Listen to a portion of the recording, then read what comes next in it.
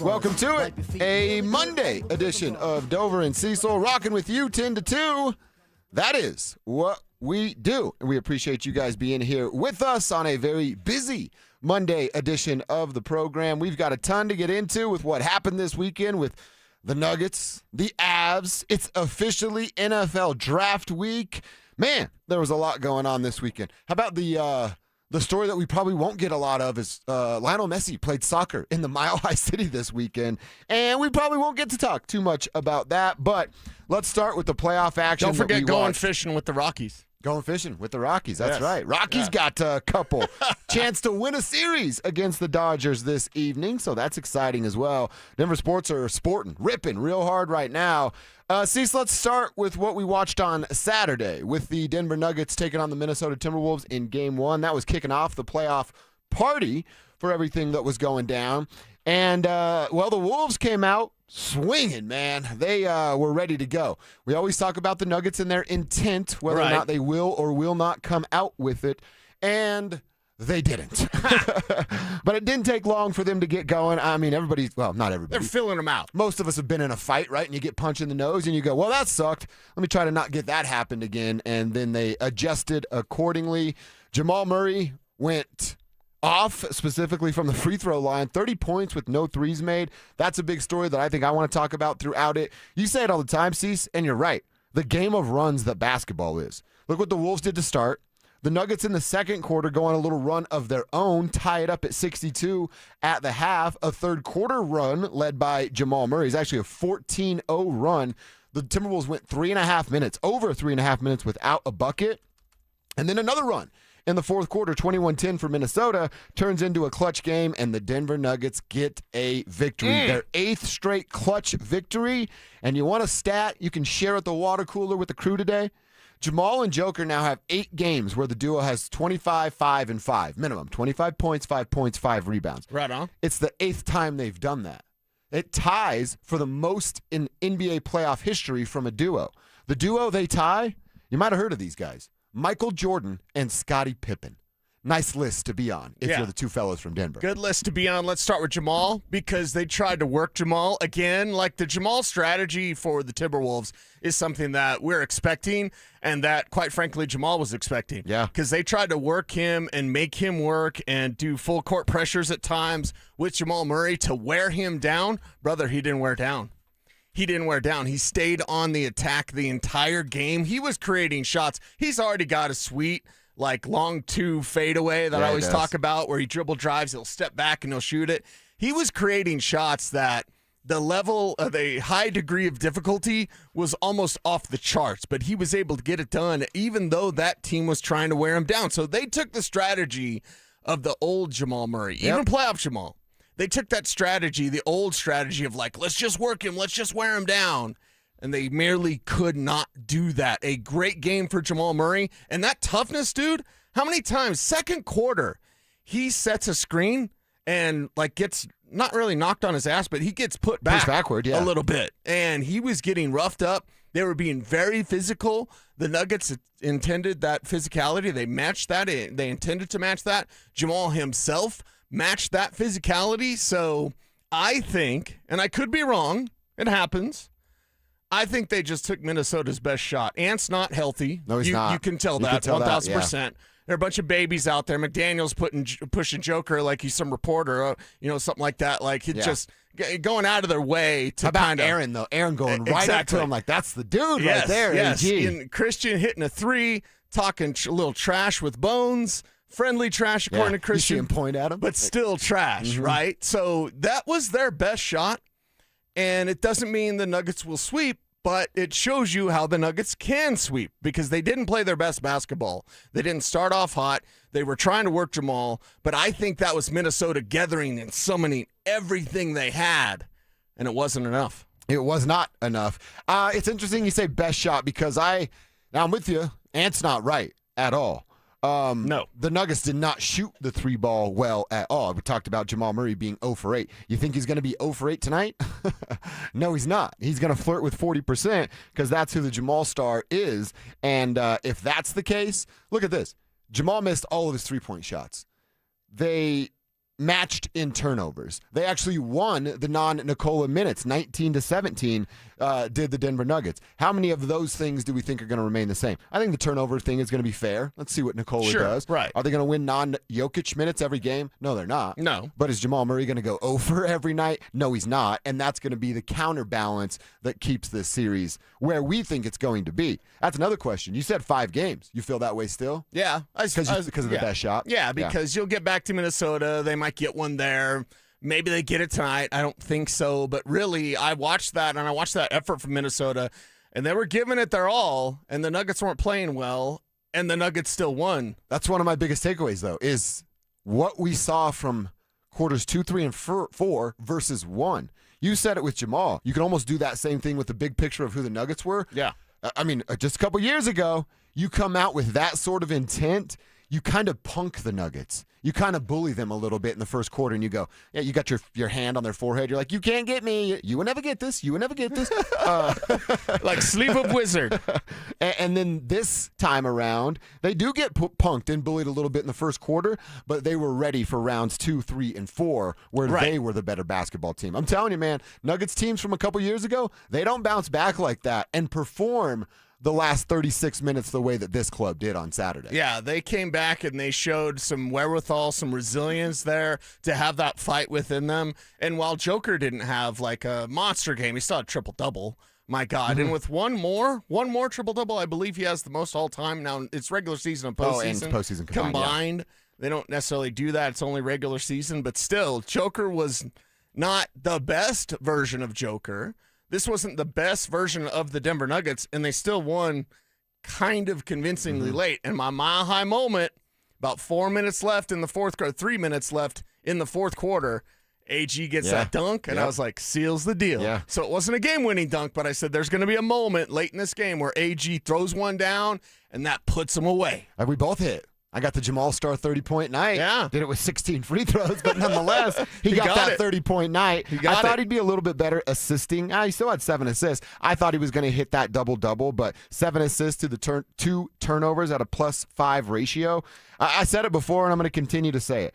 When you win non-Jokic minutes and you can control what the other team does at the three-point line. Honestly, I said the three-point line would be a big factor. Denver didn't win the three-point line, but they kept the Minnesota Timberwolves at 32% as well. So both teams just shot poorly from the three. You just had the Denver Nuggets getting to the free throw line because they knew Minnesota will foul. Right. Minnesota's the 5th most fouling team in the NBA. Mm-hmm. It's good scouting, and they took advantage of it. They did take advantage of it, and it's also something that they can go in going, all right, they're going to get even more frustrated.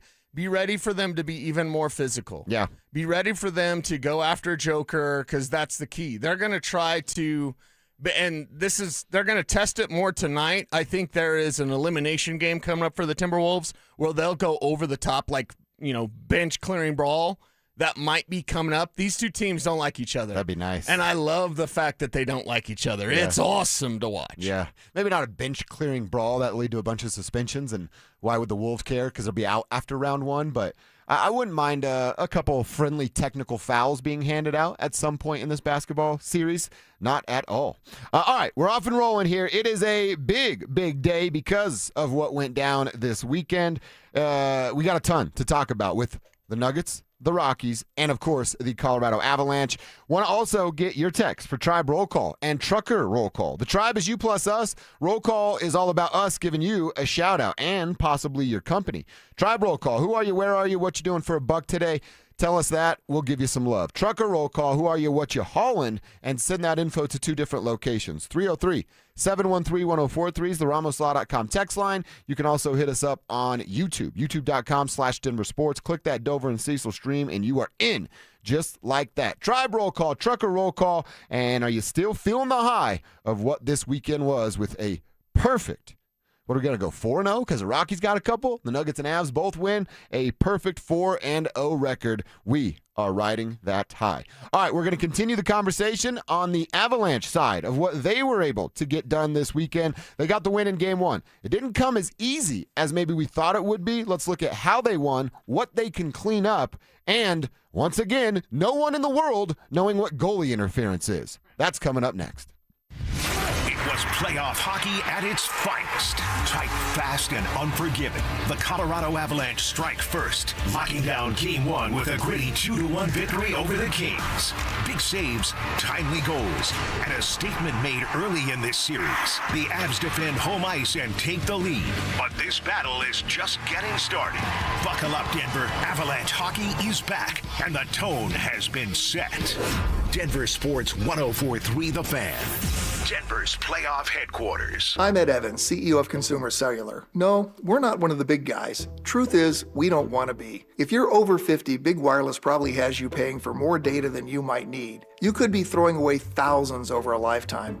Our entry-level data plans start at just $20 a month. And for a limited time, switch and get your second month free. Call 1-888-FREEDOM, visit consumercellular.com or a store near you and get your second month free today. Plans include $5 credit for auto pay and e-billing. See site for additional details. Wesley Financial Group is not a law firm, and Chuck McDowell definitely not an attorney. This is Chuck. If someone talked you into buying something really silly and you want to get out of that silly little thing, my advice, get the facts. Call me and I'll send you our timeshare exit kit absolutely free. Inside, you'll learn how timeshare works and all your options for cancellation. Call Wesley now for your free exit info kit. 800-290-7100. That's 800-290-7100. Mike Rowe here with another random fact. Those cracks on your walls aren't just cosmetic. They could mean your home is sinking. Whether it's drywall cracks, exterior cracks, or sticking doors or windows, do yourself a favor. Call Groundworks. I spent some time working with these guys, and they're the real deal. Their people are trained and certified to stabilize your foundation. Schedule a free inspection with Groundworks, the foundation and waterproofing experts. Licensed in all states where work is performed. See website for details.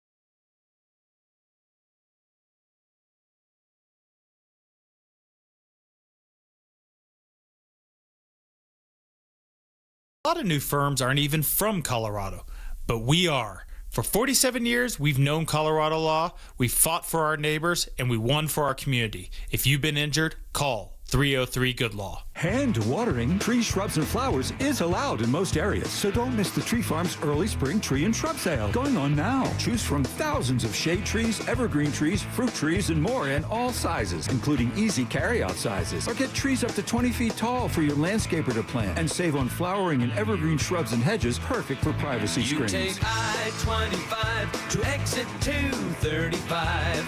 Then 5 miles west to the Tree Farm.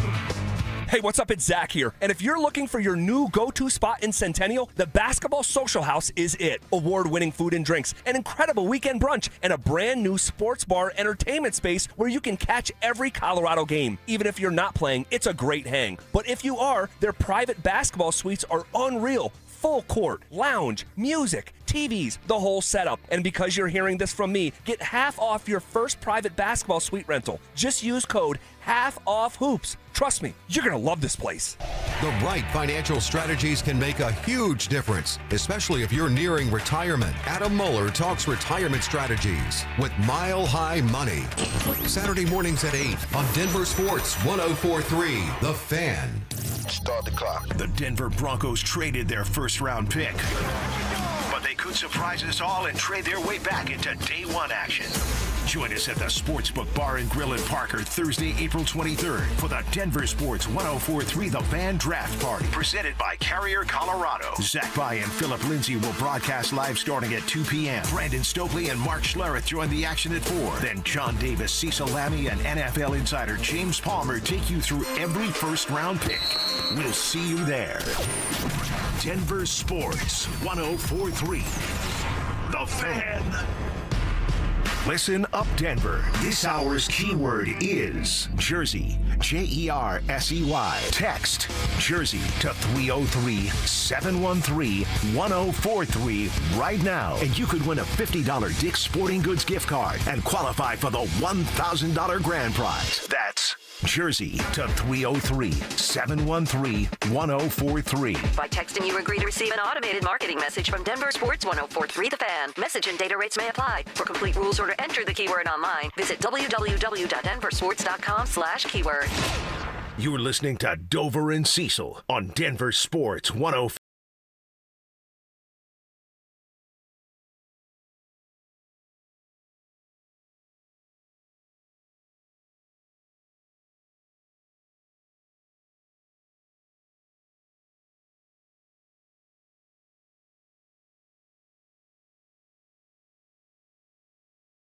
And with the playoff teams, the Colorado Rockies, and look, we know what our audience is. It's a big day because it's the 20th day of April, and there are things that are celebrated. It's also a Remembrance Day with what happened back in 1999 here in this state. So anybody affected, and honestly, I think we all were affected in some way or another, maybe not as significant as some were that had ties to what happened on 4/20/1999, but I'll never forget that day, Cease. I was in high school at the time, so we remember this day, and we honor those that lost their lives today as well. Always and forever, man. Yes, sir. That is 100% right. All right, now we got to get to the Colorado Avalanche, man. Nuggets get it done on Saturday, and then Sunday I'm like, oh, man, this is just gravy right now. The Rockies are beating the Dodgers. The Nuggets are up 1-0. The Avs are about to beat up on the Kings, who are just inferior, and then I was waiting some more for that to actually happen.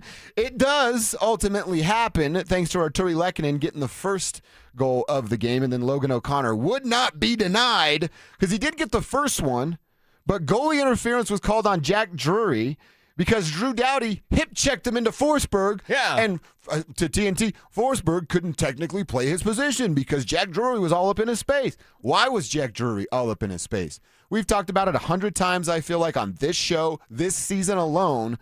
I hate goalie interference. Goalie interference, pass interference in the NFL. No one knows. It's just, you're a referee today, Cecil, you judge it. I'm the referee the next day, I'll judge it. Alex gets a day on Wednesday, he'll judge it, and it'll all be completely different. Now, no harm, no foul, because they are still up 1-0 with the victory that they got yesterday. But it's just so infuriating. Every time there's a dude in the crease, you don't know what's going to happen. Right. Well, and the thing is with Drury is he wasn't flopping. He got hit. He wasn't flopping. Now, you can get hit and flop. We've seen that before. Yeah. But he was not flopping. He was falling backwards trying to catch himself. And he's putting his skate back to try to stop his momentum. They waved it off immediately. It was never counted as a goal. So nothing was ever really taken away. The Avs challenge it, I'm okay with that challenge because of the nature. Now, it's frustrating, like you said. Nobody knows what goalie interference is.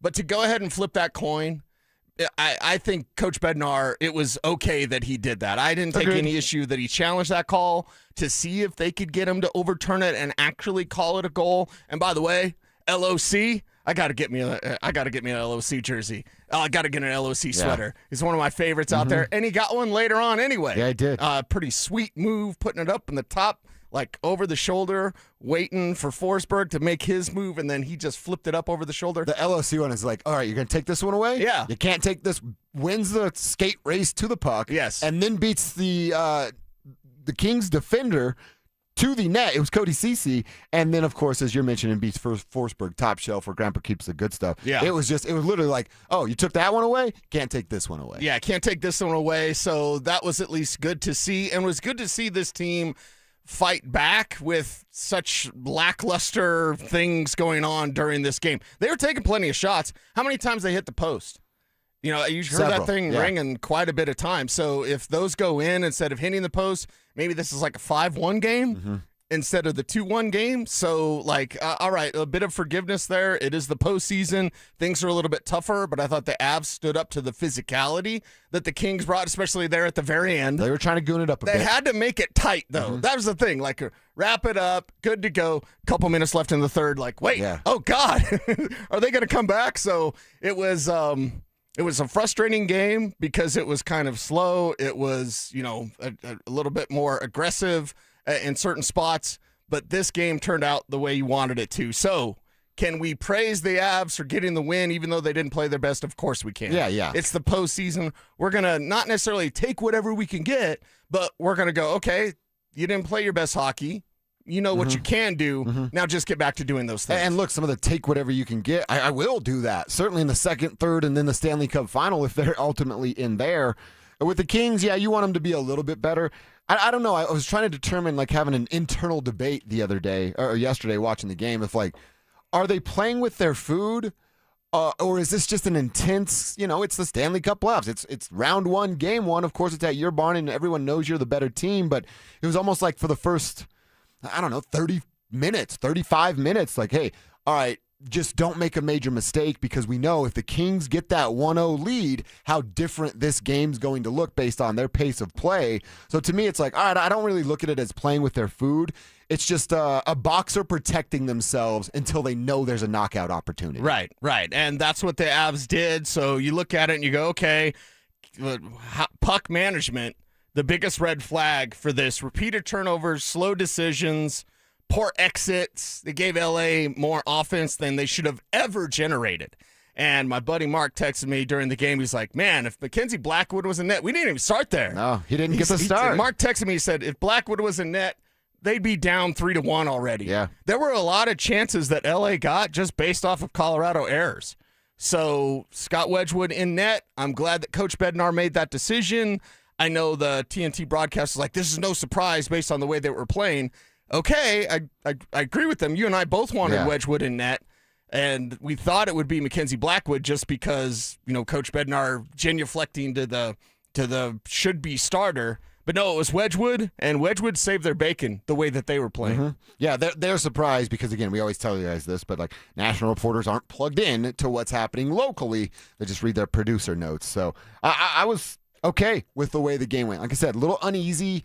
Really, it was for the first period. I'm like, why does it look like this? Why aren't the Avalanche dominating? And then you go, all right, I understand. They give up the one goal. This thing completely changes.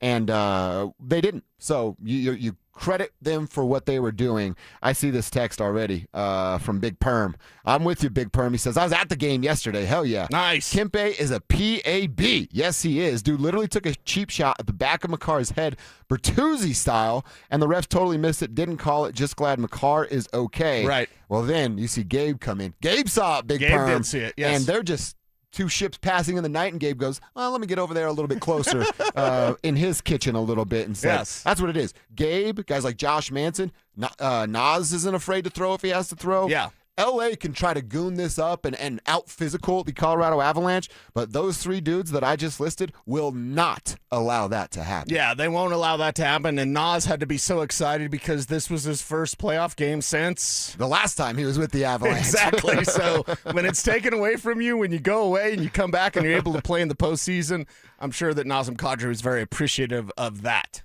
Yes, had to be. Absolutely had to be. And you just get a little bit more juice out of a guy that goes, this is what I've been missing. This is why I wanted to come back. Yes. We got tribe roll call from JD.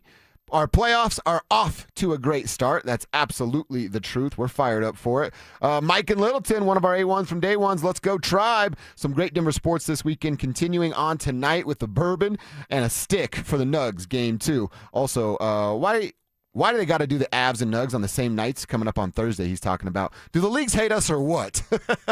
Oh, and Thursday's his B-Day. So he's going to have to hit a sports bar to watch both. Happy Monday, fellas. Mike, happy early birthday to you. And look, I don't think it's that bad of a situation if Mike has to go to a sports bar on Thursday night to watch 2 games on his birthday and then call in sick on Friday. Pretty good setup. I like it. Jeremy says on YouTube, double parade loading, fellas. Ooh, nice. Vamos los Nugs and Avs, Morgan County, stand up. Nice. And then my buddy Jason, who is the pot stoner degenerate up there in Greeley. What's up, Jason? He says, is Danzig Cecil dipping Skull or Grizzly with that outfit? I told him Levi Garrett. Okay, nice. You've dipped before, I'm imagining. Yeah, I dipped for like 2 weeks in college. I remember my dad came to pick me up to take me somewhere or whatever, and I was dipping. Levi Garrett in front of him. He looks at me and goes, what are you doing? So stupid. I don't even know what Levi Garrett is. It's just another the form. long leaf. Okay. Yeah, and it's really good. I don't promote chewing. Like Red Man, basically? Yeah. Okay. But it's really good taste. It's the long leafy stuff. I didn't like the powder. I didn't like the Copenhagen or the Skull Bandits for the girls. But so for me, it was Levi Garrett. But only for about 2 weeks. And then my dad shamed me into not chewing. Never doing it. I was never a dip guy. My wrestling friends always dipped to cut weight. Yeah. I was ripping heaters out at Stoner Circle at Northland The High cowgirls at El Trip dipped. So if you wanted to make out with them, you better, okay, take better that be out. okay with it. Take that out, girl. I'm coming in for a kiss. That's disgusting. But teach their own. I do probably gross stuff to other people's minds as well. All right. That's the Nuggets game one. Little recap. We're certainly going to get back to that. We'll hear from some coaches and players in hour number 2. We did mention that it's draft week. Playoffs for the Nuggets and Avs and draft week for the Denver Broncos. So with that in mind, we're going to dive into our top 5 players the Broncos should add this weekend, and we're going to start with 5. So, Cecil, let's go 5 through 1. So we get to our favorite. It's coming up on Friday when they're on the clock. Our names are coming up next. Bonneville International Radio Station contests are open to participants at least 13 years of age and older that are residents of the state of Colorado. Unless otherwise specified, employees or agents of the station, Bonneville International Corporation, other area radio stations, or an entity associated with the contest may not enter. Full general contest rules are available at DenverSports.com. Lowest rate for life. It's our trademarked and most innovative product in the entire mortgage industry. Lock in your savings today, and if rates fall in the future, even as little as 0.5%, we will redo your loan with no lender fees and no appraisal fee. Always have the best rate and maximize your savings. It's only at U.S. Mortgages, and our number says it all. 303-LOW-RATE. That's 303-LOW-RATE, or online at usmloan.com. All loans subject to approval and change. License number 392126. Jacob's Law, 303 Law 4040. Really proud of this case that we just settled. There was a young man very seriously injured. In fact, I had to go to the hospital and meet with him and his family. And we checked with the insurance companies while I was at the hospital, and they claimed no insurance coverage on either side. And on top of that, he had no medical insurance. So he was going to be facing about $400,000 in medical bills. And I said to the family, I said, I cannot make you any promises, but I know no other lawyer is going to touch this case because the insurance companies say they won't pay. But I want to try. Let me at least try. And I put my team at 303 Law 4040 on it, and they found $75,000 in insurance coverage that the insurance companies did not want to pay. So not only did we get them $75,000, but we also found a way to get them on Medicaid. So the $400,000 in bills was covered by medical insurance as well. We were proud. We fought for them. We'll fight just as hard for you if you ever need us. The number is 303 Law 4040. Go ahead, save that number in your phone. You never know when you're going to need us. It's 303 Law 4040. Hey, it's Mike Evans. Restore your bald spot, reverse your receding hairline, or add volume to thinning hair with the same simple one-day treatment I receive from Dr. Tanya Pauls of Advanced Hair. Your own natural hair begins regrowing the very next day, and your new hair is guaranteed to grow. Advanced Hair has changed tens of thousands of lives, including mine. For your free consultation, $250 off and 250 free hair grafts, call 720-459-HAIR, AdvancedHair.com. Hey, Broncos country, I'm Terrell Davis, and I'm here with Donnie, owner of the Fitness Gallery. There is nothing more important than your health. That's why I made the smart move to invest in fitness equipment with Fitness Gallery. It's a game changer. Work out on your schedule from the privacy of your own home. I have a true treadmill at home. It's the smoothest and quietest I've ever been on. If you're ready to make fitness fit your schedule, don't wait. Secure pre-tariff pricing today. You never regret buying quality. Visit Colorado's largest fitness store, Fitness Gallery, and get started on your goals today. Now is the best time to buy. Get ahead of the competition and get the deal you want on the home you really want. Maximize your savings with lowest rate for life, and if the market does improve, we can save you money without any additional lender fees or appraisal fees. We're here for you today and tomorrow and celebrating 30 years of helping homeowners with expanded approvals, low rates, credit improvements, and more. Call U.S. Mortgages at 303-LOW-RATE. All loans subject to approval and change. License number 392126. Ready to order? Yes. We're earning unlimited 3% cash back on dining and entertainment with a Capital One Saver card, so let's just get one of everything. Everything? Fire everything. The Capital One Saver card is at table 27, and they're earning unlimited 3% cash back. Yes, Chef! This is so nice. Had a feeling you'd want 3% cash back on dessert. Ooh, tiramisu. Earn unlimited 3% cash back on dining and entertainment with the Capital One Saver card. Capital One, what's in your wallet? Terms apply. See CapitalOne.com for details.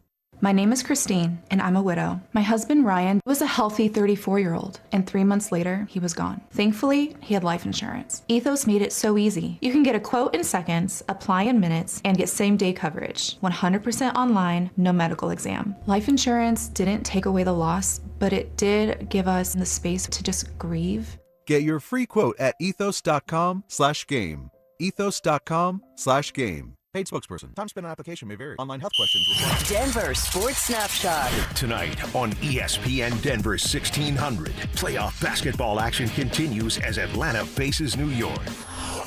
Presented by Gebhardt BMW, your trusted family dealer since 1975. It's Dover and Cecil on Denver Sports 104.3 The Fan.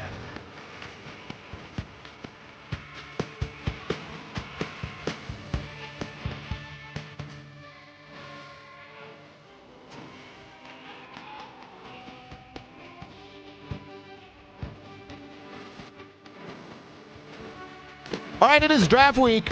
It's happening Thursday, April 23rd. That's round one. The Broncos don't have a pick in that round yet.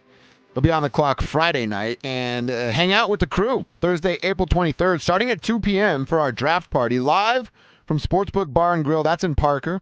It's brought to you by Carrier, Colorado. It all starts at 2 o'clock with the drive, followed by a special roundtable. Schlereth, Stokely, Phil. That starts at 4. Then at 6, my man, Cecil Lammy and John Davis are going to take you through every pick of the first round, with special guest James Palmer around to break down all of the picks as well. It's Thursday, April 23rd at Sportsbook Bar and Grill. And again, that is in Parker. We'd love to see you out there. Come hang out, talk to the guys. Again, round one, Broncos don't have a pick yet. You never know what's going to happen, but got to keep an eye on what the rest of the AFC and AFC West are doing. And the guys, well, they will be all over that. All right, with it being draft week, you and I each have 5 players. So a total of 10 players will be discussed this week as our favorite players. Okay. And I figured we'd go backwards. That way when we get to Friday, it's our number one pick. They're on the clock. It'll go all ruined when they trade back into the first round Thursday night, but we'll still do the bit. Yeah. And you already know who my number one is. So I do, yeah. Friday's not a spoiler alert. So I kind of did this differently where, my number one is Eli Stowers. I really want that kid. Yeah. But I'm not going to do like trades in this my want list because it just seems a little unrealistic and unlikely. So I'm going by players that I know will be available for the Broncos and picking my 5 from it. And my 5th favorite player, so my least favorite player, but still making the list, is a guy that I'm not even sure you'd have to draft. It's a guy that you might be able to just kick back and wait for the draft to conclude and then make him an offer in free agency. And it's a man that you introduced me to, Cecil Lammy. That man is Adam Randall from Clemson. Clemson, yes. The wide receiver turned running back. I hate that I can't get this part out of my head. He's a real joker. He's a real joker. Yeah. And I hate that I can't get out of that. Right. Because it's such a almost like a... It's a curse word. Right, a curse word, or it's like an animal that lives on Narnia. It doesn't really exist. Of like a unicorn? A unicorn, that's what I was thinking of. Yeah, Couldn't think of the name. I thought of Narnia. Such a weird way my brain works. Okay. Like, you know what I mean? A joker. Evan Ingram's not that. R.J. Harvey is not that. But Adam Randall from Clemson is exactly that. He's literally a wide receiver turned running back, and Sean Payton's definition is a running back or a tight end with elite pass-catching skills. Check, check, and check for Adam Randall. Now, he's my 5th favorite player because what I think the ceiling can be. He's not my 5th favorite player because he comes in and he helps the Broncos in a major way in 2026, and he helps them on their way to a Super Bowl. Can he be a part of the story? Sure. Will he be the reason? No, he won't. But in a year from now, let's say they want to break up with J.K. Dobbins and that song and dance are over from now. Right. You got a guy like Adam Randall that could come in and be an RB1 sooner rather than later. He's Randall. my 5th favorite player. I love it. Can we bump him up a little bit on the list? Because, man alive, everything that Randall can do is just getting started. Mm-hmm. You know, we talked about him on Bo's board. You can check that out on our Denver Sports YouTube channel. And with Randall, it's like he's already a developed receiver. He's already a guy that can split out wide and run routes. Not many running backs can actually do that. They can run out wide. RJ Harvey, you can split him out wide. He's not running routes. Yeah. You know, he's doing like a stop route or something like that. No, he's beating a linebacker one-on-one. And exactly. Adam Randall can go out there and cut a rug. So I love the versatility that Randall brings to the field. I love the fact that you don't have to worry about him in terms of his receiving ability. He doesn't need to come off the field. And what's best is that he's a tall back that's not afraid of contact, and I don't know where that upside ends. You know what I mean? I don't know if he's a Pro Bowler or if he's just like a nice rotational piece. Right. He's that right now, but the fact that there's more there, 1 year of playing running back, and he's already looked this good and has this type of attention. So I like that he's your 5th. And plus kick returns, punt returns type of thing, as his role will be smaller to start the year, there's a place for him to find the field and display his talents and his ability. So, yes. Like I said, I really like the guy. He would have been higher, but you're my guy. I believe you when you tell me about draft process and positioning, and I just know he's going to be available later, so I can bring him down on my board. Right. I like that. As a 5th pick to kick this thing off this draft week. Could do a lot worse than Adam Randall. Certainly can, man. Who you got as a kind of your later name, but a name that you would still love the Broncos to go get? Yeah, and the thing is we know that linebacker, running back, and tight end are where they need to go. So linebacker is something that I want to take some swipes at. Deontay Lawson from Alabama, just because of the fact of a few things here. 6'3", 225, and is known as a coverage linebacker. When's the last time the Broncos had a coverage linebacker? His name was Danny Trevathan. Yeah, I was going to say about 10 years. Coming in 5th round out of Kentucky. I saw him at the Players All-Star Classic, the 1-year All-Star game that happened in Little Rock. So, I think Deontay Lawson has a little bit of Chad Muma to his game. Ooh. And if you remember Chad Muma coming out of Wyoming, I wanted the Broncos to get him. It's where I actually fell in love with Frank Crum because I was at Muma's Pro Day and I kept seeing that hair and I was like, you liked Muma a lot. This guy over here, look at this guy. And so, and plus the Alabama thing, you had great success. That's twice. I guess Borat is our movie today. Movie of the day. Sleeve of Wizard.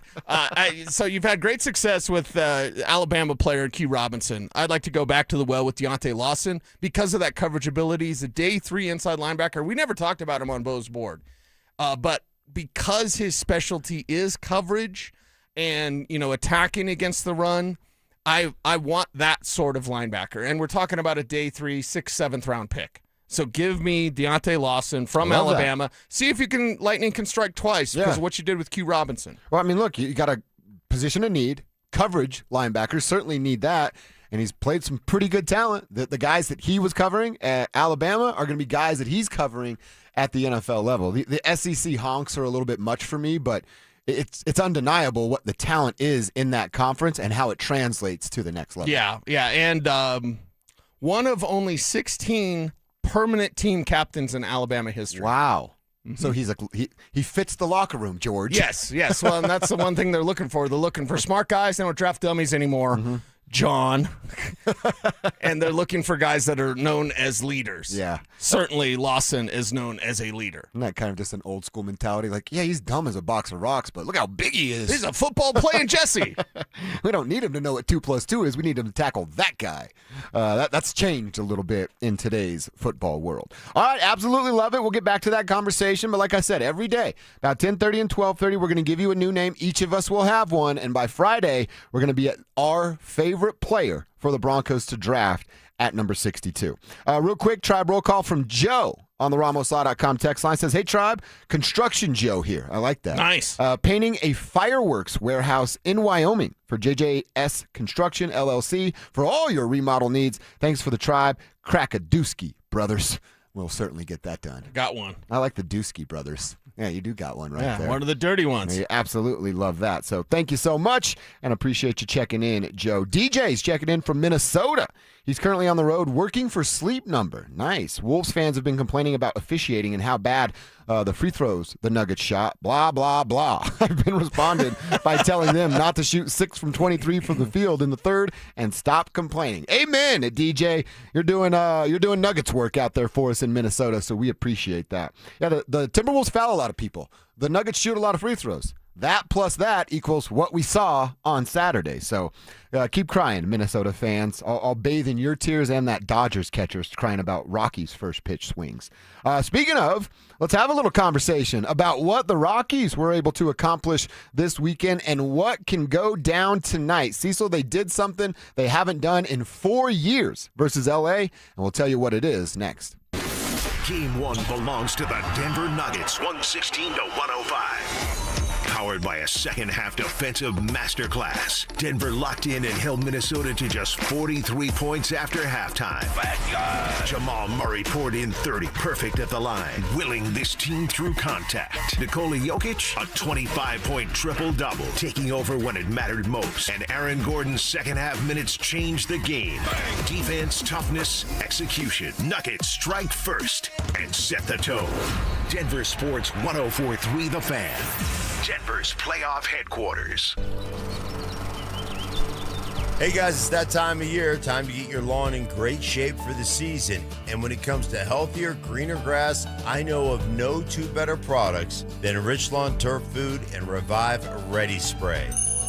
Rich Lawn Turf Food is premium organic-based fertilizer that builds stronger soil and keeps your lawn lush and green longer. And you'll find Rich Lawn Turf Food along with Easy Green Grass Seed, Iron Rich for yellow lawns, and Go Rich organic-based garden fertilizer at the Home Depot or your local garden center.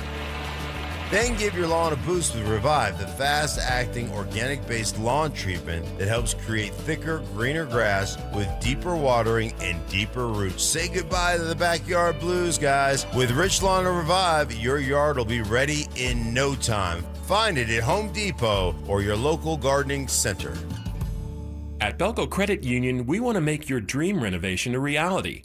Maybe that means a modern kitchen upgrade or a luxurious new bathroom. With Belco's Home Equity Choice line, you can get easy access to funds with the freedom and convenience of a home equity line of credit, plus the security and stability of a home equity loan. Plus, Belco is also offering low rates for qualified borrowers. Learn more at belco.org/choiceline. Belco is an equal opportunity housing lender. Belco, banking for everyone. Meet Morgan Jones. Morgan is about to step into a world unknown to most, thanks to Progressive's Renters Insurance, a place of fresh linens and turn-down service. You see, Morgan temporarily vacated her apartment and has gone to a hotel because a pipe burst in her apartment. A pipe that made her sense of reality and apartment ceiling all come crashing down. Luckily, Morgan checked into Progressive's Protection Zone. Get a quote at Progressive.com. Progressive Casualty Insurance Company affiliates and third-party insurers. The NBA playoffs are right around the corner, and now you can trade every game on Kalshi. You can also trade on who wins each series, the conference finals, and the championship. On Kalshi, you're trading against other people in a live market. No house, no odds makers. And as odds move, you can buy in or out anytime throughout the postseason. For a limited time, download the Kalshi app and use code PASS to get $10 when you trade $10. Kalshi. Kalshi. Trade on anything. Your roof's the single most important part of your house. Snow and high winds can damage your roof. Don't trust your roof to any fly-by-night roofing companies. Call the professionals at Golden Spike for a free roof inspection and tell them you heard about it on The Fan. They're a locally owned company and a Team Dave Logan member. Call Golden Spike Roofing when your roof needs a fix. 303-942-1386. Golden Spike Roofing. Hey, what's up, guys? It's Zach here for 5280 Exteriors. Have you heard of something called WUI Compliance or Wildland Urban Interface? It's a new statewide standard in Colorado. Starting this year, every home will be assigned a fire risk category. Some building departments will begin enforcing WUI rules, so your next siding, decking, roofing, or window project may come with new requirements. Call 5280 Exteriors today, and they'll walk you through the updates, help you stay compliant, and find out what zone you're in. 5280 Exteriors, the altitude of quality. 1-877 Cars for Kids. KARS Cars for Kids. 1-877 Cars for Kids. Donate your car today. Call 877 Cars for Kids to reach a friendly live agent. Donation is super easy, and your car can be picked up as soon as tomorrow. Call us now or go to carsforkids.org. 7 Cars for Kids. Donate your car today. Did you know you can donate real estate too? Taco Bell turned their new Diablo sauce into a dust, and they're dusting the new Diablo dusted crispy chicken nuggets in it at participating U.S. Taco Bell locations for a limited time and while supplies last. Stream Stokely and Evans with Mark Schlereth, Dover and Cecil, The Drive, and all your favorite shows on the Denver Sports 104.3 The Fan app. Powered by Advanced Tax Solutions. Denver Sports 104.3 The Fan. It's Dover and Cecil on Denver Sports 104.3 The Fan.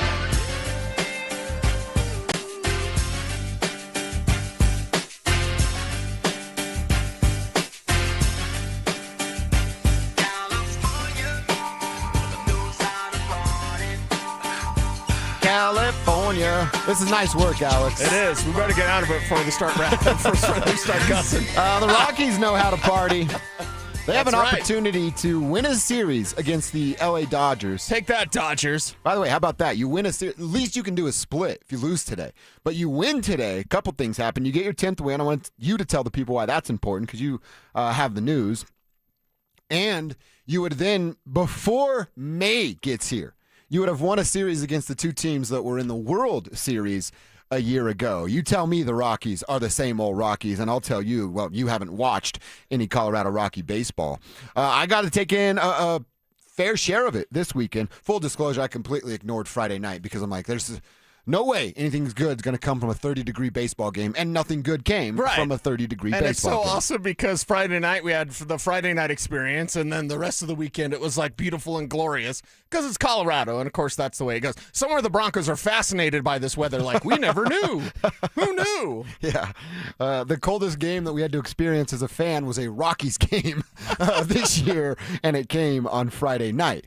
They got beat down on Friday night. Saturday, you get the W. Feltner was good enough, and the bullpen was outstanding.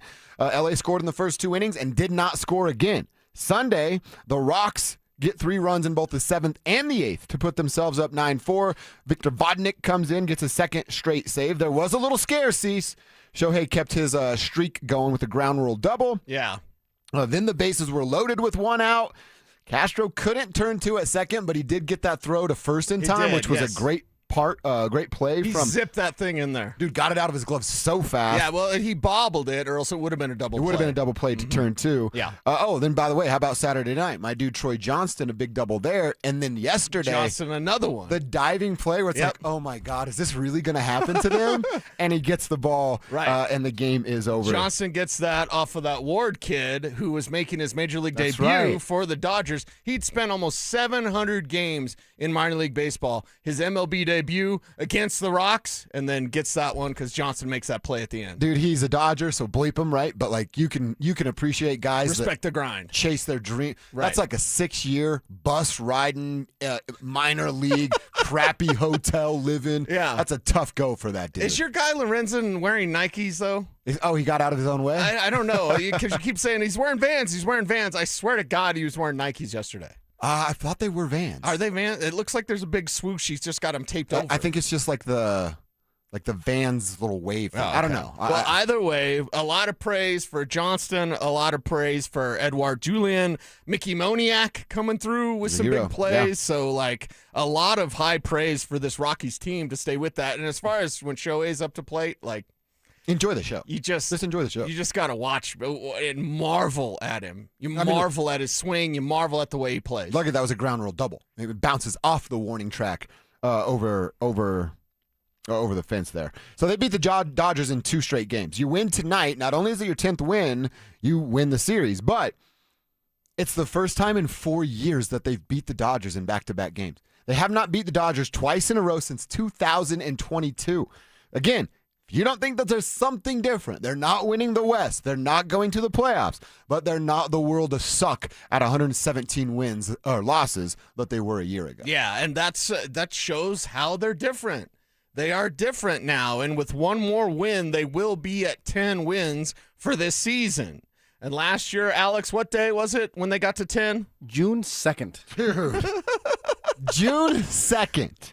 They can get there tonight. They're a full month ahead of where they were a year ago. Now, again, I hate that we have to qualify this every single time. They're still going to lose like 90 games, whatever, 95 games. But you can tell how they're different in the way that they play together, in the way that they play for each other. You see guys out there, Karros let one get by him early in this game, still came back with a really strong game offensively.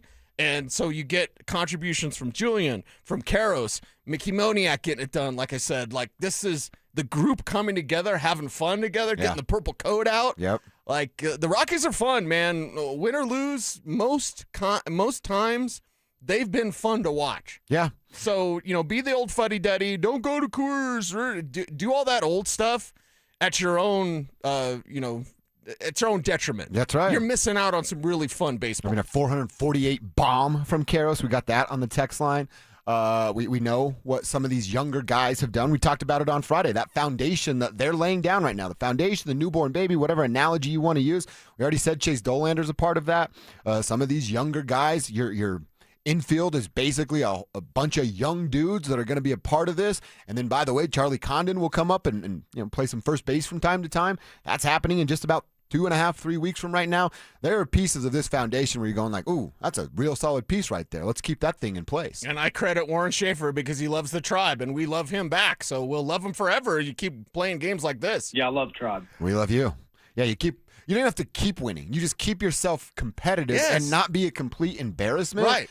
Our expectations are so low that all you have to do is not lose 100 games, and we can celebrate might be the wrong word by the time we get to the end of the season, but appreciate what you've done to get yourself out of the hellhole that you lived in. Yeah, I think appreciate is a great word for it, and I love to see the Rockies players out there casting their line, reeling it in. Things are fishy for this team. It's just fun. Yeah. Just fun.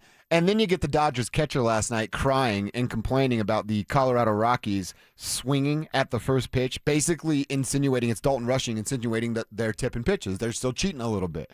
I would say two things to this. Keep crying, Dalton. I love the way your tears taste. And the second one is if you think the Rockies are cheating to beat the Los Angeles Dodgers, I just think that's a little foolish there on Rushing's part. We were kind of talking about it off the air. You know what they're doing?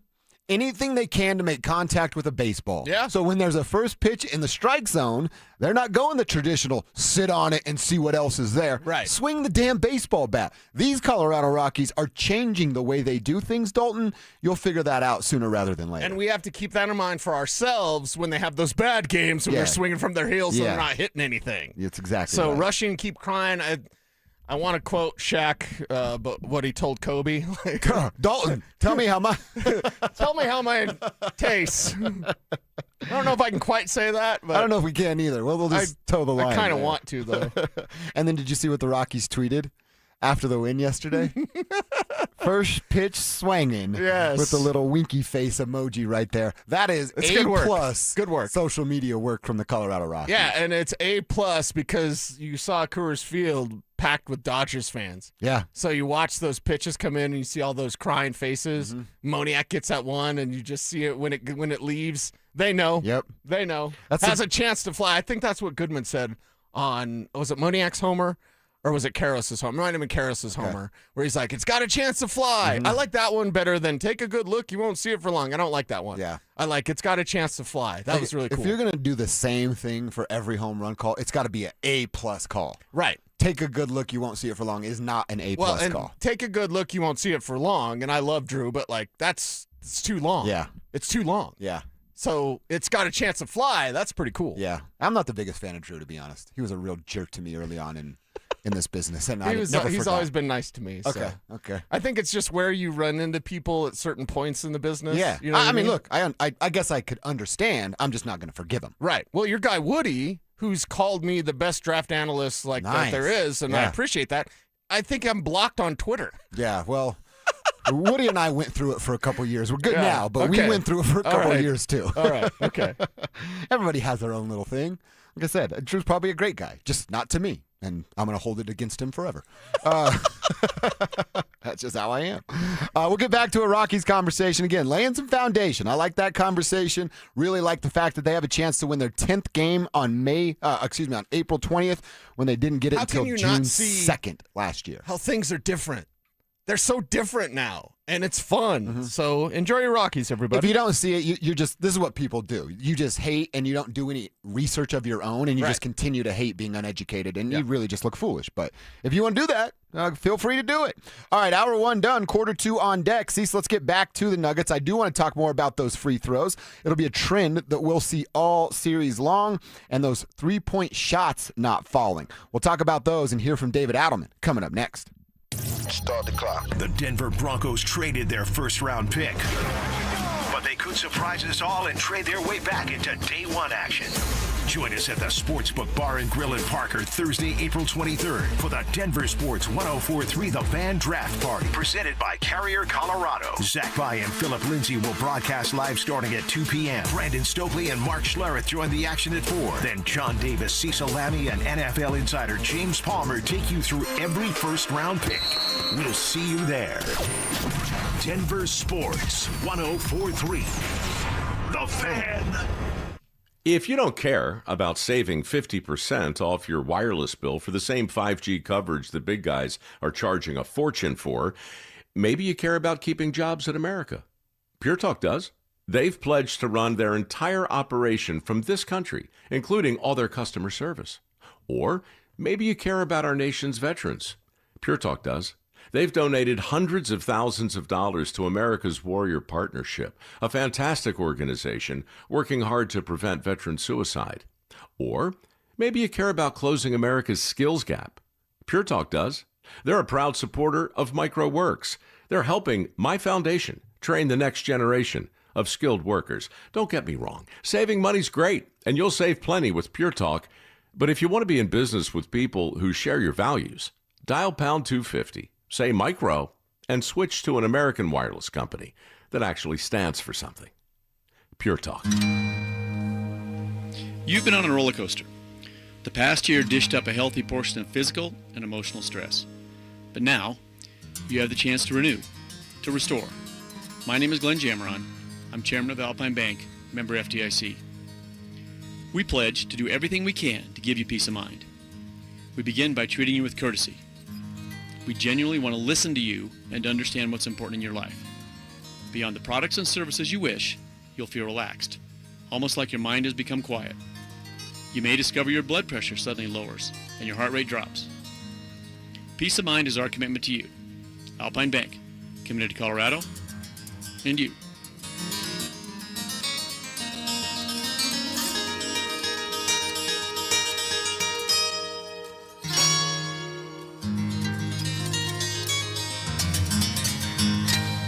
Introducing Mine to Shine, the world's most personal diamond. Here's Shayna and Dylan Williams. Come experience the most revolutionary and transparent way to buy a diamond. Mine to Shine by Kwiat and Williams Jewelers. The natural diamonds cut, polished, and designed just for you. First, we'll help you select a natural, conflict-free, and ethically mined diamond. Then you select one of Kwiat's legendary shapes. Kwiat Cushion, Oval, Radiant, Emerald, or Incredible Ashoka. A whiter, brighter, and larger-looking diamond, cut to the world's highest standards. Then trace the journey from rough stone to polished perfection by Kwiat's master cutters. Perfectly cut for maximum brilliance. Simply brilliant. Mine to Shine, the world's most personal diamond. Only from Williams Jewelers of Inglewood, Colorado's exclusive Kwiat jeweler. Where Colorado shines. Williams Jewelers, we can make diamonds a part of your life. The official jeweler of the Colorado Avalanche. Williams Jewelers, where Colorado shines. Jacob's Law 303 Law 4040. Really proud of this case that we just settled. There was a young man very seriously injured. In fact, I had to go to the hospital and meet with him and his family. And we checked with the insurance companies while I was at the hospital, and they claimed no insurance coverage on either side. And on top of that, he had no medical insurance. So he was going to be facing about $400,000 in medical bills. And I said to the family, I said, I cannot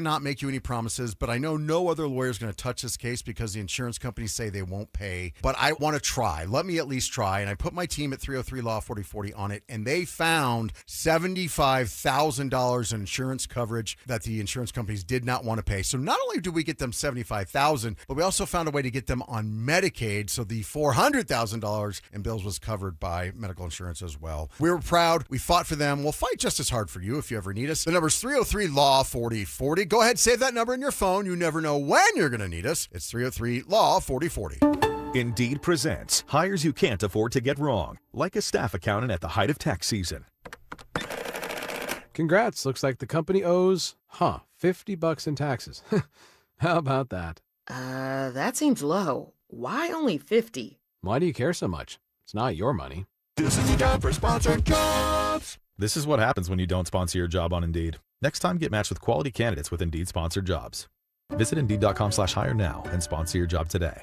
Hey, it's Rich Eisen for Pella Windows and Doors. Sometimes teams take a timeout to regroup and call the right play. When it comes to your home, Pella Windows and Doors always has the winning game plan. They're not just window and door experts. They're experts at taking care of you and your home. At Pella, they find the products that meet your needs and their experts install them. They do it every day, and that's why your neighbors trust them. Discover why Pella is a trusted choice for homeowners everywhere. Visit Pella.com/Eisen today. That's Pella.com/Eisen. KKFN and KKFN HD1 Longmont, Denver. You're listening to Denver Sports 104.3 The Fan. Denver Sports Snapshot. Tonight on ESPN Denver 1600, playoff basketball action continues as Atlanta faces New York. Presented by Gebhardt BMW, your trusted family dealer since 1975. Denver Sports 104.3 The Fan presents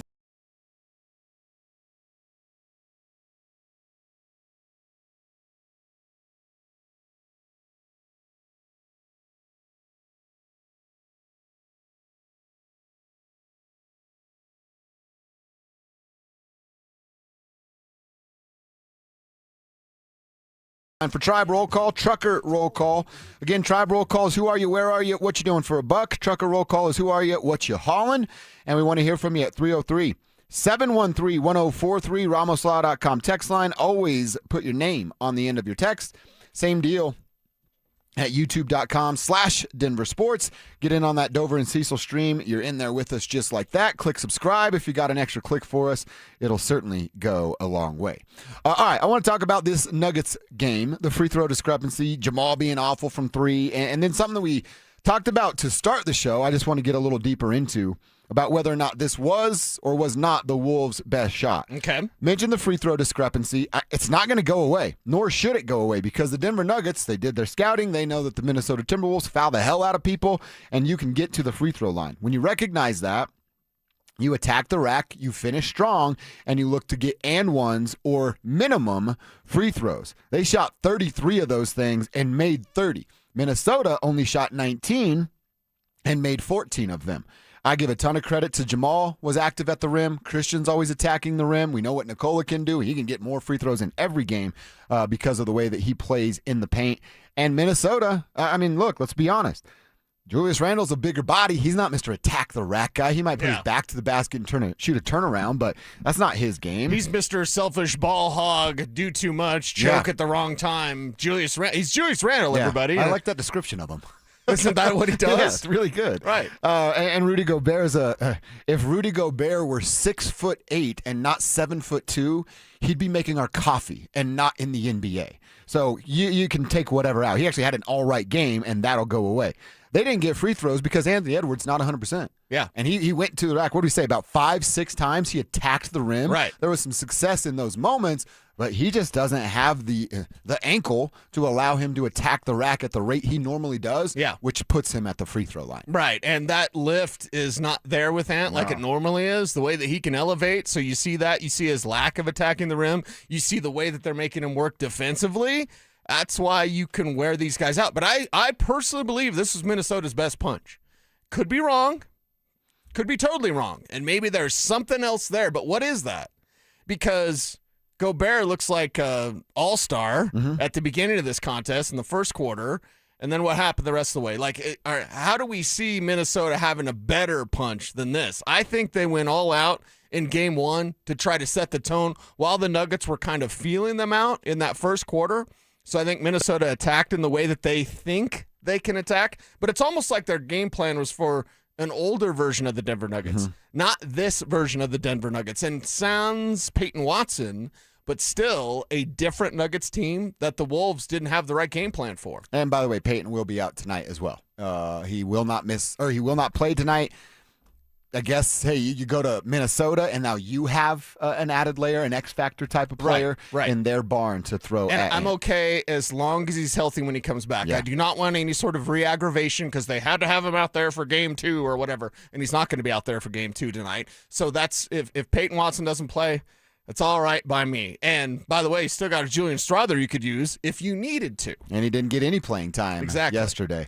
I was telling our boy Kyle Berry, KB. KB? He was texting me about, like, hey, what are we looking at here? I'm looking at Strawther. And I'm like, I don't know that I'd look there, Kyle. He's probably not going to play much. And then he played 0. Alex, I know you have some takeaways and some numbers about that three-point shooting where the Nuggets lacked on Saturday. Yeah, I think one of the most interesting things in this series, and maybe in this entire playoffs overall, I'd say what got the Nuggets beat a couple years ago was how easy it was to defend them because you never punished opponents when you had wide open threes. Boy, do the Nuggets get wide open threes from the way that they play and just how teams try to defend you. They got 23 wide open three-pointers on Saturday. Wide open threes defined by having 6 feet or more of space. So in those 23 attempts, the Nuggets made 12 of those threes. That's 52%. That's pretty damn good. Yeah. And I think the most important people to look at are Christian Brown, Aaron Gordon, the guys that you kind of sag off more naturally. Christian Brown was 2 of 3 when he had wide open And he shots. missed the first one, and usually, Alex, we'll talk about, like, hey, when Christian misses the first one, he's real hesitant. Right when he missed it, I'm like, well, that's over. That's a wrap. And I think he understands if this team is going to be successful, he needs to be ready to shoot. Yes. And he looked comfortable. He looks confident, at least in that corner. I'm more confident in him taking threes than I was prior. AG was 1 of 2. You're getting people who you need to contribute from the three-point line on a consistent basis, starting to do that. A team like the Thunder are going to try to exploit that as often as they can, and you need to be ready to punish them. That was a great sign from the Denver Nuggets in that first sharpen game. that skill now. Sharpen that skill against Minnesota. And when you look at Christian, let's stick with Christian there for a bit because point total, maybe you'd want that bumped up a little bit. But after the game, you heard Christian talk about the defensive effort and like how he wants to attack Ant. Like he wants that job, that responsibility of defending Anthony Edwards. So he takes that very seriously. If his offensive number is 12 points instead of 16 points, I guess so be it, as long as he's taking those threes with confidence. And that's the thing with Christian, because God, does he take a while to get that shot up. Dude, I would almost say with Christian of like, all right, if we can, hopefully this will make sense for like my basketball math. Whatever he can do to keep Ant under 30 points, and that's all right, he just keeps him under 30 points, or his plus minus keeps him under. Like, so if Ant scores 30 but Christian scores 10, then we're actually talking a plus 20 here, and that's still actually okay. I don't care what Christian scores, to be honest. You make those open threes because it keeps the defense honest, and you can stretch the floor a little bit, and it'll eliminate more double teams for Nikola Jokic. But if he scores 6 points because he went 2 for 2 from the three-point line and Ant scored 22, that's a great night for Christian Brown, and he should be applauded for it. Yeah, he should be applauded for it. And you see Joker, because it's about spacing. That's what we're talking about. You see Joker yelling at guys, getting in their kitchen early on in this game. He was on the bench at one point, standing up, yelling while play was going on. I'm like, who is this guy? Exactly. So I think we'll all applaud that sort of direction from the Joker because it is about proper spacing. And it is about taking that shot when they're going to give it to you wide open. And again, what Alex said about being wide open 6 feet or more, that is like literally square your shoulders up, square your feet up. Hell, if you want to get the seams on the ball lined up with your fingertips so it feels right, you got the time to do that too. Make them pay when they leave you that wide open. And I think they do that starting tonight. I think tonight could actually be a beatdown from Denver to Minnesota. Yeah. Because they're going to make the threes tonight. Yeah, they'll make the threes tonight. And the thing is, will the Nuggets get to the free throw line as much? We've got a lot to talk about, both recapping the game from Saturday and then previewing the game tonight. Yeah, 100%. We appreciate their effort in quarters 2, 3, and 4. We got Ralph checking in from a Steamboat. Oh, I love this. Ralph is up in Steamboat, and he's celebrating the app. The Denver Sports 104.3 The Fan app is awesome. I'm sitting on a boat. Oh, no, he's from Steamboat. I'm sitting on a boat in Savannah, Georgia, listening to my boys. I'll be back in Steamboat tomorrow night. Ralph from Steamboat. Ralph, you live in Steamboat, and you're on a lake in Savannah, Georgia right now. I'd imagine there's a pole in the water and something that you're sipping on that you prefer to sip on. Ralph is living the life. Yeah, that is living the life. I'm playing golf later, and I get to talk sports with my bro Cecil and Alex. I got a pretty good thing going, but Ralph's better than me right now. We're not fishing. We're talking about the Nuggets and Avs. I know. Which is great, but I'd rather be fishing talking about the Nuggets and Avs. Every day I drive through Waterton Canyon because I live in a postcard, and I'll look down that river and I'll see those guys fishing. I'm like, you lucky SOB. I'm on my way to work. You're out there standing in water throwing a line. That's pretty good. Bree with Terracon. Making them blue-collar dollars doing building inspections at the new King Soopers in Parker. Love me some Tribe. Bree, we love that you are in the Tribe and hitting us up. Good luck with your inspection out there. If you're an inspector and you're inspecting King Soopers, do you get like a discount on groceries or anything? Maybe Probably. a free little bag of groceries or something Maybe. like that? Just go in there and take all the chocolate milk. That's what I would do, Bree. All right, keep your texts coming. Tribe roll call, trucker roll call. Hit us up on the RamosLaw.com text line and the YouTube page, and we will get to as many as your texts as we can. All right, we got our first glimpse of the Avs playoff power play. And the playoff power play unit struggled, same way it did in much of the regular season. Let's talk about what we saw on special teams and between the pipes with Scott Wedgewood coming up next. It was playoff hockey at its finest. Tight, fast, and unforgiving. The Colorado Avalanche strike first, locking down Game 1 with a gritty 2-1 victory over the Kings. Big saves, timely goals, and a statement made early in this series. The Avs defend home ice and take the lead. But this battle is just getting started. Buckle up, Denver. Avalanche hockey is back, and the tone has been set. Denver Sports 104.3 The Fan. Denver's playoff headquarters. Hey, spring is here, so it's a great time to open your windows. Well, wait a second, what? Your windows don't easily open, they leak, they're broken, or they need repainting again? That's why you need my friends, Window Nation, windownation.com. The pros at Window Nation can help you get new energy-efficient windows at a great price. And Window Nation's the more you buy, the more you save sale is going on right now. You could save up to 50% off all the windows for your home. You could get them with 0% interest financing for 5 years. And you need to replace your old or build-a-grade windows with custom-built, high-quality windows from Window Nation. Online, windownation.com. Get the windows you want to protect and beautify your home. We live in Colorado. You need that great window space. WindowNation.com is here for you. Trusted A+ rating from the Better Business Bureau. A 50-point inspection for every window before it leaves the factory. A 20-point inspection for every window when it's installed. Your new windows can be installed in 1 day or less. Hurry, the sale ends soon, so online, windownation.com. And you don't wait to put an end to your window problems. Schedule your fast, free consultation right now at windownation.com. Max HELOC is a game changer and can lower your bill significantly without affecting your current loan. How much savings depends on your unique situation, but you could borrow $250,000 with a payment option as low as $495 a month. Consolidate your debts and make life a lot easier. We make it easy to save, and you don't need perfect credit either. U.S. Mortgages, and our number says it all, 303 low rate. All loans subject to approval and change. License number 392126. That sound? Yeah, that's not a good sign. Hey, it's Drew Brees, and when your car starts making noises like that, a big repair bill might be coming right at you. But with CarShield, you don't have to fear unexpected breakdowns. CarShield helps protect you from expensive auto repairs. I spent my career making tough calls, but this one, is simple. Visit carshield.com now and join the team that's helped millions of drivers save. Coverage varies by plan. View contracts and exclusions at carshield.com. I'm Ed Evans, CEO of Consumer Cellular. No, we're not one of the big guys. Truth is, we don't want to be. If you're over 50, Big Wireless probably has you paying for more data than you might need. You could be throwing away thousands over a lifetime. Our entry-level data plans start at just $20 a month. And for a limited time, switch and get your second month free. Call 1-888-FREEDOM, visit consumercellular.com or a store near you and get your second month free today.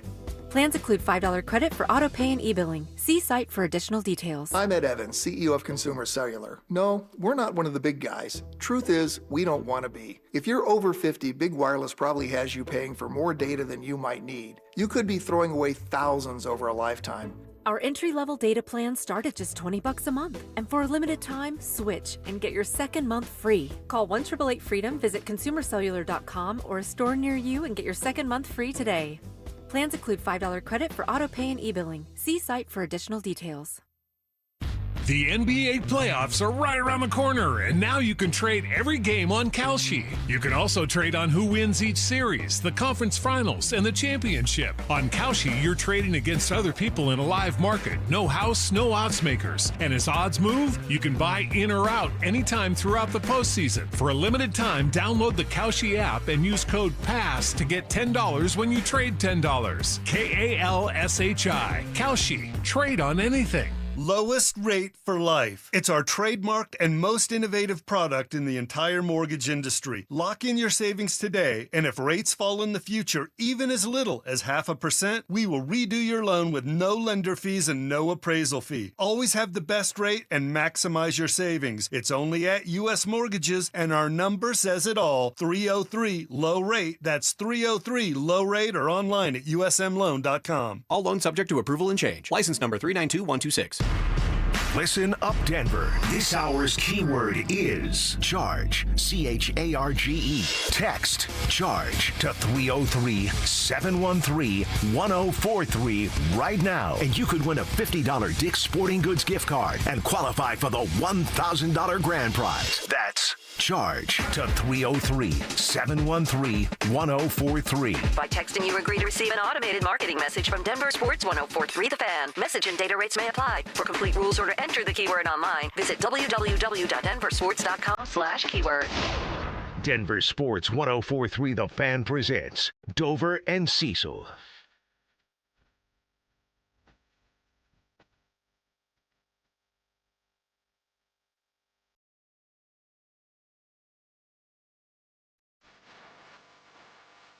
All right, we got to talk a little Avalanche and what went down yesterday. Game 1, round 1 against the Kings. They get the 2-1 victory. But some of these numbers we're going to rattle off, it tells us kind of the pace and play of the game. And also the 5-on-5 numbers were very surprising to me. I want to talk about power play, and I want to talk about goaltending. Okay. Let's start with goaltending. Yeah. Cecil, our hockey crew out there, our hockey lady, and Mel, what does tomorrow night bring? We're all pleasant, at least I was, and I think I can speak for you on this one. We're pleasantly surprised that it was Scott Wedgewood yesterday between the pipes. Right. He earned it. He deserved it. He's goalie number 1. Now, as I said, I don't know how I can make an argument for Scott Wedgewood to be in the Vezina conversation and then still have hockey folks and Jared Bednar specifically tell me, yeah, but we're still going to split time because we like what McKenzie is. Right. How the hell does that make sense in any world that we talk professional sports? So, with all that in mind, who's the goalie tomorrow? God bless America. It better be Scott Wedgewood. It better be, right? It better be Scott Wedgewood. Now, after the game, TNT, and I saw some hockey fans, so let us know. Everyone's got different opinions, right? I happen to enjoy the TNT broadcast, and I saw some hockey fans like, that broadcast was terrible. I'm like, oh, well, watch some other broadcasts, and you'll see what terrible is. Yeah. But they do actually talk hockey on it, which is nice. I know, it's nice not to have a clown show. Yeah. They interviewed Scott Wedgewood. Like a picnic basket. They interviewed Scott Wedgewood after the game, and he was like, "Hey, this is just what we do." And of course, Jared Bednar did not reveal anything. All right, and Wedgie did say that he would go to Blackwood during the game for like tips and pointers and all those sorts of things, like how are you seeing things out there. But simply put, this is the anticipation that Scott Wedgewood plays with that is better. And they asked him about the size of his pads Because they're like, hey, you look a little smaller. Like, I know you're listed at 6'2", but like, your pads are a little bit smaller. Is that for your agility? And I think that's totally the difference because it's the anticipation. The anticipation, what's the difference between Wedgewood and Blackwood besides their size? Because Blackwood is a mountain of a man. It's the anticipation, it's the agility that you see Scott Wedgewood play with. And that's why early in that game against the Kings, if that would have been Blackwood in that, there would have been some issues. There would have been some problems because LA couldn't generate their own offense unless Colorado generated it for them, right? So puck handling, puck mistakes led to the Kings getting some opportunities, but Wedgie was there to say no. And I think it's that great anticipation. And the one he let by, I mean, that goes. You couldn't see it. Yeah, he never saw it. Couldn't see it and goes through his elbow. I mean, he's pushing off to get to that side of Yes. the net because he just knows that's where the shot's being fired from. Right. But he never saw it until he heard the goal horn behind him. Right. So, I forgive him, yo. And I do believe it's correct. And Alex, you could double check me if I want, or Spivak will kick down the door and correct me. The Kings haven't been shut out this year. I saw a Kings fan on Twitter, I think, that was like, well, at least we haven't got shut out because we haven't got shut out all year. Oh, okay, well, whatever. You're the Kings.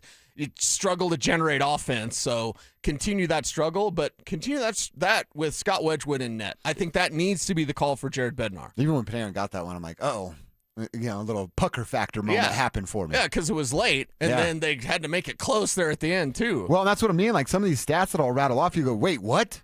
5-on-5, where the Avalanche dominate. Yes. They did outshoot the Kings by 7, but scoring chances were 2+ for the Kings. High danger chances, 1+ for the Kings. So you're telling me scoring chances and high danger chances, the Kings are +3 over the Colorado Avalanche? That feels like a little lazy, if I'm being honest, for the Colorado Avalanche. Yeah. And I just don't like that. And then the power play we've talked about before. All right, everybody's back now. What are we going to say now? They've returned to kind of being a little bit too pass happy. And I wrote it down because I wanted to get the quote right. TNT said it in the first period on power play number 1. They didn't take multiple opportunities to see what they were doing wrong. Quote, I'd have more of a shooter's mentality than a passer's mentality. End quote. That's from the TNT broadcast. Yes. So that's all you guys want to make fun of us for yelling, shoot it! Come on, shoot it! Shoot it! Well, that's their version of doing that, what we do when we're at the games. And they're 100% right. Right. Stop waiting for the perfect moment or opportunity or passing lane to open up. Pepper the goaltender and let crazy stuff happen because there's a frozen piece of rubber on the ice that bounces weird. Right. And that's the thing that you saw with Marty Netchus. I told you I'd have a close eye on him during this one. And it's like, Marty, just shoot that thing, man. Just get that thing over there. And there are times on this power play you see Marty set up and you're like, oh, he's going to do something, and he doesn't do anything. Now, it's one game. The Avs won. I am not going to nitpick this thing to death, but yeah, we're going to continue to watch the power play, and let's continue to watch Marty. Marty, you got to take those shots. They're going to be set up there. It's not time to pass. And let's talk about the Lehkonen goal super quick. Yeah. Because that was Nate getting that to the middle of the ice. Nate was, what do we know about McKinnon? He's going to puck, handle. He just, boom, he got it. It was didn't on handle tape, it, just put it right it. in there. Yep. Put it right in the middle, and Lehkonen did sweet. Like, what was that? Skate to stick? And he's a little guy. Like, he won the battle against a bigger body. Skate to stick, and then beat Forsberg for the first goal. Yes, but it was a shooter's mentality, and it wasn't overpassing. So I think the TNT broadcast, you get fresh eyes, because they're not covering the Avs on a daily basis. Yeah, like they're we not do. in the trenches. So that was just one thing. Like, when you see it and it's so obvious, they say it. We've been saying it for months, except for what, February? Yeah, when the power play was actually good. March, when the power play was actually good. So get back to that shooter's mentality, clean up this power play, and take care of business, man. You're outclassing the Kings when you're on the ice. Jared Bednar talked about his goaltender and Scott Wedgewood of his play as of late and in Game 1. A good team guy, a real outgoing guy that has energy and passion and is outgoing in the locker room, that engages everybody, a veteran guy that's been through a lot of stuff before, which is what we wanted. But he was, let's face it, career backup, played well in certain situations when he was inserted, and for us, I think going into the playoffs, I think it was 44-10 and something, with us, and he's played some long stretches when our starter's been out, and here he is starting in the playoffs, so pretty much every way he's exceeded expectations. Yeah, you can't tell, but he's actually fired up about his goaltender right there. That's Jared happy about what he has seen. So Jared gets some love. Lecky gets some love. And how about some love for that fourth line? Joel Kiviranta, guys like Jack Drury, who we talked about earlier with the goaltender interference. 7 minutes of ice time and outshot LA 12-4 in that time. So we're talking about 5-on-5 being weird for the top six. Right. Well, the bottom six did their thing. Yeah, and that's where the depth comes through. When you can get that depth fired up as the way the Avs did, and they've done it regularly, so we're going to continue to applaud that fourth line because they've got the depth that the Kings do not have. That's right. Also, Parker Kelly, I'm like, I think he's upset that Dunn guy was whooping his ass in the regular season finale because he was ready to get in the middle of some things yesterday. Yeah. I was like, way to go, Parker. Out there a little aggressive. Well, and I like the fact that because here's what's going to happen. I've seen the future. The Kings are going to continue to try to goon things up because they won't be able to create their own scoring opportunities, and they're going to get frustrated. And the Avs, always known as a finesse team, you're going to get tested with your physicality. So match that. Yeah, 100%. All right, playoff season is here. We just talked about what the Nuggets and Avs were able to do, but we also want to get you ready with some new gear for your favorite team. Enter for your chance to win a daily $50 Dick's Sporting Goods gift card and a possible grand prize of $1,000. All you have to do is something you're doing right now. Listen to the fan. Listen for keywords to be given out every hour between 6A and 6P. When you hear that word, text it, spelled correctly, to 303-713-1043 before the hour ends. The more keywords you enter, the more chances you have to win. For more information and complete rules, visit DenverSports.com/keyword. We want you guys to win stuff. We've actually got something pretty sweet to give away coming up around noon today. Probably like 12:05 is when we'll get to that. If you don't have plans tonight, we have some for you, but you got to be listening at noon to figure out what that is. All right, we'll continue our conversation about these Nuggets and Avs and where they are coming up at noon. In the meantime, our buddy, Cecil, your bro, Chad Ryder, he has that full 7-round mock draft out. 7 picks in 7 rounds is what the Broncos have. So who does Chad have the Broncos picking? Find out coming up next. Game 1 belongs to the Denver Nuggets, 116-105. Powered by a second-half defensive masterclass. Denver locked in and held Minnesota to just 43 points after halftime. Jamal Murray poured in 30, perfect at the line, willing this team through contact. Nikola Jokic, a 25-point triple-double, taking over when it mattered most. And Aaron Gordon's second-half minutes changed the game. Defense, toughness, execution. Nuggets strike first and set the tone. Denver Sports 104.3 The Fan. Denver's playoff headquarters. I absolutely love being a walking billboard for soda. Soda weight loss is now SodaDietAndNutrition.com. That's SodaDietAndNutrition.com online. You can call them up 866-800-SODA. Now, why do I love it? One, because I got my confidence back. Losing 60 pounds 5 years ago with soda and never putting it back on, it's been absolutely fantastic to get that confidence back, to look and feel 10 years younger, and to, kind of clean up some of those. Just walking was a problem sometimes when I was overweight, and now getting that under control, being a great size, being fit, being healthy, thanks to my friends at SodaDietAndNutrition.com. It's really the personalized touch that you get with soda. It's having that nutritionist available via text when you've got questions, concerns, and just sometimes straight up just need some encouragement, because Twinkies are good, but they're not good for you. So like SodaDietNutrition.com. Join Soda for a short time to have results that last a lifetime. And join now and your partner joins for free. That's 2 people, real accountability for the price of 1. Online, SodaDietNutrition.com. Call them up, 866-800-SODA. That's Soda Diet Nutrition. It is state-of-the-art. Mike Rowe here with a fun fact. Did you know that 50% of the air that you breathe inside your home comes from your crawl space? Yeah. Whether your crawl space is wet, musty, or your floors are bouncy, do yourself a favor. Call Groundworks. I spent some time working with these guys, and they're the real deal. Their people are trained and certified to repair your crawl space. Schedule a free inspection with Groundworks, the foundation and waterproofing experts. Licensed in all states where work is performed. See website for details. Hey, it's Mike Evans, and if you missed the filing deadline again, or maybe you haven't filed in a while, the consequences can be substantial, and the penalties, huge. After 5 months, you'll owe late filing penalties of 25%, not to mention interest. The recent IRS tactics include prosecuting more non-filers, sometimes even criminally. Don't gamble with the IRS, it's just not worth it. You can avoid the stress and worry of not filing your taxes simply by calling the people I trust, and that's Advanced Tax Solutions. I've personally talked with clients who've been helped by Todd Whalen. They can get your taxes filed and provide a number of solutions to get you off the IRS's radar. You will feel relief and peace of mind as soon as you talk with the experts. So call the professionals I trust at Advanced Tax Solutions. 303-753-6040 or visit advancedtaxsolutions.com. What are you doing every day to support your liver? If you enjoy sweets, fast food, alcohol, or take any medications, that's a vital question to ask. Hi, I'm Sherry Torkas, pharmacist and health author. For over 30 years, I've helped people make informed decisions about their health, especially concerning prevention and long-term wellness.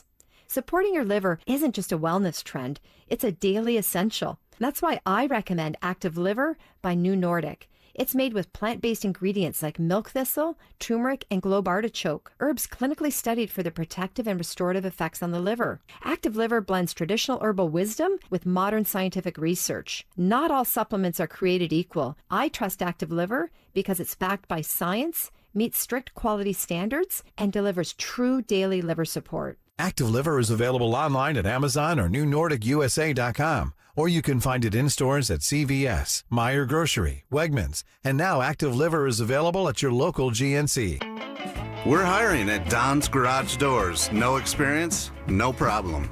We provide full training, a brand new van, top-of-the-line tools, a gas card, and steady jobs with weekly pay. This isn't just a job. It's a career with real growth, great pay, and job security. Our team members go from training to 6 figures, and we're ready to help you do the same. Don't wait. Apply now at donsgaragedoors.com. Spring is the perfect time to get your AC tune-up before the heat arrives. 1 Hour Heating and Air Conditioning offers tune-ups, repairs, and replacements 24/7. Book at onehouraircolorado.com. Denver Sports Snapshot. Tonight on ESPN Denver 1600, playoff basketball action continues as Atlanta faces New York. Presented by Gebhardt BMW, your trusted family dealer since 1975. You're listening to Dover and Cecil on Denver Sports 104.3 The Fan.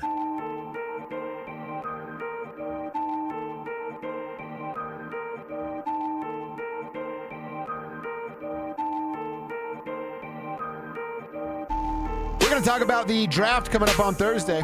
Our boy Chad Ryder, he told us about it last week, and it is available at NFL.com right now for you to consume. His latest 7-round mock out there available. We're, of course, going to talk about what the Broncos did in those 7 rounds with their 7 picks. And before we do that, I'll remind you again of what we're doing on Thursday, April 23rd. The draft party starts at 2 p.m. live from the Sportsbook Bar and Grill in Parker there. And it's brought to you by Carrier Colorado. Starts at 2 with the drive, followed by a special roundtable. Stink, Stoke, Phillip, they're all going to be breaking down the draft at 4. Then at 6, Cecil Lammey, John Davis, and James Palmer roll through. They're going to take you through every pick of the first round. Again, that's Thursday, April 23rd at the Sportsbook Bar and Grill in Parker. Like I said, if you're looking for somewhere to go, Sportsbook's got a great atmosphere, environment, good food, drinks. Plus, you can go kick it with the crew. John, James, and my man, Cecil Lammey, giving you the best draft coverage in the state. Thursday at Sportsbook in Parker. Go hang out with the crew. All right, Cecil, we're going to talk about this latest mock from Chad Ryder. Again, it's a 7-rounder. I kind of like it. I don't hate it. I will tell you that. He leaves tight end off the board for a little while, and we'll talk about that. But, I mean, we would get to Friday night, and the Denver Broncos on the clock at number 62. Who would be mad if they landed Jadarian Price, the running back from Notre Dame, because that's exactly what your boy Chad Ryder has them doing. I don't think anybody would be mad to get likely the consensus number 2 back out there. I know some people have talked about Mike Washington. We did early on with Mike Washington, and then we looked at his fumble rate. Like, oh, God. And we changed our mind. He drops a lot of passes, and he fumbles the ball a lot. See you later, Mike Washington. Jadarian Price, with that return ability, with the speed, with the big playability that he has, Jeremiah Love is outstanding, right? But Jadarian Price, he's the backup. No, that's fine. We've seen this before in college football. Like, they'll have a great premier back, and the guy behind him is really, really good as well. So I remember Priest Holmes behind Ricky Williams years and years ago, but Priest was an undrafted free agent. Jadarian Price is going to be a second-round pick. Will he be there at 62? Maybe. And the reason why is a couple of reasons. One, does someone move up for Ty Simpson? Maybe it's Arizona. Does someone move around and they move up for Eli Stowers? That's a possibility now. Honestly, it might be Kansas City. I picked up some stuff about them liking Stowers, so I don't want to scare everybody out there, but Stowers is on their radar, so let's say that. So if you look at the situation, you go, okay, there's going to be some guys that will get moved up for, that'll push talent back. That talent could be Jadarian Price, and even though I haven't said it, I do want people to know there's evaluators that I trust that watch Price play, and the name that's brought up, and again, I don't say this, so don't at me, bro, but the name is this. There's a little dash of Terrell Davis to his game. Wow. Whoa. Yes. And again, I'm not saying that, but evaluators I trust that work in the NFL say there's a little shade of TD there because it's, hey, any sort of handoff, you block it. Stinks always said it. We'd block it for 4 and TD'd get 8. Price is that sort of back where you're going to block it for 3 and he's going to get 6. You're going to block it for 1, he's going to get 4. Like that sort of back that creates on his own, that takes what's there, has great patience, and incredible speed. Incredible speed for Jadarian Price. So him at 62, I mean, if he falls, that's one of those, like, yes, he's here, we have to. Yeah, and honestly, he's at like 55. I'm thinking about that's when maybe you make moving a move up to get him there as well, especially if, let's say, like a Jacob Rodriguez linebacker from Texas Tech is gone. So, the Broncos will have their board built, but if Jadarian Price is there at 62, and knowing how the Broncos do things and George Payton does things, they are definitely looking at Chad Ryder's 7th-round mock draft to kind of see who will be in the neighborhood of where they're picking. So those 6 guys they have in line, they're like, are they around 62? Were they picked after, before? Is Jadarian Price one of those 6? I would imagine he is. But it's like he's 6 because they don't think he's going to fall. And then if he falls, he bumps right up to the top of the list. Right. With what happens in the rest of this draft, now actually when I read this week, and I'm like, oh, you know what? Kevin, I think, kind of hinted at this because Jadarian Price at 6'2", we'd all go, whoa, that's incredible. And then you go Chris McClellan, who we talked about, defensive tackle from Missouri. Then you go Logan Fano, an edge rusher from Utah. This is where I go, wait a minute. All right, I like Chris McClellan. We talked about him. You're going running back, love that pick, love the player. Then you go back-to-back defensive player picks who aren't really going to find a lot of time on the field this year, only to go tight end in round 5 at 170, and then a linebacker with your first pick in round 7, but it's 246. So, Cecil, if you tell me the linebacker is Jackson Kuwach from Miami, but not that one, the Miami of Ohio. The tight end is Nate Boerkircher. I'm probably screwing that up, but a tight end from Texas A&M. Boerkircher. Are they good enough where you can ignore 108 and 111 for tight end and linebacker? I don't think so. See, that's where I'm like, I don't know if I can get with that. In my opinion, now, Kuwach, the linebacker from Miami of Ohio, he's a thumper. Okay. He's a find the ball, see the ball, get the ball. In a way, kind of a poor man's Josiah Trotter. It just a heat-seeking missile as a run defender. What I read after Chad saying this name, I'm like, who is this guy? Not the best coverage dude either. Yeah, so you're not getting coverage skill there. You're getting special teams ability and a downhill run stuffer. Boerkircher, the tight end that he's got the Broncos picking. I don't even want that name is ridiculous. I don't want him to pick him just on that alone. Well, he's a former bug eater that transferred final collegiate season at Texas A&M. You're going to hate this.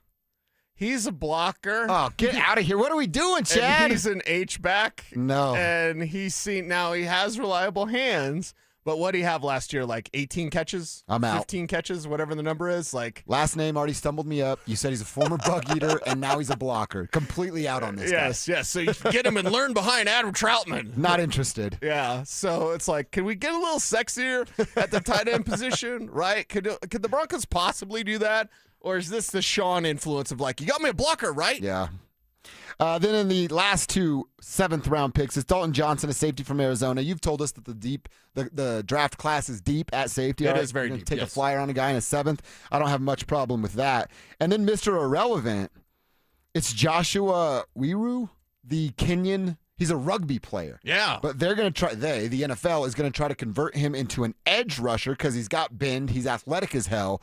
He's never played football in his entire life. And he's going to get drafted at some point. Yes. I guess, look, it's 257. It's Mr. Irrelevant. We learned about the fun stuff and the stories that come with it.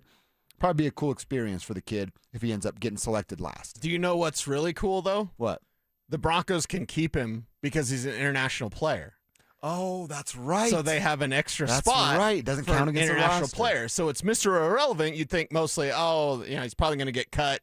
Maybe he hits the practice squad. With Weru, you can get him on the international player program. So you draft him, he's yours. Yeah. Because it's going to take him probably like 3 years to do anything. At least 3 years to do anything. Yeah. I was actually talking with our boy McChesney over the weekend. Oh, nice. CSU has a I'd have to go back to my text thread. I'm not doing it right now, but they have a coach on the staff that was Mr. Irrelevant.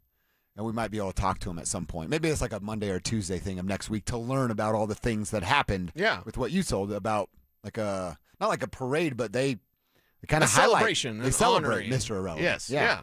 So maybe we can learn a little bit more by that. So I really like Chad Ryder's first pick. I get a little lost after that one, to be honest, with where Chad is. Okay. I like Jared Darian Price a lot. That would be McClellan. You got to like McClellan too. I do too. We talked about him. him. Too. I know he's going to be selected early, and a defensive tackle that could ultimately be a starter in the 4th round. I would go, hey, that's the right pick. In the moment, I might go, all right, you got to show me what else is happening.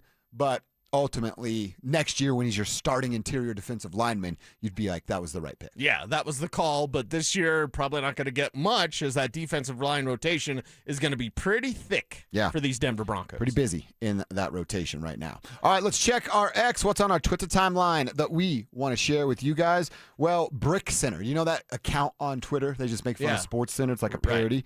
They got roasted and drug in their comment section by us, Denver sports fans, and we'll tell you why next. Start the clock. The Denver Broncos traded their first-round pick, but they could surprise us all and trade their way back into day one action. Join us at the Sportsbook Bar and Grill in Parker Thursday, April 23rd for the Denver Sports 104.3 The Fan Draft Party, presented by Carrier Colorado. Zach Bai and Philip Lindsay will broadcast live starting at 2 p.m. Brandon Stokely and Mark Schlereth join the action at 4. Then John Davis, Cecil Lammey, and NFL insider James Palmer take you through every first-round pick. We'll see you there. Denver Sports 104.3 The Fan. This is a special alert to all Americans who own a vehicle with less than 200,000 miles with an auto warranty about to expire or with no warranty coverage at all. Due to a decline in the economy, CarShield is announcing a low-cost month-to-month vehicle protection plan that is now available to the public to save any driver out-of-pocket expenses on future auto repairs. Call now to find out how you can pay almost nothing for covered auto repairs. Yes, you heard that correctly. Pay almost nothing for covered auto repairs. An open phone line has been established for all drivers to call for a free quick quote. Call 800-292-4541 now. Drivers who are covered will not have to pay for covered repairs again. This protection plan is at an all-time low. Additionally, drivers who activate this vehicle protection today will also receive free roadside assistance, free towing, and car rental options at no additional cost. Call us for your free quick quote today. 800-292-4541. That's 800-292-4541. What do you have to lose? Call 800-292-4541. Again, 800-292-4541. Hey guys, it's Mark Schlereth. I just made one of the best decisions of my life. I got rid of my glasses. I went to Cutarelli Vision and had refractive lens exchange, RLE. I wore glasses for distance vision, but I got to that inevitable point in life where I was always needing those reading glasses just to do about anything, and half the time I couldn't find them. Seeing menus, texting, reading my computer, or studying film, it was a struggle. But now I see the world perfectly, near and far, without any glasses, thanks to Cutarelli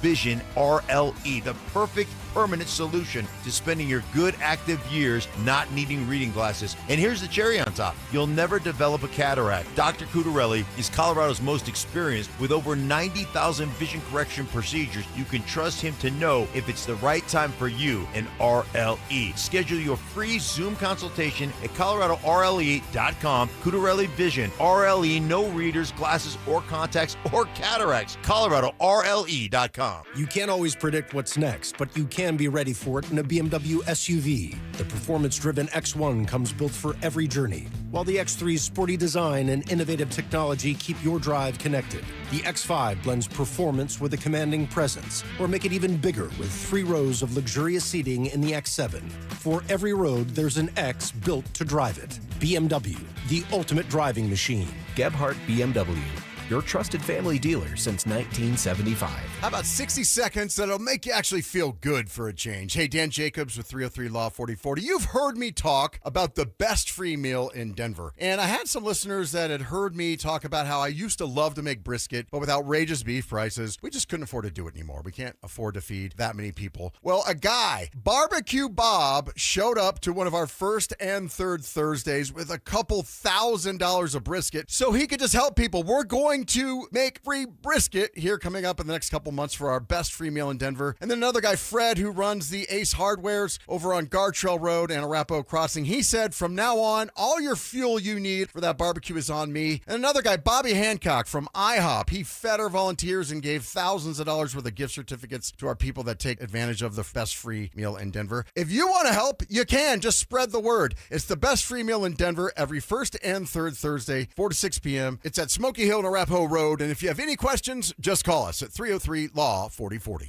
To 15-year-old Harper, buying an $80 vintage rock t-shirt is a great investment. To Harper's mom, this logic has a few holes in it. So she helped Harper open a Wells Fargo Clear Access banking account. With no overdraft fees and tools to track spending, Harper's learning, one heavy metal tee at a time. However you make money work, Wells Fargo can work with that. Terms apply. Visit wellsfargo.com/deposit disclosures for fees and details. Want real Broncos talk? Cecil Lammy and Andrew Mason bring the heat on Orange and Blue Today. The most passionate intelligence and in-depth Broncos coverage in the game. Weekdays at 5 p.m. on the Denver Sports 104.3 The Fan YouTube channel. Hit subscribe at Denver Sports 104.3 and never miss another take. Orange and Blue Today, powered by Ramos Law, official injury law firm partner of the Denver Broncos. Denver Sports 104.3 The Fan. Don't at me, bro. It's time to check your ex. Why are you stalking me? No, not that ex. Twitter, unfollow. Here's Dover and Cecil to help you swipe, scroll, and screenshot your way through today's top headlines. Power of social media. I'm on Team Gets It. Are you on a team Gets It? Follow us on social media at Cecil Lammy, at Joshua Dover. Joshua Dover Radio? I don't really know. You could find it if you want. If not, it's all good. But we like to check our ex every day. And I mentioned this Brick Center account. They're actually pretty funny. Like, I like to check it out, what they've got going on. And sometimes it's good. Sometimes they talk about our city, and then the comments are fun. So if you see this here, Cease, and Brick Center has the tweet, the Nuggets got to fire their marketing team. Then crying emoji, and you see what they did. They gave out towels for game one. Yeah. So some of the towels were white, some of the towels were red, and the red towels laid out $5,280. Yeah. Now, of course, once the fans get there and pick up the towels and fill the seats, you won't see it anymore. But it's just that. It's for a rival. So why did they tweet that out? Look how cool it is. And you're supposed to, it's a rally towel. You're supposed to wave your towel. Right. The year I worked the game ops for the Nuggets, they're like, hey, tell the crowd to rally their towels, and then you'd be like, let's all rally our towels, and then nobody would do it, and they'll look at you like you're an idiot. But they want you to swing those towels as often as you can. Now, I will say this. The 5280 thing's a little played out for me. I get it. It's for us. It's a real local thing, right? Like, no one else really understands what that is. It's the question I get asked the most from my non-Denver sports friends. It's our version of Duval. Yeah, exactly. But at least it's cool to say Duval. Yeah. Okay. 5280 is a little played out, and it's been played out for a couple years, in my opinion. They got to get a new shtick down there. But I don't hate it. It's still our thing for now. And like I said, it's just for the fans upon rival. But, dude, you got to read. It's the comments. Brick Center gets destroyed by basically Denver fans. The first comment is, you need to fire whoever raised you to be a moron. That's the first comment on it. But mostly it's just people trying to explain to him what 5280 means in the Mile High City. I could Google it. You could have Googled it. It'd be pretty easy to do that. Yeah, that would be a very easy thing to do. But Cecil, you know the internet. You think people are going to take the easy route? No. Or just try to be funny and poke fun at 5280. So, yeah, it's played out. But Brick Center, you had to learn the hard way. Man, you were just so excited and fired up. I got one more here, Cease. I saw this. Now, this is from Westward. And honestly, I will say this. It's nice to see the Westward do something besides tell me where I can get coupons on weed. So at least they're doing something else. There was a dude yesterday challenging people at Observatory Park in a milk chugging contest. Milk chugging. He claimed to be the best milk chugger in the state of Colorado and welcomed all challengers yesterday. I do not know how it went. I would have been interested. It was a little warm yesterday. Are you chugging milk? Milk was a bad choice. Milk was a bad choice. Are you good at chugging, and would milk be on your menu? Wouldn't you get like a little brain freeze? Because we've all had that good chug of milk, right? Mm-hmm. And then it's like, oh, this is too cold. Brain hurts. Like chocolate milk, I can slam with the best of them. You could slam chocolate milk? Dude, I might be able to beat this guy in a chocolate milk. If we had a funnel, chugging. could you drink it like that? I would prefer to drink it like that. Yeah. Okay. Yeah. Chocolate milk, I can just absolutely crush. Challenge accepted. I think you should go meet this guy in whatever park that is. Observatory Park. Yeah. I guess that's the new place. And say, I got chocolate milk. Chocolate milk chug contest. I feel pretty good about that one. Auntie, chill. All right, Cease, what's happening on your timeline? Okay, on my timeline, the Avengers Doomsday trailer was played at CinemaCon. Ooh. All of us comic book nerds like Alex and me were excited about that. Do you know it's not on the internet? What? The Doomsday trailer. Do you know how weird that is for a trailer to be shown publicly? So it made it to the theater. Yes, but wow. that has not been released online. How did Marvel do it?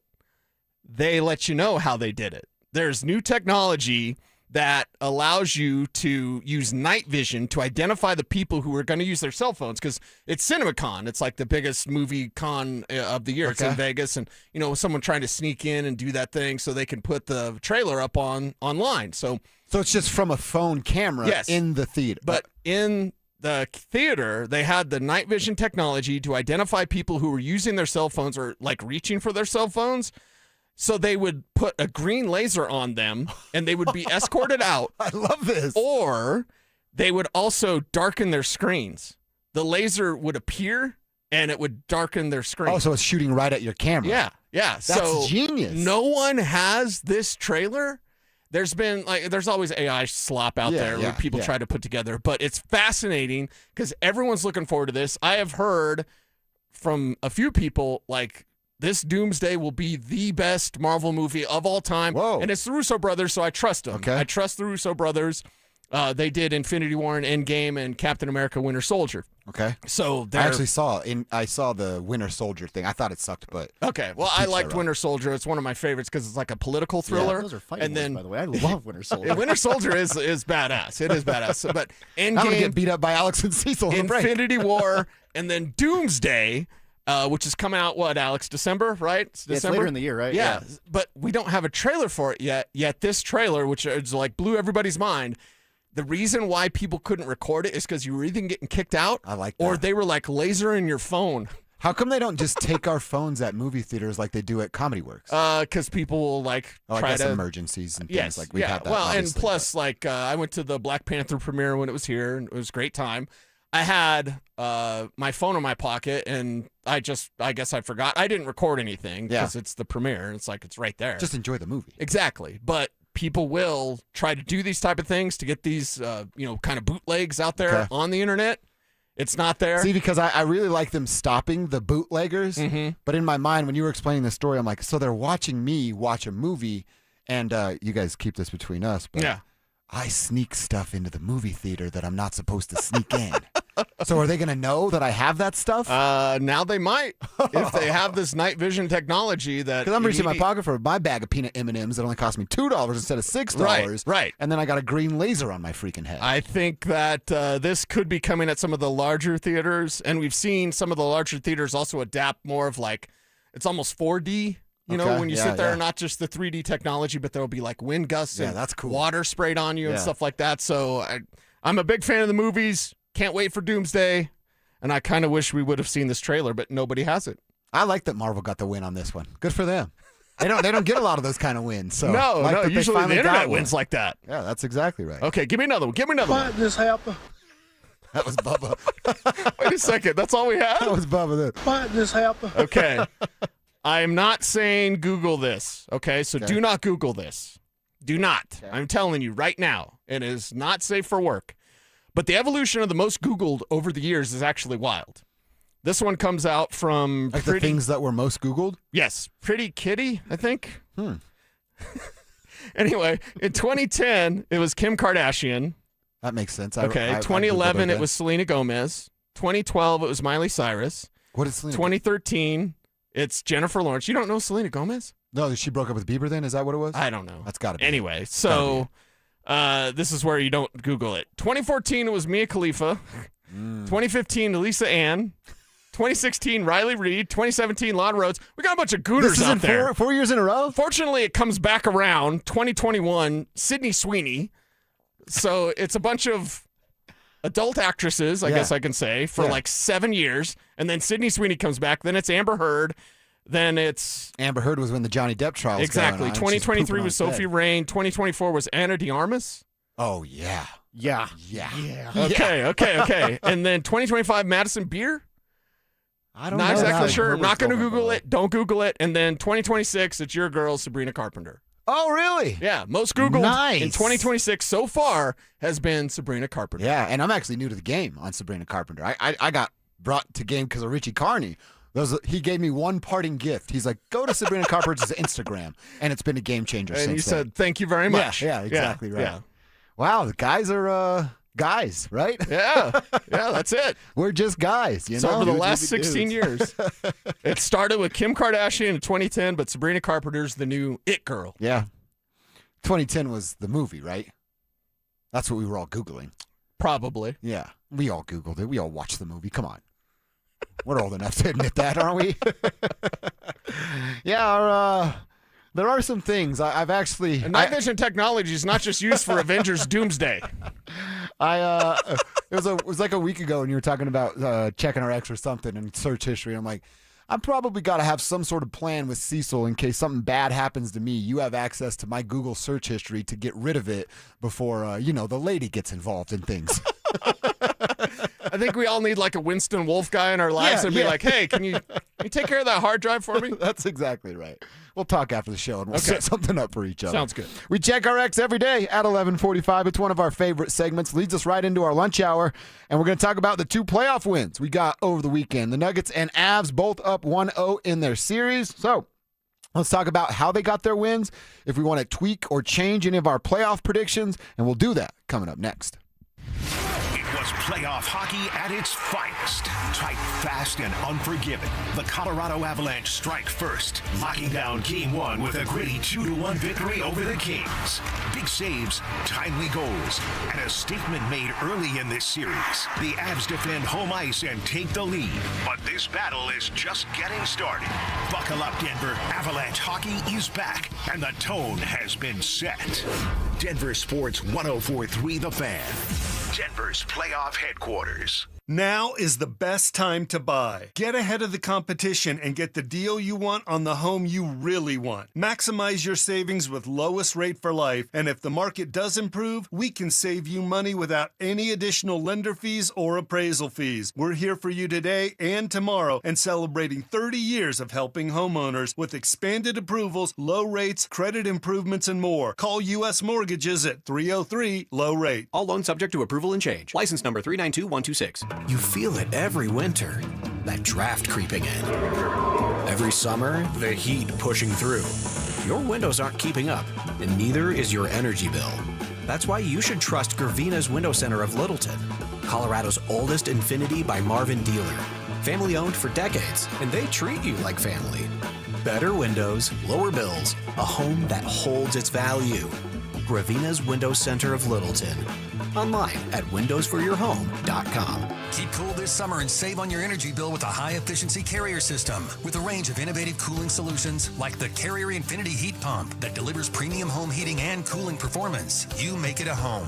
Let Carrier make it more comfortable year-round. For a limited time, take advantage of 0% financing for 60 months on select Carrier systems. Don't sweat out the summer. Find your ultimate home comfort solution today. Learn more and find a Carrier home comfort expert at CarrierColorado.com. Carrier, turn to the experts. Performance matters in intimate moments. Don't let ED ruin them. This is Jeff for the Rocky Mountain Men's Clinic, and I want to assure you that if you're like the vast majority of guys, you don't have to suffer with ED anymore. In fact, you might be pleasantly surprised at how the right treatments could positively impact your love life. At the Rocky Mountain Men's Clinic, our advanced medical therapies go far beyond pills. We have treatments that are effective in well over 90% of cases, and we offer specific and combinative treatments that can dramatically enhance both your performance and your stamina. You could even last up to an hour or more and bring a far greater level of intimacy to both you and the one you love, perhaps performing like you haven't in years. So call us today and find out why our advanced treatment strategies offer so much more. Your first visit is just $99 and gets you blood work, a medical consult, and if medically advised, a test dose. And if that test dose doesn't work in the office, your visit is free. Call 720-440-7900 or go to RockyMountainMen'sClinic.com. Rocky Mountain Men's Clinic, advanced medical science to improve men's lives. Snapshot from Progressive wasn't created for just anybody. Oh no, we made it for you. Smooth accelerators. When that light turns green, you're off. Like a warm knife through firm butter. Going from 0 to the speed limit in an appropriate amount of time. Sure, your car has horsepower, but your horses prance around as silky smooth as your right foot. Fancy Prancerton. With Snapshot, safe drivers like you get personalized rates based on your driving habits. Sign up today at Progressive.com. Progressive Casualty Insurance Company and Affiliates. Snapshot not available in California or from all agents. Pump up the volume. Business moves fast. Orders roll in, deadlines close in. When you ship with USPS Ground Advantage, you can keep up with confidence. Every package stays in our secure network from dock to door.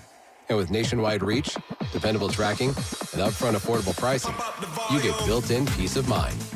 You run the business. We run the routes. Visit USPS.com/Ground Advantage to learn more. Max HELOC is a game changer and can lower your bill significantly without affecting your current loan. How much savings depends on your unique situation, but you could borrow $250,000 with a payment option as low as $495 a month. Consolidate your debts and make life a lot easier. We make it easy to save, and you don't need perfect credit either. U.S. Mortgages, and our number says it all, 303 low rate. All loans subject to approval and change. License number 392126. KKFN and KKFN HD1 Longmont, Denver. You're listening to Denver Sports 104.3. The Fan. Denver Sports Snapshot. Tonight on ESPN Denver 1600. Playoff basketball action continues as Atlanta faces New York. Presented by Gebhardt BMW, your trusted family dealer since 1975. Denver Sports 104.3 The Fan presents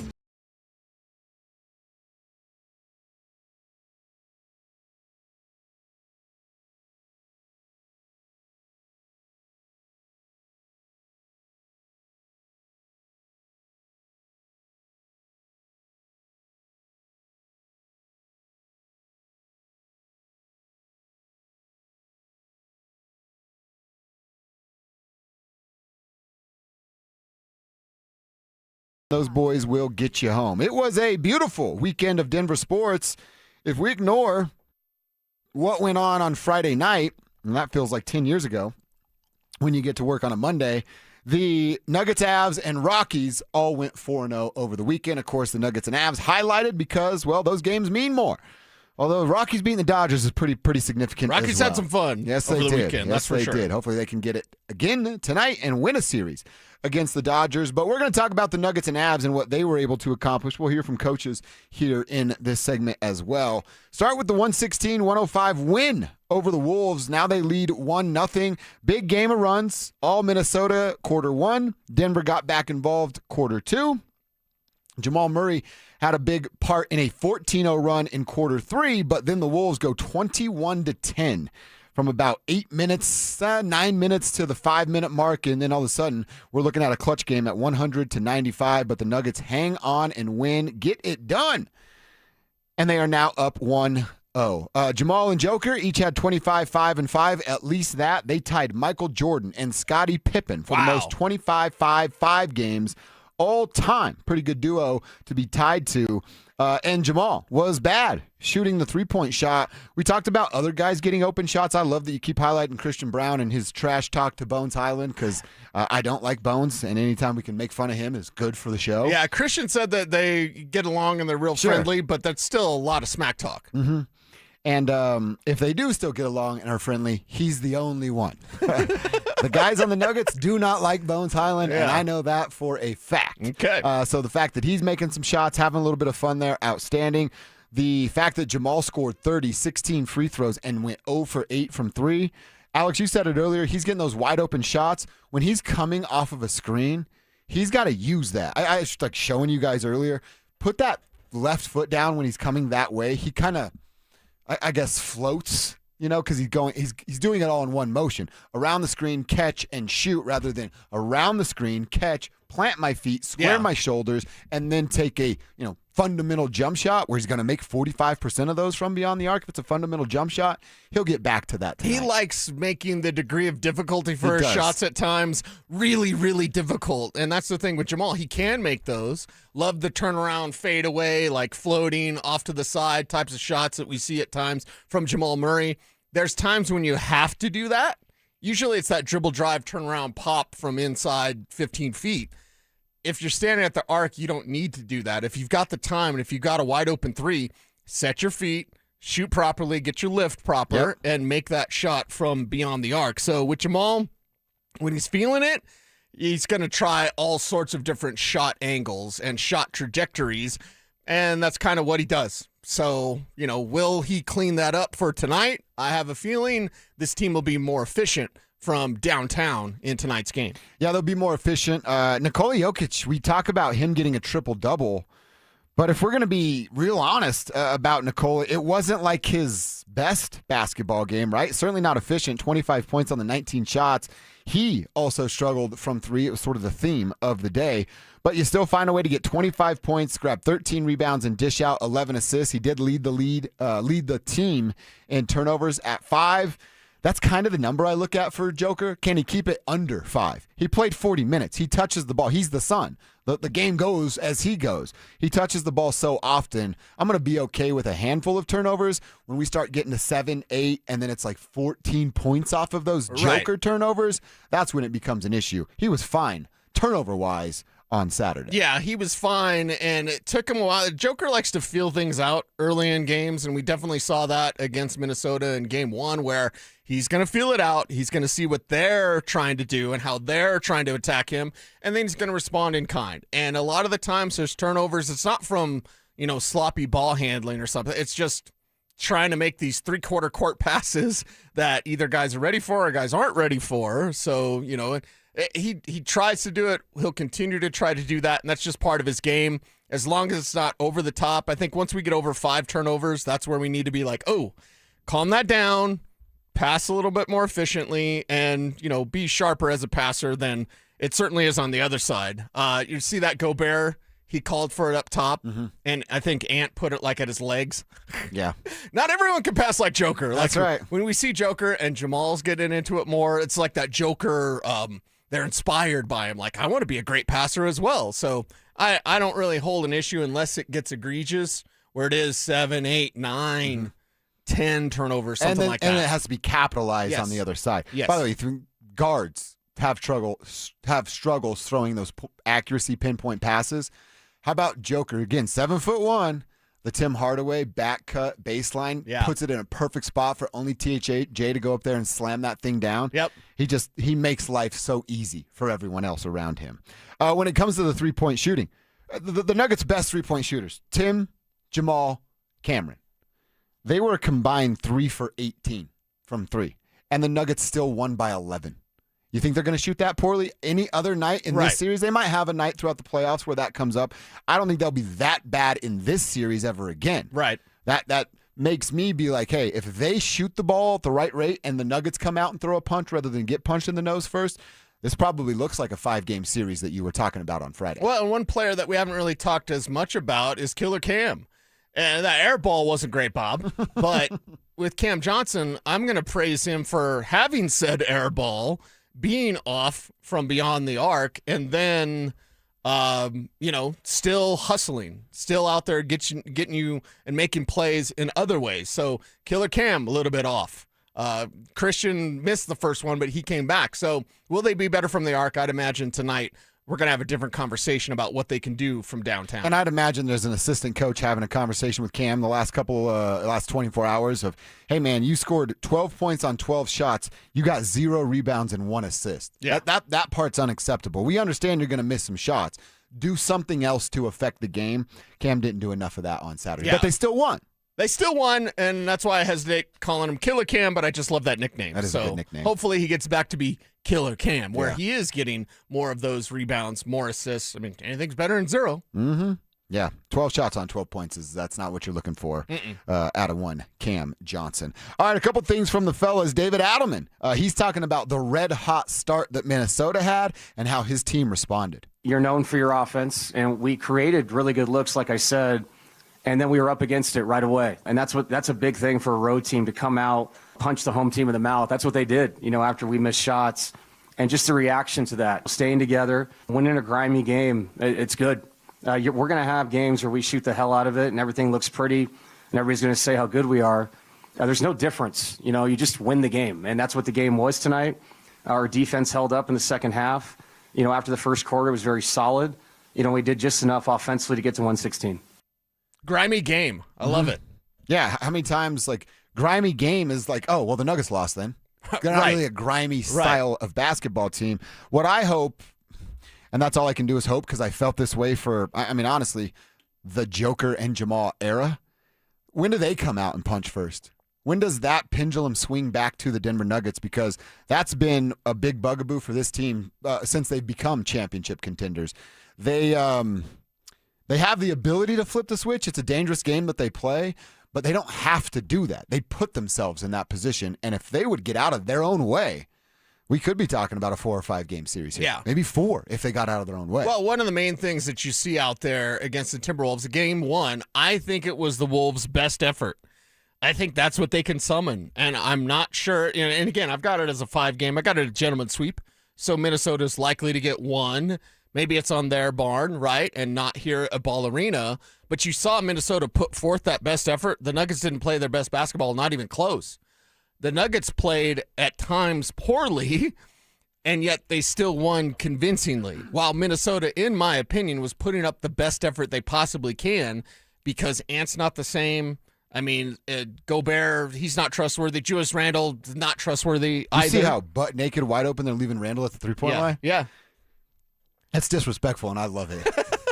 They're disrespectful because they know they could do it. Yeah. Because Randle will be that ball hog and be like, I got this. And he doesn't have that because he's Julius Randle. I really think the difference in this game was that championship medal, METTLE. The championship history, just knowing what it takes to win in the postseason. And that's what's separating Minnesota. Minnesota can, it's almost as if when they had that comeback in Game 7, and Nuggets had a 20-point lead. They lose it. They choke. Minnesota beats them. That almost was like their NBA Finals.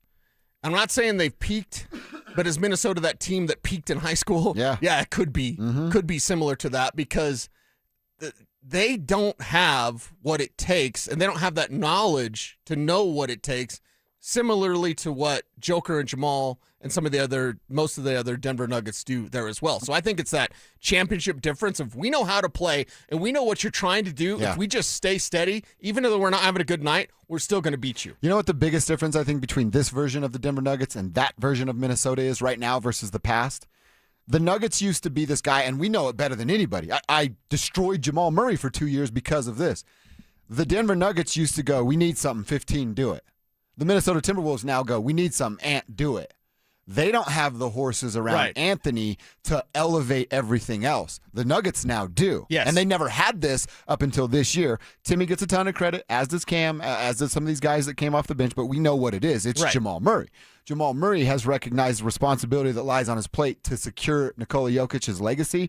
Nobody else on Minnesota understands what they have with Anthony Edwards because he's 24 years old. And I don't know if Ant understands what Ant has in his body as a basketball player. So they almost like flip roles.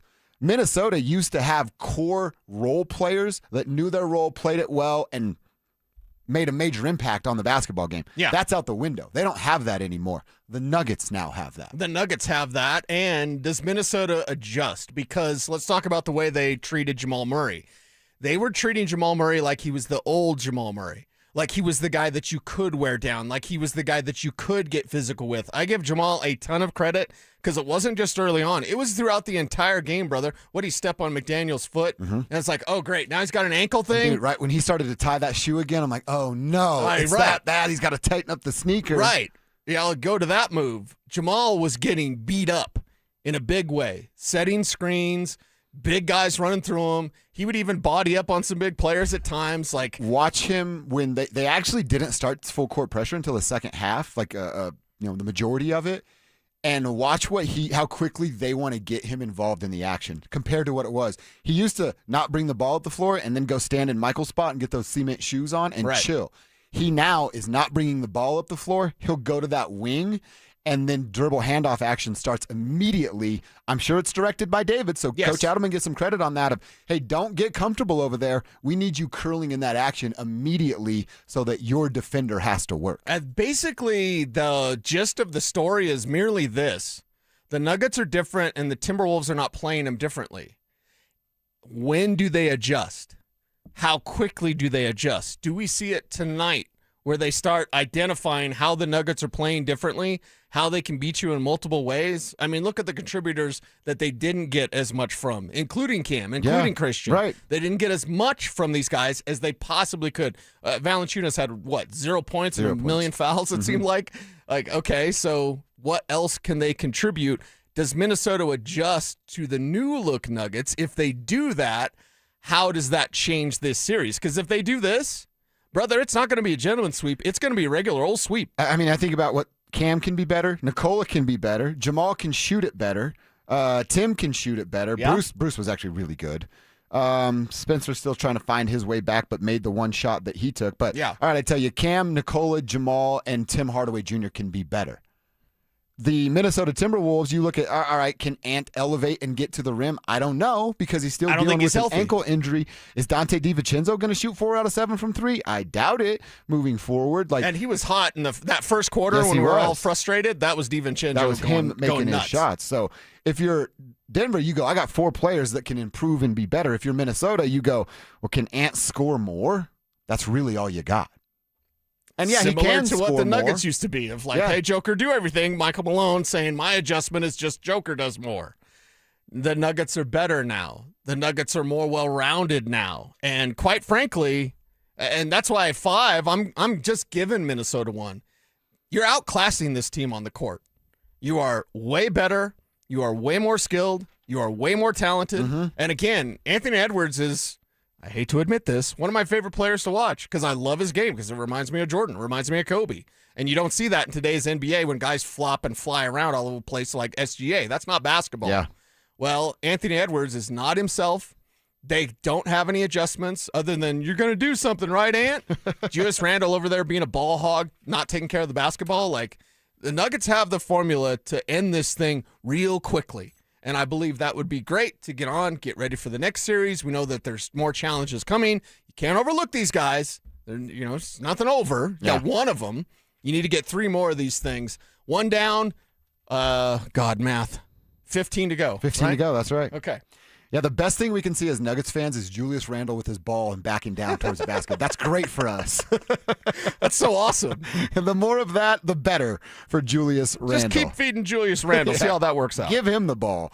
Hey, we're talking playoffs. Playoff season is here, and we want you To get hooked up with some new gear for your favorite team for their playoff run, you can enter for your chance to win a daily $50 Dick's Sporting Goods gift card and a possible grand prize of $1,000. All you have to do is listen for the keyword every hour between 6A and 6P. Text it to 303-713-1043 before that hour ends. The more keywords you enter, well, the more chances you're going to have to win. We want someone from the tribe to win not only a $50 gift card, but how about that $1,000? Get yourself a little shopping spree. For more information and complete rules, visit DenverSports.com/keyword. That is DenverSports.com/keyword. All right, the Kings, they tried to play their version of hockey. That version of hockey, that's tough to watch. Slow, it's low scoring, there's not a lot of action, and who the hell wants to watch that kind of professional sports? But Jared Bednar talked about it after the game, Cease. They were able to beat the Kings at their own game. I'm really happy with the way we played, too. I think that's the kind of game you can expect. Playing the Kings, it's a tight checking team. What they play 50-something one-goal games and low-scoring games. I'm comfortable with that. I think our team's comfortable with that. All right, so if they're comfortable with it, that's got to make us comfortable with it. But I was a little uncomfortable watching about the first, 28, 32 minutes, whatever it was, of this game because there was no real give. There wasn't in fact, I watched them barely get shots on goal on a power play a couple of different times. I watched the Kings get some real in-front, high-danger scoring chances 5-on-5 against the team that's best in the league at 5-on-5. There were some moments where I'm like in the first quarter of the Nuggets game, I'm like, what the hell? Show up with some intent. Right. First two periods of the Avs game, I'm like, who are you? Well, this is not the team that just won the President's Trophy and were dominant, the wagon that they were all year. Right. And what was that caused by? One is just the King style and the way that they play. But don't let them dictate the style of play. Play your game. It's your home ice, and I know that some had commented, I saw this on Avs Twitter, about okay, you didn't have 24 hours. It was the Nuggets game, and then it's the Avs game, and the ice wasn't maybe as good as it could have been. That's a little bogus on my part. Maybe a little bit sloppier out there. That's what some on Avs Twitter were saying yesterday. Were the Kings still skating on that same sheet or no? But it's their style, right? They're okay with that. With the Avs, it's about speed and skill, and it's about better puck management, and they certainly didn't have that against the Kings. Still get the win, so we're not going to nitpick, but poor puck management is something that led directly to the Kings generating offense. You don't want to beat yourself. The Avs, they're a wagon when they're clicking on all cylinders, but they're able to get this win not clicking on all cylinders, so we're going to take that W and look to see how they adjust going forward. I don't know, it's like I said earlier, I felt like a little bit of, I wanted to call it playing with their food, but it wasn't even that. Like you're kind of just trying to hang with the Los Angeles Kings in the first couple of periods, and Bednar saying it that's how they play. But again, you're the Colorado Avalanche. You let them the Los dictate. Angeles Kings. You don't let them pick pace. Right. You bring it right at them. You try to get them lost in neutral zones and get odd man rushes because you have the speed and agility to be better than that of the Los Angeles Kings. Let's see if it changes tomorrow night. It is the first round. This is something that Jamal said about the Nuggets, and I feel this way across all platforms of sport. Hey, it's the first round. It's the first game. There is a bit of a feeling out process. I just thought that would come quicker from the Avs perspective. Well, and honestly, I don't like them dictating the style of play because they dictated. This is how you steal one if you're the Kings. You have grindy, transition-denying hockey. That's their style. But the Avs shouldn't allow that to happen. The Kings dictated the style of play and still lost. So the Avs walked out 1-0. And you've got to have some confidence built from that they played their style and they still lost. So I'm not saying like the Timberwolves. I believe that Minnesota put their best punch towards the Nuggets and still lost. I'm not saying that's the Kings' best punch, but that's clearly their style of play. Mm-hmm. And it was Colorado and their mismanagement of puck handling that allowed the Kings to have some opportunities, more opportunities than you'd want. Let that speed come through. Let that skill come through. When you're on your power play, be shot happy instead of pass happy, and see how things come out. I mean, we could be talking about a 5-1 game. We probably should be talking yesterday about with that. all those hitting the post for various Avs players. I mean, those go in instead of hitting the post. Now we are talking about that 4-1, 5-1 type of victory, and that's the style. Those are the Avs. That's the type of Avs game that should show up and probably will at some point in this series or 2 points in this series. You just want them to be a little more dominant. You know what I mean? Beat up the wild card too. dominate the wild card too, because you're the number one seed and have been since freaking November. Yeah, is what it felt like. So go out and show them who you are, and don't wait to do that. And was it the goalie interference when they don't give LOC that goal because it wasn't a goal and then it was overturned? It just wasn't called as a goal. Colorado challenges it, and it's the fact that nobody knows what goalie interference is whatsoever. I don't think it's bad that Jared Bednar challenged that. I mean, you might as well take that chance. He's hoping that Doughty gets called for the hip check on Drury, right? Drury, who took the hit. Yeah, and Drury wasn't flopping at all. Not at all whatsoever. He's falling backwards trying to catch himself. So, and that's where you see him, have the contact there with Forsberg. LOC gets that one in. So I don't know if that maybe threw them off a little bit, but it shouldn't have. And they got the win anyway. So at the end of the day, it's playoff time. You're going to have different styles. You're going to have different physicality thrown at you. The Avs are known as more of a finesse team. There's going to be some, goon squad out there, and the Kings had that late in the third period.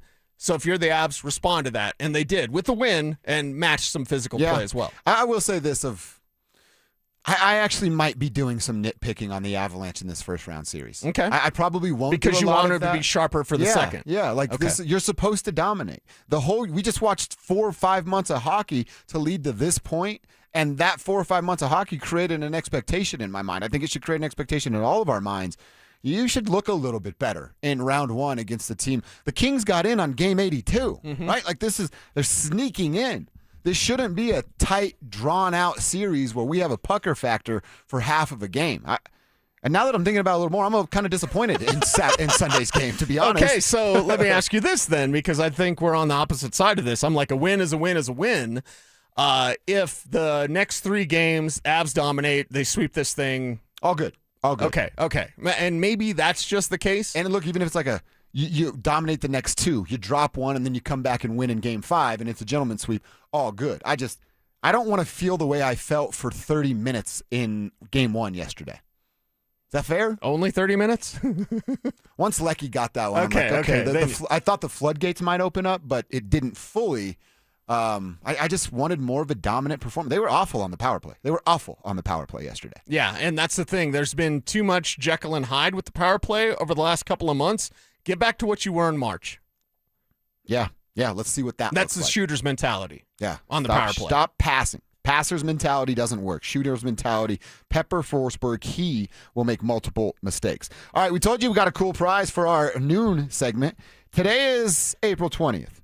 Today, there is a concert at Red Rocks. It's 420 on the Rocks. Ice Cube and Snoop D-O-double-G are going to be performing out at Red Rocks tonight. I believe you guys are going to stay dry out there. I'll hope and knock on wood for you if you're heading out there. And if you don't have your tickets yet, well, we've got an opportunity for you to get there on us. 2 tickets are on the line for caller number, let's do 10. Let's just do 10 today, Alex. Caller number 10 at 303-713-1043 will win the 2-pack of tickets where you can stream the Nugs game on your phone while you're out there doing what you do at a Red Rocks concert with Snoop Dogg and Ice Cube at it. So caller 10 right now, you will win your tickets courtesy of Denver Sports 1043 The Fan. Good luck, and hopefully you're on your way. All right, Cecil, at 12:30 and 10:30 this week, we're going over our favorite players for the Broncos to be drafted. We each have a name. It's our 5th favorite players. We're going to go down from 5 to 1. We'll tell you who Cecil likes coming up next. Belongs to the Denver Nuggets, 116 to 105. Powered by a second-half defensive masterclass. Denver locked in and held Minnesota to just 43 points after halftime. Jamal Murray poured in 30, perfect at the line, willing this team through contact. Nikola Jokic, a 25-point triple-double, taking over when it mattered most. And Aaron Gordon's second-half minutes changed the game. Defense, toughness, execution. Nuggets strike first and set the tone. Denver Sports 1043 The Fan. Denver's playoff headquarters. When the dollar's convertibility into gold ended in 1971, gold was fixed at $35 an ounce. Fast forward to today, and the U.S. dollar has lost over 85% of its purchasing power. Meanwhile, gold has increased in value by over 12,000%. Central banks are buying gold at record levels. Major firms are holding significant positions in gold. And I choose to buy gold from Birch Gold Group. It's Dan Bongino, and it all starts with education.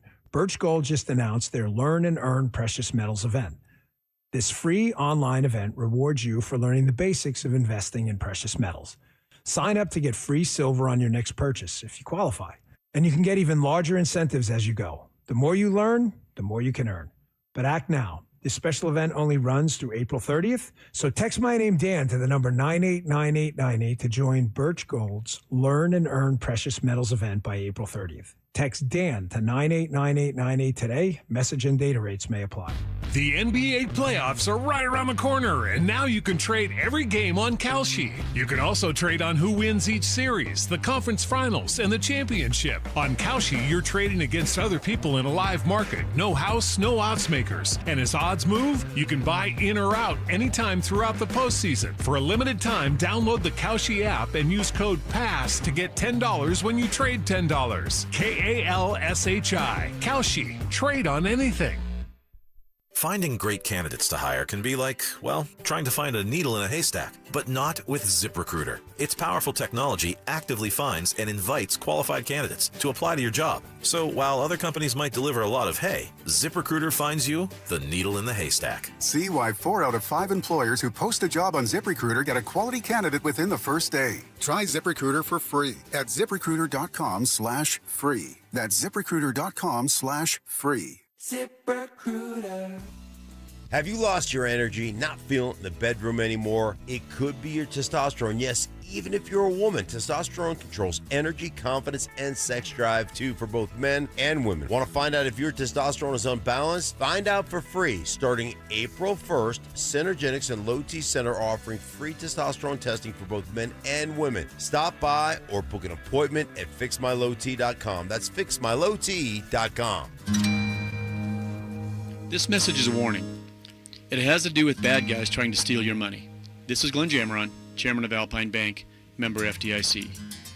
Recently, fraud con artists are sending out texts and emails to unsuspecting bank customers. They say something's wrong with your account. They ask you to click on a link and provide your login and password. Or they call you on the phone.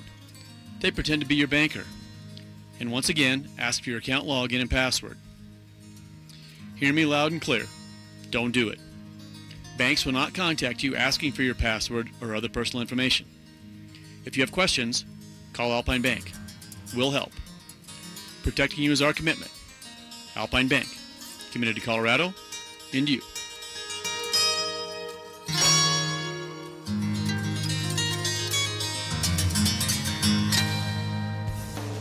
They called Route 66 the Mother Road, Main Street of America, the road you could trust to get you where you needed to go. This year, Route 66 turns 100 and Siltahar Motors turns 66. Both built on trust, community, and doing things the right way. No shortcuts, no detours, just honest deals from people who treat you like a neighbor. See all their inventory on sale now at sthmotors.com or visit Highway 36 and Wadsworth. And stay tuned, something big's coming in May to celebrate 66 years. Siltahar Motors, get everything you want out of a dealership.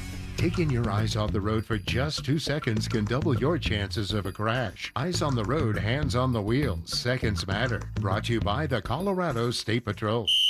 Denver Sports Snapshot. Tonight on ESPN Denver 1600, playoff basketball action continues as Atlanta faces New York. Presented by Gebhardt BMW, your trusted family dealer since 1975. Denver Sports 104.3 The Fan presents Dover and Cecil.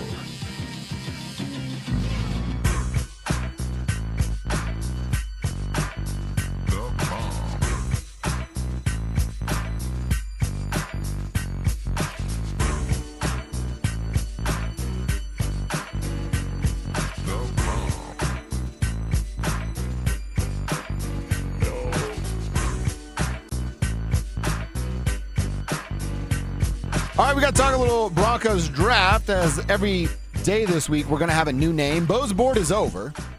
Who won it? Who won our, was it Paul and Westminster? Paul and Westminster. Paul and Westminster will be Yiggy Yes Y'allin, Yeah. Snoop Doggy Doggin. That's right. Yeah, Paul in Westminster is going to be at Red Rocks tonight. At some point he's going to go, really thirsty, man. I think that he'll need some eye drops. Yeah. Right? I feel like Eye I just drops? ate a sweater. Yeah. Do you have eye drops in your backpack? They're in the car.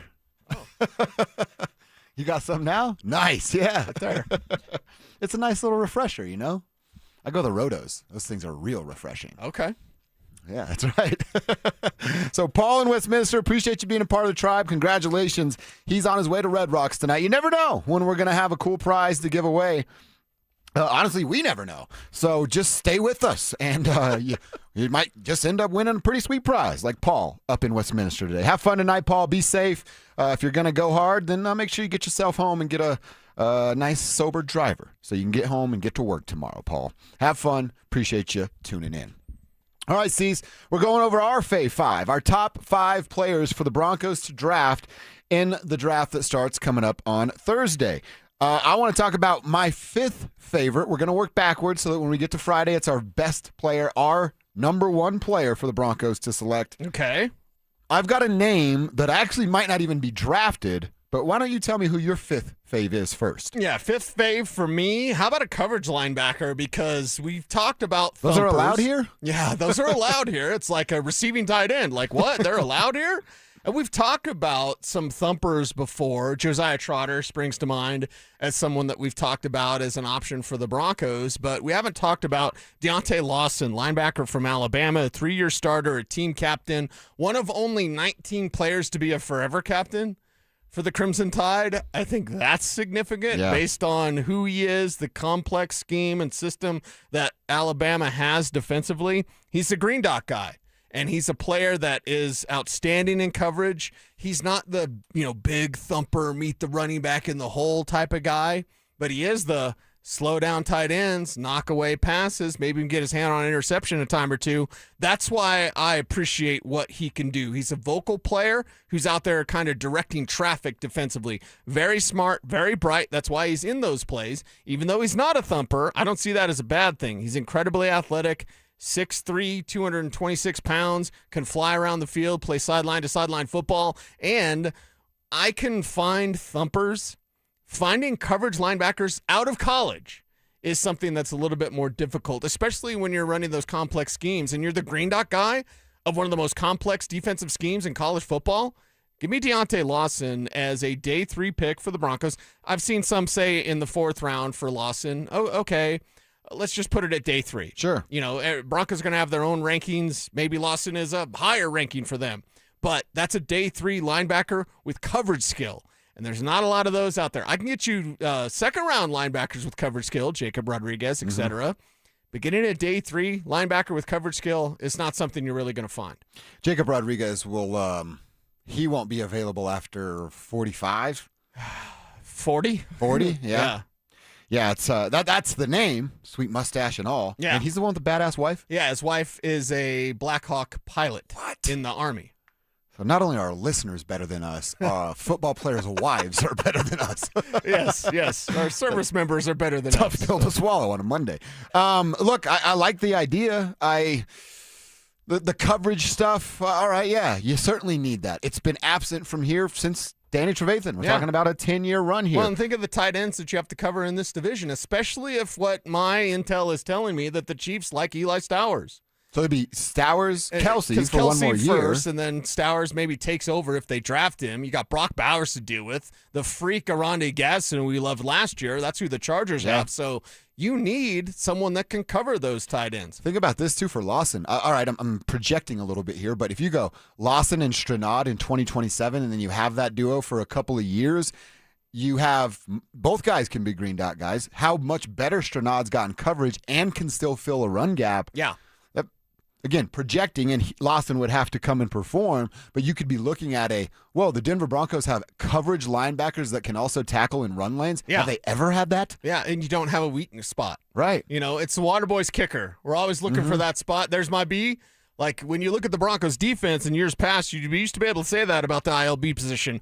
Not anymore with Singleton back, Sternod back there as well. And if you draft a guy like Deontay Lawson, I would appreciate that. I like Deontay Lawson. I like the idea of a linebacker that can cover tight ends because it's 2026 and at the NFL, that's what is necessary.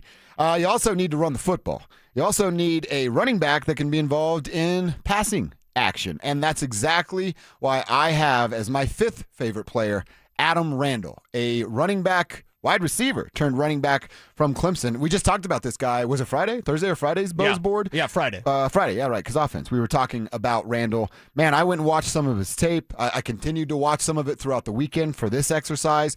I'm just impressed with this kid's size, what he is. He's still got some raw to him at the running back position. You come in here behind this offensive line, get taught how to run behind an offensive line, pick your holes, and be the threat that he is catching the football. I think Adam Randall, if you end up adding Adam Randall late or even after the draft, that's a hell of a steal from George Payton and the Broncos. Yeah, 6'2" running back that's played 1 year at the position, is only growing and developing further. A former wide receiver that can line up out wide, that can catch passes and doesn't need to come off the field. I'd appreciate Adam Randall as a day 3 pick for the Denver Broncos. So if he's your number 5, I applaud that number 5 pick, because that would be a good one. Depending on what the Broncos do at running back a little bit earlier, is their first pick a running back? Is it Jadarian Price? Something like that. So we'll have these things to discuss. And again, probably a 95 or maybe even 99% chance that they don't pick on Thursday. But it's not a 100% chance. So as I'm on air, James Palmer, John Davis, myself, talking about the draft, I'm just going to have the mind open as to what the Broncos could do. It takes a player or a 2027 pick to get there, doesn't it? Yeah. But hey, I'm not opposed either. Who wants Riley Moss? Yeah, right. You know what I mean? I think you can put together a package of plays. Who wants this? Our guy Zaza in the house. What's up, Zaza? You two need to come up to Civic Center Park, and we'll partake in a little of the stickiest, the icky. You know who's at Civic Center Park today? Huh? Mexican OT. Really? He's like my favorite rapper right now. Okay. I got Mexican OT on the rap side. I got Ella Langley on the country side. I'm all over the place, but I got Mexican OT in one ear. Yeah. And right into Ella Langley. I'm an Ella fella on the other side. You're an Ella fella. So when you go golfing all the time and you've got your Bluetooth speaker, you got a little country, little rap. Yeah. No room for metal in your life? I'm not really the biggest metal guy. Why not? I was like a punk kid. Okay, yeah. Because of skateboarding. A little pop punk, pop whatever. punkish, but I don't know why I was never into metal that much. Huh. I like older rock, like my dad's stuff. Yeah, that's not metal, though. No. Guns N' Roses isn't metal. No. But my dad was into his 5 Finger Death Punch, that's metal. Yeah. That's a little too much for me. And I'll tell Ivan, I'm like, dude, your songs are way too intense for a guy like me. But everybody else loves them in my family. Okay. It's just not necessarily for me. Okay. I got you. But yeah, I do. It depends on who I'm playing with. Like I'm playing golf today after work. And if I get paired with, some of the demographic from the morning show, I'm going to take it easy on my music.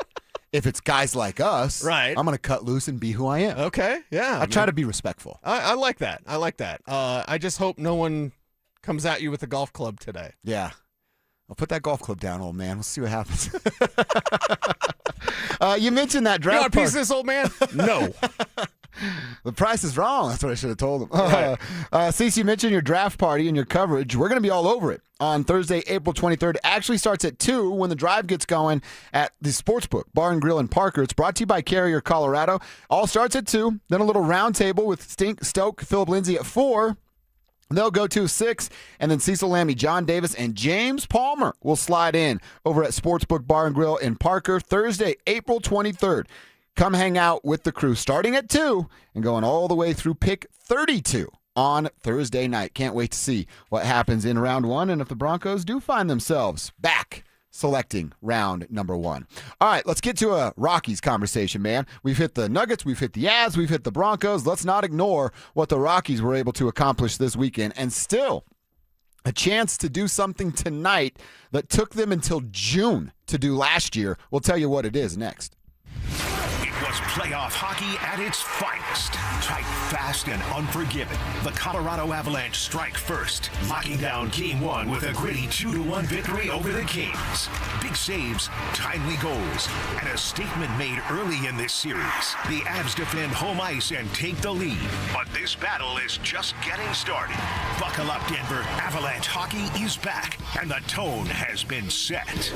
Denver Sports 104.3 The Fan. Denver's playoff headquarters. There's nothing more meaningful you could do for yourself, your family, and friends than finally getting rid of that pain so they can enjoy time with you again, especially heading into vacation season. If you say yes to any of these questions, You are the kind of patient QC Kinetics regenerative treatments help every single day. Do you have consistent joint pain in your knees, hips, shoulders, or back? The pain keeps you from getting a good night's sleep. I'm missing work or saying no to activities that I enjoy. I don't want surgery and a long recovery. I'm at the end of my rope, taking medications every day to just get through. Moment of truth. Did you answer yes to more than one of those questions? Well, today could be your day to turn that corner and finally get relief. QC Kinetics treatments are easy. They're done right there in the office so you can go about your day. The consultation's free, so don't wait. Call today. 303-900-8986. That's 303-900-8986. With locations in Aurora, Superior, Highlands Ranch, and the Springs, it's QC Kinetics. Lowest rate for life. It's our trademarked and most innovative product in the entire mortgage industry. Lock in your savings today, and if rates fall in the future, even as little as 0.5%, we will redo your loan with no lender fees and no appraisal fee. Always have the best rate and maximize your savings. It's only at U.S. Mortgages, and our number says it all. 303-LOW-RATE. That's 303-LOW-RATE, or online at usmloan.com. All loans subject to approval and change. License number 392126. Are you one of those people who dread going to the dentist? If so, have you tried sedation dentistry? Learn more about sedation dentistry at coloradosedation.com. Sit back, relax, and dream with the most experienced sedation dentist and staff at Clarkson Dental. Are you looking for the perfect engagement ring? Hi, I'm Scott Matthew with Matthew's Fine Watches and Jewelry. We have a great selection to choose from. If you're looking for that one-of-a-kind custom ring, our associates will take the time with you to design that ring that she will love, and her friends will go crazy over. At Matthews, when you purchase your ring and Centerstone, you'll receive 20% off your wedding bands. Make the right choice. Come to Matthews and save. Matthews Fine Watches and Jewelry, located in the Highlands Ranch Town Center or online at MatthewsFineWatches.com. The right financial strategies can make a huge difference, especially if you're nearing retirement. Adam Mueller talks retirement strategies with Mile High Money. Saturday mornings at 8 on Denver Sports 104.3 The Fan. Brendan Stokely from my friends at Roller Auction, leader in Colorado auctions for over 40 years. They conduct over 150 auctions every year, selling tens of thousands of items at the price you set. Auctions are held regularly for Colorado government agencies, and they always have big-ticket items at great prices. That's why I love Roller Auction. And almost all bidding is conducted online in real time, and it's open to the public. Anyone can participate. Check back regularly. New auctions are added weekly. Be the first to know about new auctions available for bidding when you sign up for email notifications. Go to rollerauction.com/thefan. After a devastating car crash, a lot of people think they can't afford a lawyer. They're already stressed, hurting, or maybe out of work. And the last thing they need is a big retainer fee to get help. But here's the truth. At Berg Simpson Law Firm, you only pay us if we win your case. That means there's no down payment and no upfront costs to get the help you need right now. Give Berg Simpson a call, and we'll be with you every step of the way. If you've been injured, call Berg Simpson for free now at 303-790-2525. BergSimpson.com. Good lawyers changing lives. Now is the best time to buy. Get ahead of the competition and get the deal you want on the home you really want. Maximize your savings with lowest rate for life, and if the market does improve, we can save you money without any additional lender fees or appraisal fees. We're here for you today and tomorrow and celebrating 30 years of helping homeowners with expanded approvals, low rates, credit improvements, and more. Call U.S. Mortgages at 303-LOW-RATE. All loans subject to approval and change. License number 392126. Listen up, Denver. This hour's keyword is travel. TRAVEL. Text travel to 303-713-1043 right now, and you could win a $50 Dick's Sporting Goods gift card and qualify for the $1,000 grand prize. That's travel to 303-713-1043. By texting, you agree to receive an automated marketing message from Denver Sports 104.3 The Fan. Message and data rates may apply. For complete rules or to enter the keyword online, visit www.denversports.com/keyword. You're listening to Dover and Cecil on Denver Sports 104.3 The Fan.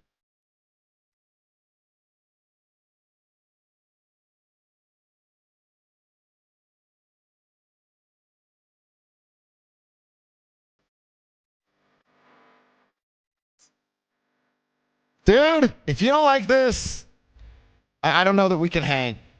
Listen to this voice. This is so good. Okay. Listen. To the love of her life. Dude.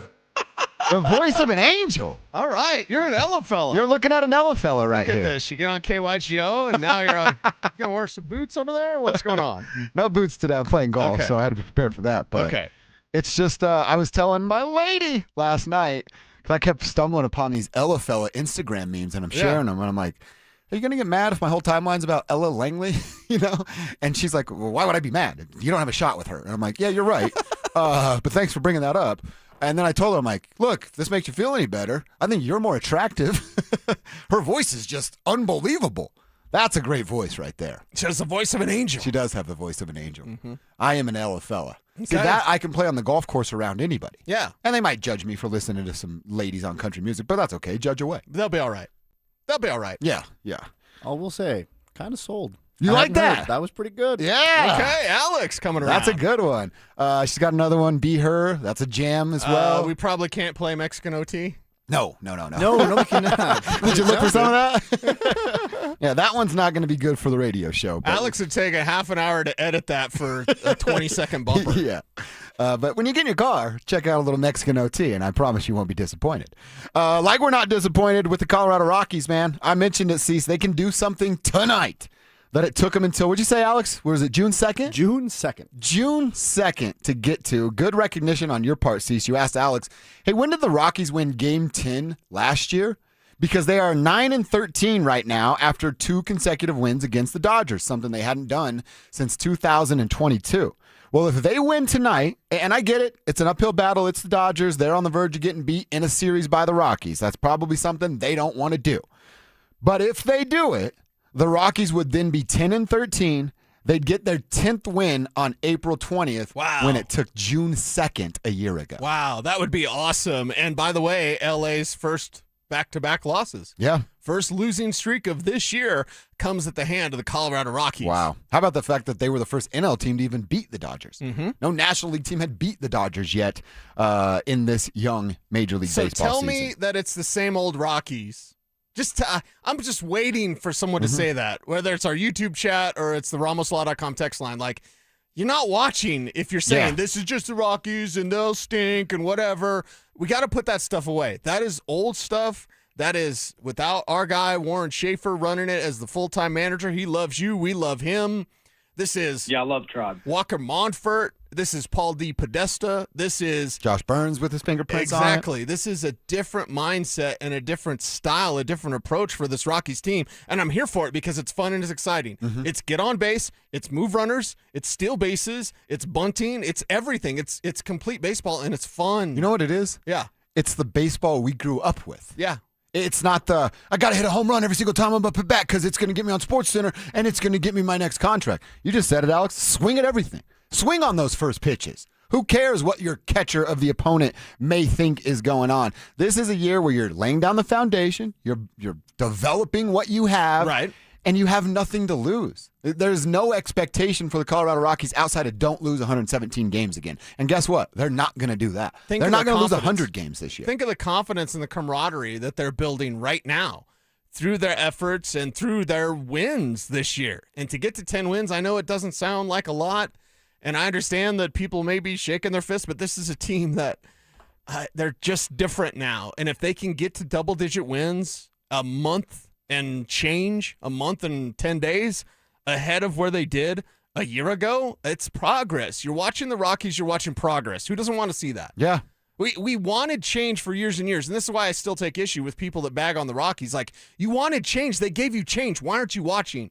I'm a big Rockies fan, but I won't support them. No. Full stop. They are doing things differently now. So it's time to dial in and pay attention and honestly get as offended as you like. But the Rockies game was way more fun than the Avs game was yesterday. We were talking about it off air. The Avs game was a slog. Yeah. Absolute slog because they played the King style, which is boring.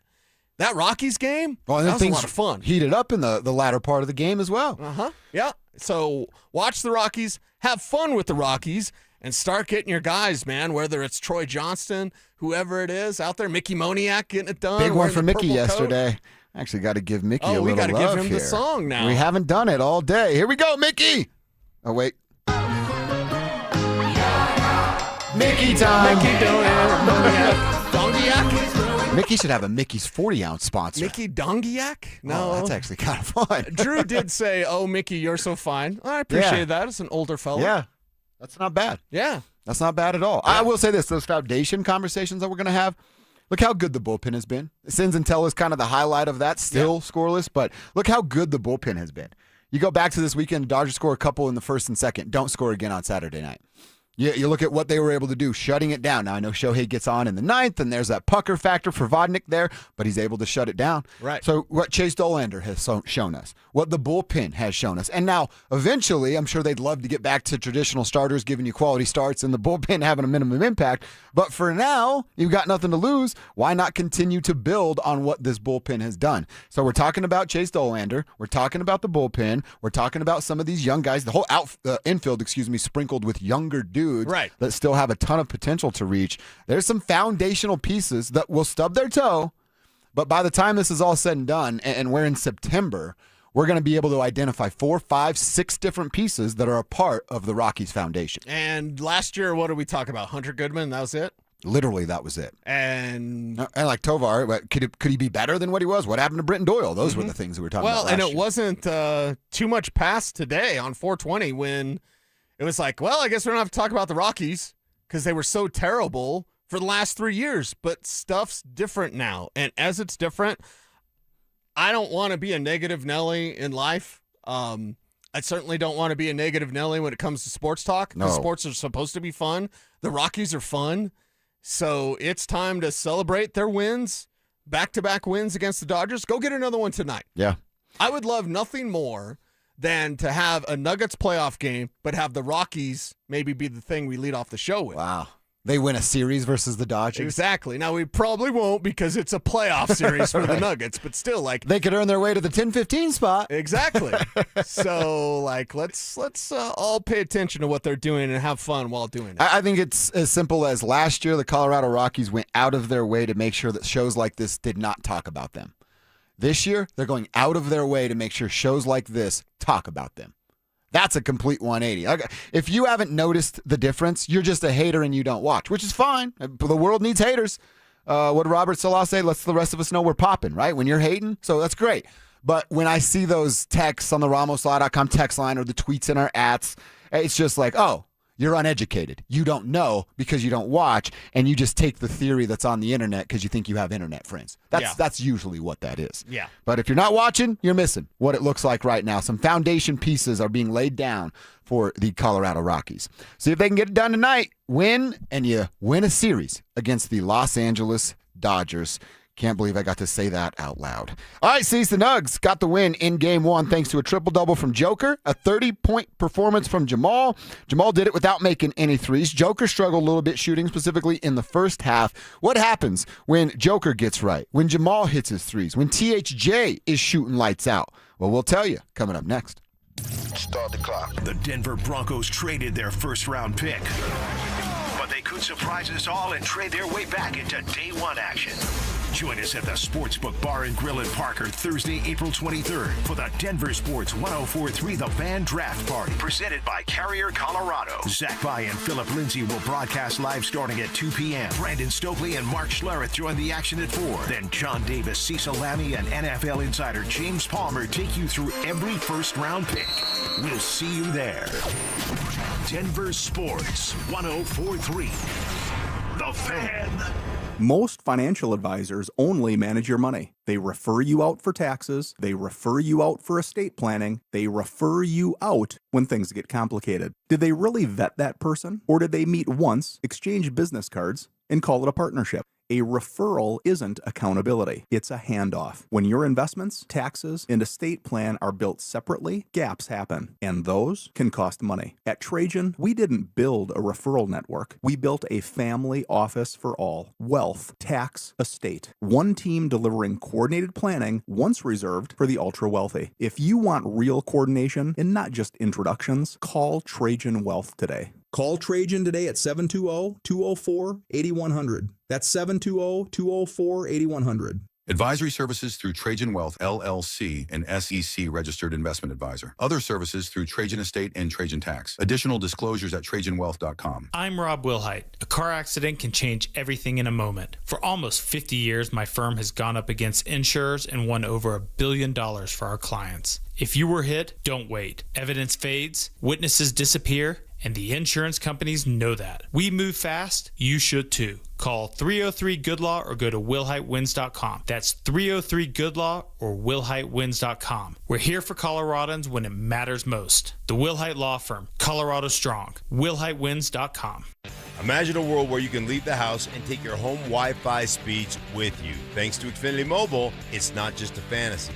Picture it. You're at your kid's soccer game, streaming the other game in 4K, just like that.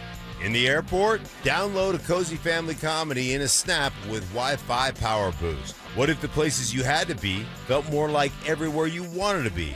That's the magic of Xfinity Mobile, reliable Wi-Fi and 5G when you need it. Xfinity, imagine that. To get started, call, visit Xfinity.com, or drop into an Xfinity store. Cut your mobile bill in half with 2 lines of unlimited. Visit Xfinity.com to learn more. Restrictions apply. Xfinity Internet required. Savings based on promotional rate for 2 lines of Xfinity Mobile versus regular rate for 2 lines of T-Mobile Experience More, Verizon Unlimited Plus, AT&T Starter. As of 2/10/26. Taxes, fees extra. After promotion, regular rates apply. This is the sound of Claire, cooking dinner at home. And that's the sound of a fraud alert from Wells Fargo, flagging a charge for a pricey restaurant in Paris. Considering Claire isn't in Paris right now, that seemed odd to the bank and to Claire. 2 taps later, Claire says nope to the charge, and Wells Fargo is on the case. However you make money work, Wells Fargo can work with that. Wells Fargo Bank, N.A., member FDIC. Hey guys, boy Steve here today by my long-term buddy Troy Hansford. And if you're thinking about selling your house for any reason, now might be the time to sell, still get top dollar. Believe it or not, my guy Troy is still offering his $5,000 guarantee. What is it, you ask? Well, if you can't sell your house at your price on your timeline that you agree upon beforehand, bam, going to cut you a check for $5,000. Who else makes the offer? Nobody I've ever heard of. And he makes that offer because he continues to spend a ton of money marketing his listings, has about 100 families approved and ready to buy right now. And if for any reason you need to sell right away, Troy can buy your house all cash and he can close in as little as 7 days. You have a house to sell, Troy probably has that perfect buyer for you right now, waiting for you to pick up the phone and to call him. Call Troy, get your home sold for the most money. That's 720-900-4433, 720-900-4433. Troy Hansford of RE/MAX Professionals, a Colorado licensed broker. Some restrictions do apply. Want to sell your house? Then call my buddy Troy, 720-900-4433. KKFN and KKFN HD1 Longmont, Denver. You're listening to Denver Sports 104.3. The Fan. Denver Sports Snapshot. Tonight on ESPN Denver 1600, playoff basketball action continues as Atlanta faces New York. Presented by Gebhardt BMW, your trusted family dealer since 1975. Denver Sports 104.3 The Fan presents Dover.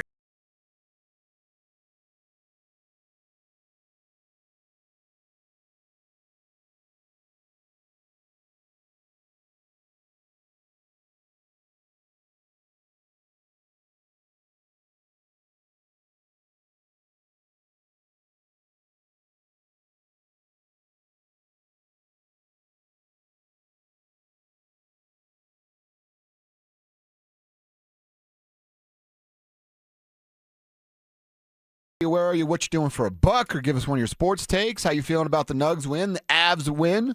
Rockies taking 2 of 3 so far Our from the YouTube Dodgers? chat is fired up about the Rockies. Really? And like that. This one says from John, as long as we compete, we'll support the Rockies. Keep it up. And that's the thing. People just want to see a good product. Mm-hmm. Win or lose, are you competing? Win or lose, are you putting your best foot forward? With the Colorado Rockies, we know the answer is yes, yes, and yes. Yeah, that's exactly right. Give us a reason to go to the ballpark other than a hot dog and a That's cold 2 one. foot long. Yeah, the Glazilla, I believe is what they're calling it. $40 for 2 pounds of hot dog meat. If I paid you $40, would you eat that 2-pound hot dog? No, I like you. You would. Yeah, I'd say Yeah. We're both cut from the same cloth. It's like, I don't care how much money I have. You're like, you're going to give me $40? Yeah, I'll do whatever. Yeah, whatever.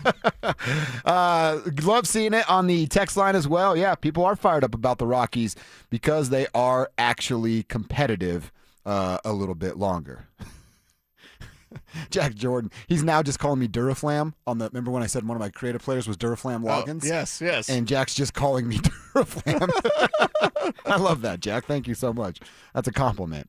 All right, let's talk a little bit about the Nuggets. Want to hear from Joker and Jamal as well. Jamal Murray. This is kind of what I was talking about earlier with Jamal being 0 for 8. Cam, Jamal, and Timmy being a combined 3 for 18. I imagine there are some nerves as you get into the game. Of course, everything kind of eases up a little bit, but Jamal talked about that after the game. Everybody kind of dealing with, a little bit of pregame anxiety. I think the first game is always, everybody's got so much adrenaline. Everybody's excited. Everybody's a little bit nervous, some butterflies, which is human. So I think it's fun.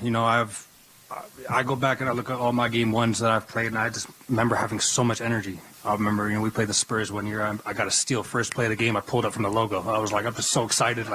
So I just found over the years just being able to relax and just play it like another game, and knowing that I'm going to play most of the game, or I'm not going to have to look or hunt shots. The game's just going to come to me. So it's a different mindset. And I think that allows me to make every free throw or just play it at a good pace, at my pace. So I think everybody will settle in after this game. And you know what? I think there's something to that. Credit to Jamal for kind of bringing that up and humanizing a little bit these athletes, because I'm guilty of it. I would assume you're guilty of it, Alex. I'd assume you're guilty of it. I think everybody is, where we go, yeah, professional athlete, you get millions of dollars. I wanted to do that. What do you mean you're nervous? It's game 1, round 1, NBA playoffs. It's championship or bust for a squad like this. He's been as good as he's ever been. Now he's going to go take that talent to the postseason, where he knows what it looks like and how it can finish if he's playing that kind of basketball. It's tough for me to say I give them a pass. It's more of like an understanding. Right. I'd be nervous as hell too. Yeah, and that you see a feeling out process in that game that early on in the first quarter. That's all they were doing. They're filling out, and then I'm not even saying flipping the switch, because they really didn't. Things came through. Joker took over in the fourth quarter like Joker does. That's the best version of the Nuggets. Like, do your thing. Let everyone else contribute. Joker, fourth quarter, you're going to take over. You're going to separate there. Not Joker do everything all the time. That's a mistake that Michael Malone would make far too often with this team, whether it was regular season or postseason. And with David Outerman, we have a critical eye on a couple of guys in these postseason. Marty Netchus for the Avs. Yeah. No doubt. We'll continue that critical eye. And if Mackenzie Blackwood's out there, for the love of God, that had better be better. David Outerman, though, when we talk about the Denver Nuggets, David Outerman, DA, that's almost entirely where the spotlight is. Payton Watson, when he's available to play. Payton Watson not going to play tonight. I'm fine with that. But, we expect AG to be AG. We expect Christian to do Christian things. Cam Johnson, needs to have a better game than he did a couple days ago for the Nuggets. So I think David Outerman might be the number one guy we're looking to and saying, what are you doing? Yeah. What are you doing? He got that team dialed in the second, third, and fourth quarters to create that separation. I will say the one thing, if I had to pick something, hey, David, be better at this from game 1. Okay. He panicked a little bit by the way the Wolves started. Okay. And keeping Aaron in the game to pick up his third foul. Now, Aaron gets a bunch of credit, because guess what he finished with? 3 fouls. Right. He did not make another mistake, but that's just like, hey, that could have bit you in the ass, and that's a slippery slope that you don't want to really play. Yeah. Of like, dude, don't panic on one run. That's what the first quarter was, all Timberwolves. Know that there's 36 more minutes where you need Aaron to be available. And like I said, Aaron did the right thing, but DA, I'm sure he knows, and he's kicking himself in the butt of like, you pick up 2 fouls in the first. I don't care who you are, how important you are. You're sitting down until about the 7-minute mark of the second quarter. Right. So continue to manage that with DA, and we'll watch to see what this Nuggets team can do. But I believe Minnesota gave them their best punch. And I believe they took that. They took the physicality, especially Jamal taking that physicality. So because they were able to stand up to that, Minnesota either has to change their approach, because they're treating Jamal like old Jamal, and he's working them. So they're going to have to change their approach, or this thing's a sweep, not even a gentleman's sweep. Because and again, if you disagree, that's fine. But I believe Minnesota gave it their all, gave him their best shot, and it wasn't even close, because Ant's not Ant. Mm-hmm. And they don't have – Ant's not 100%, and they don't have enough around him to make this series as competitive as some thought it would be. They know each other well, a historic series, and now I guess the Nuggets are one above 500. Yeah. They're 15-14 in the last 29 games, 15 for our guys, 14 for those guys. Just separate yourself. You're clearly the superior team. You're clearly the dominant team. Just go out there and play your style, and you should be able to take care of this thing in 5. I mean, what can Minnesota do better? You're not going to get much better than 8 of 9, 17 points and 10 boards from Rudy Gobert. I was going to say, was that Gobert's best game that he's going to have in this series? About as good as he's going to look. Right. Can you get more than 12 points out of Dante DiVincenzo? I don't know. He made, the threes that he's making, he made 4 threes. They all came early. That's all his points. Yeah. Are you going to keep him in that kind of check? I don't think he's going to shoot the ball at that rate. The one player maybe you talk about, too, Julius Randle, that's what they're hoping. You and I have our own feelings about Julius and don't think he's that much of a threat. Jaden McDaniels, he took 14 shots, missed all 4 threes that he took. If he makes a couple threes that gets his rhythm going, it makes them a little bit more threat on the outside. But that being said, I could say the same thing about Jamal, Tim, Cam. They make their threes. Right. That means the ball's popping around the perimeter. There's another kind of ripple effect to that. Ant's ankle's jacked up. He's not attacking the rim. Make his ass chase the three-point shot around and do rotations. It's just going to get that moving all that much more. Yeah, and you see Ant having to commit so much energy defensively to various Denver Nuggets, including Jamal Murray. So it's like, okay, how does that work out for him when he's not 100%? That's clearly he's not 100%. And defensively, he's got to put in a lot more effort. I think that's advantage for Denver Nuggets. The NBA has that. It's not even a dirty little secret, but you get to hide your offensive superstars on defense to conserve their energy for the offensive end. They don't have that luxury in Minnesota anymore. Nickeil Alexander-Walker plays in Atlanta. He's playing damn good for the Atlanta Hawks right now. You don't have that luxury. Jaden McDaniels has to guard Jamal, has to guard Cam, has to guard Timmy, has to guard Bruce. All of these players get his effort, which means Anthony Edwards then has to put forth legitimate effort on the defensive side, takes away from his ability on the other. Right, and when you're able to rotate in guys, Brucey B had a hell of a game. Dude, he had a great game. Hell of a 5 game. steals in the first half. 5 steals, so engaged, talking junk like he always does. When he gets fired up after a big dunk, Exactly. I'm like standing up in my living room going crazy. I love that, dude. I love it. I absolutely love it. So need more of that. And yeah, if Ant's got to get out there and defend a fresh Brucey B, so be it. See, I think tonight could be a big night for the Denver Nuggets. I think they have an opportunity in front of them. If they start the first quarter the way Minnesota did, I think there's a chance, even in a playoff game where Minnesota goes, we don't have it. Let's regroup, rally at home for games 3 and 4. I think you could punk the Timberwolves tonight. This could be one of those like cry uncle type of games. Yeah.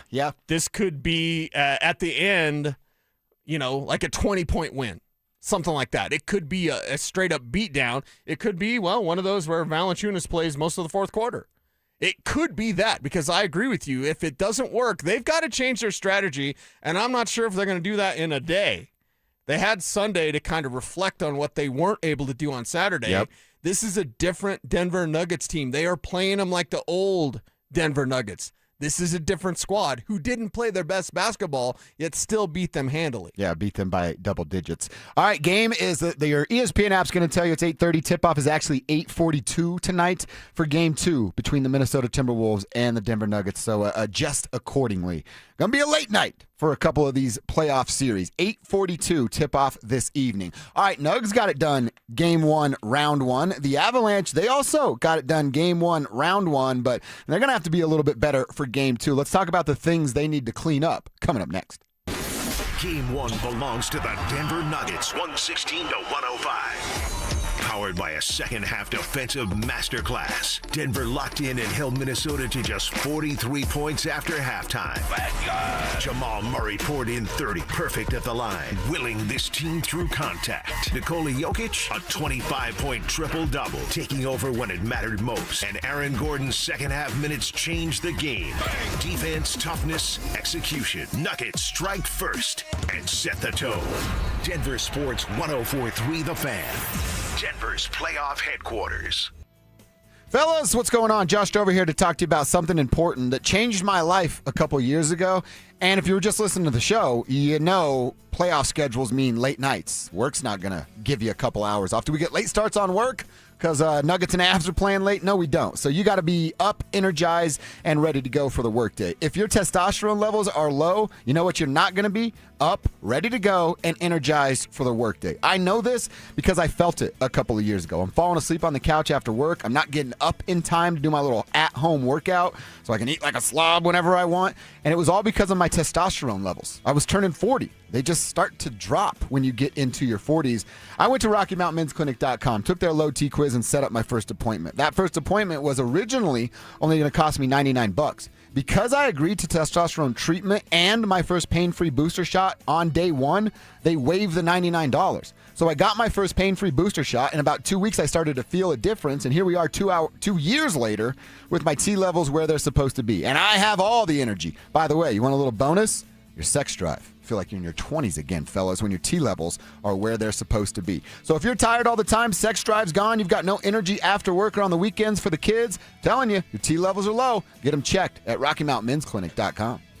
The #1 draft pick this spring is the Carrier Infinity System, keeping you comfortable year-round. With unmatched reliability, innovation, and efficiency, Carrier products deliver premium home comfort solutions for whatever the Colorado weather brings. From heating and cooling to healthier indoor air and full control with the touch of a button, Carrier is the expert in home comfort with over 120 years of changing how we live, work, and play. Visit CarrierColorado.com to find a local Carrier expert and feel the comfort. Carrier, turn to the experts. This wasn't how Patrick pictured himself in retirement. Instead of playing golf every day, he could barely walk because of his severe knee pain. It hampered everything because it hurt to walk around the golf course. It hurt to swing, just pretty much hurt doing anything. But the groundbreaking regenerative treatments at QC Kinetics changed everything for Patrick. QC Kinetics uses your body's own healing properties to help repair and restore damaged tissue in your knees, hips, back, and shoulders. No surgery, no drugs, no downtime. The turnaround's been amazing from where I was to where I am now. I'm gone from a 15 handicap down to a 7 handicap. That's because my knees allow me to play golf like I haven't been able to play probably in 15 years. Don't let joint pain keep you from doing what you love. Call QC Kinetics today for your complimentary consultation. Call QC Kinetics, 303-900-8986. That's 303-900-8986. 303-900-8986.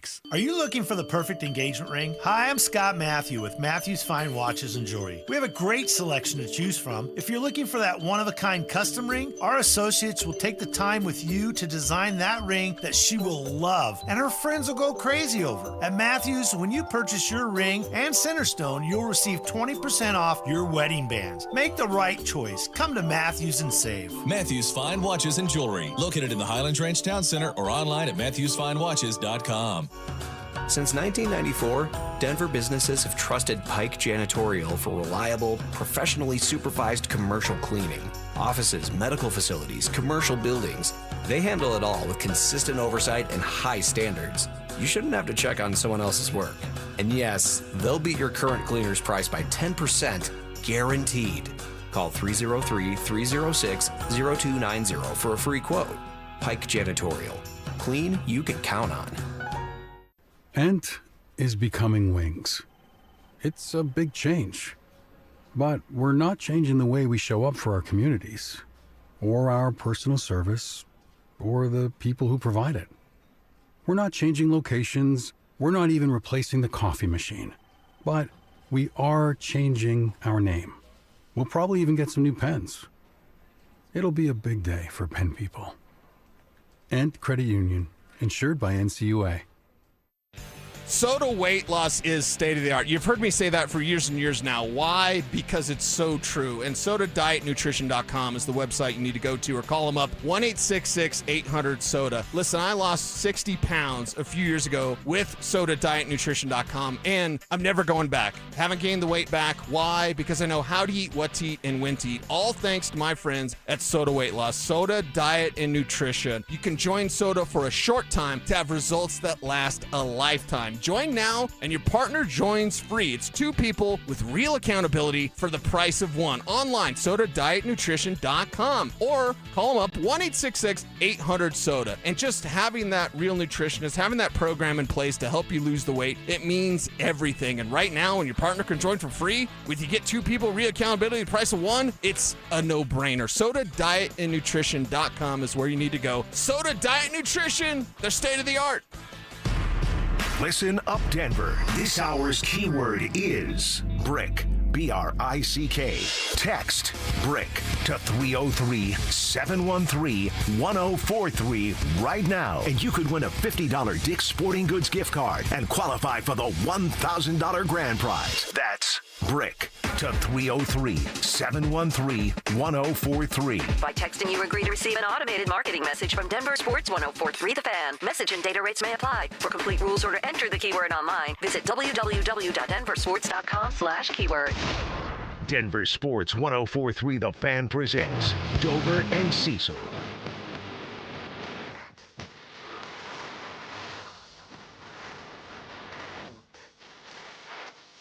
All right, we bring in our buddy Will Peterson. Talk a little Avs with us. They do get the win in game 1.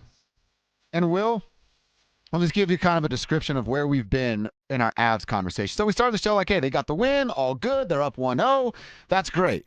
And then I started to think about it a little bit more. Cecil was saying, like, are we going to nitpick wins in the postseason? And I get it, why you said that, Cecil. Yeah. It's the playoffs. You win. I'm at a no on that, by the way. He's a no.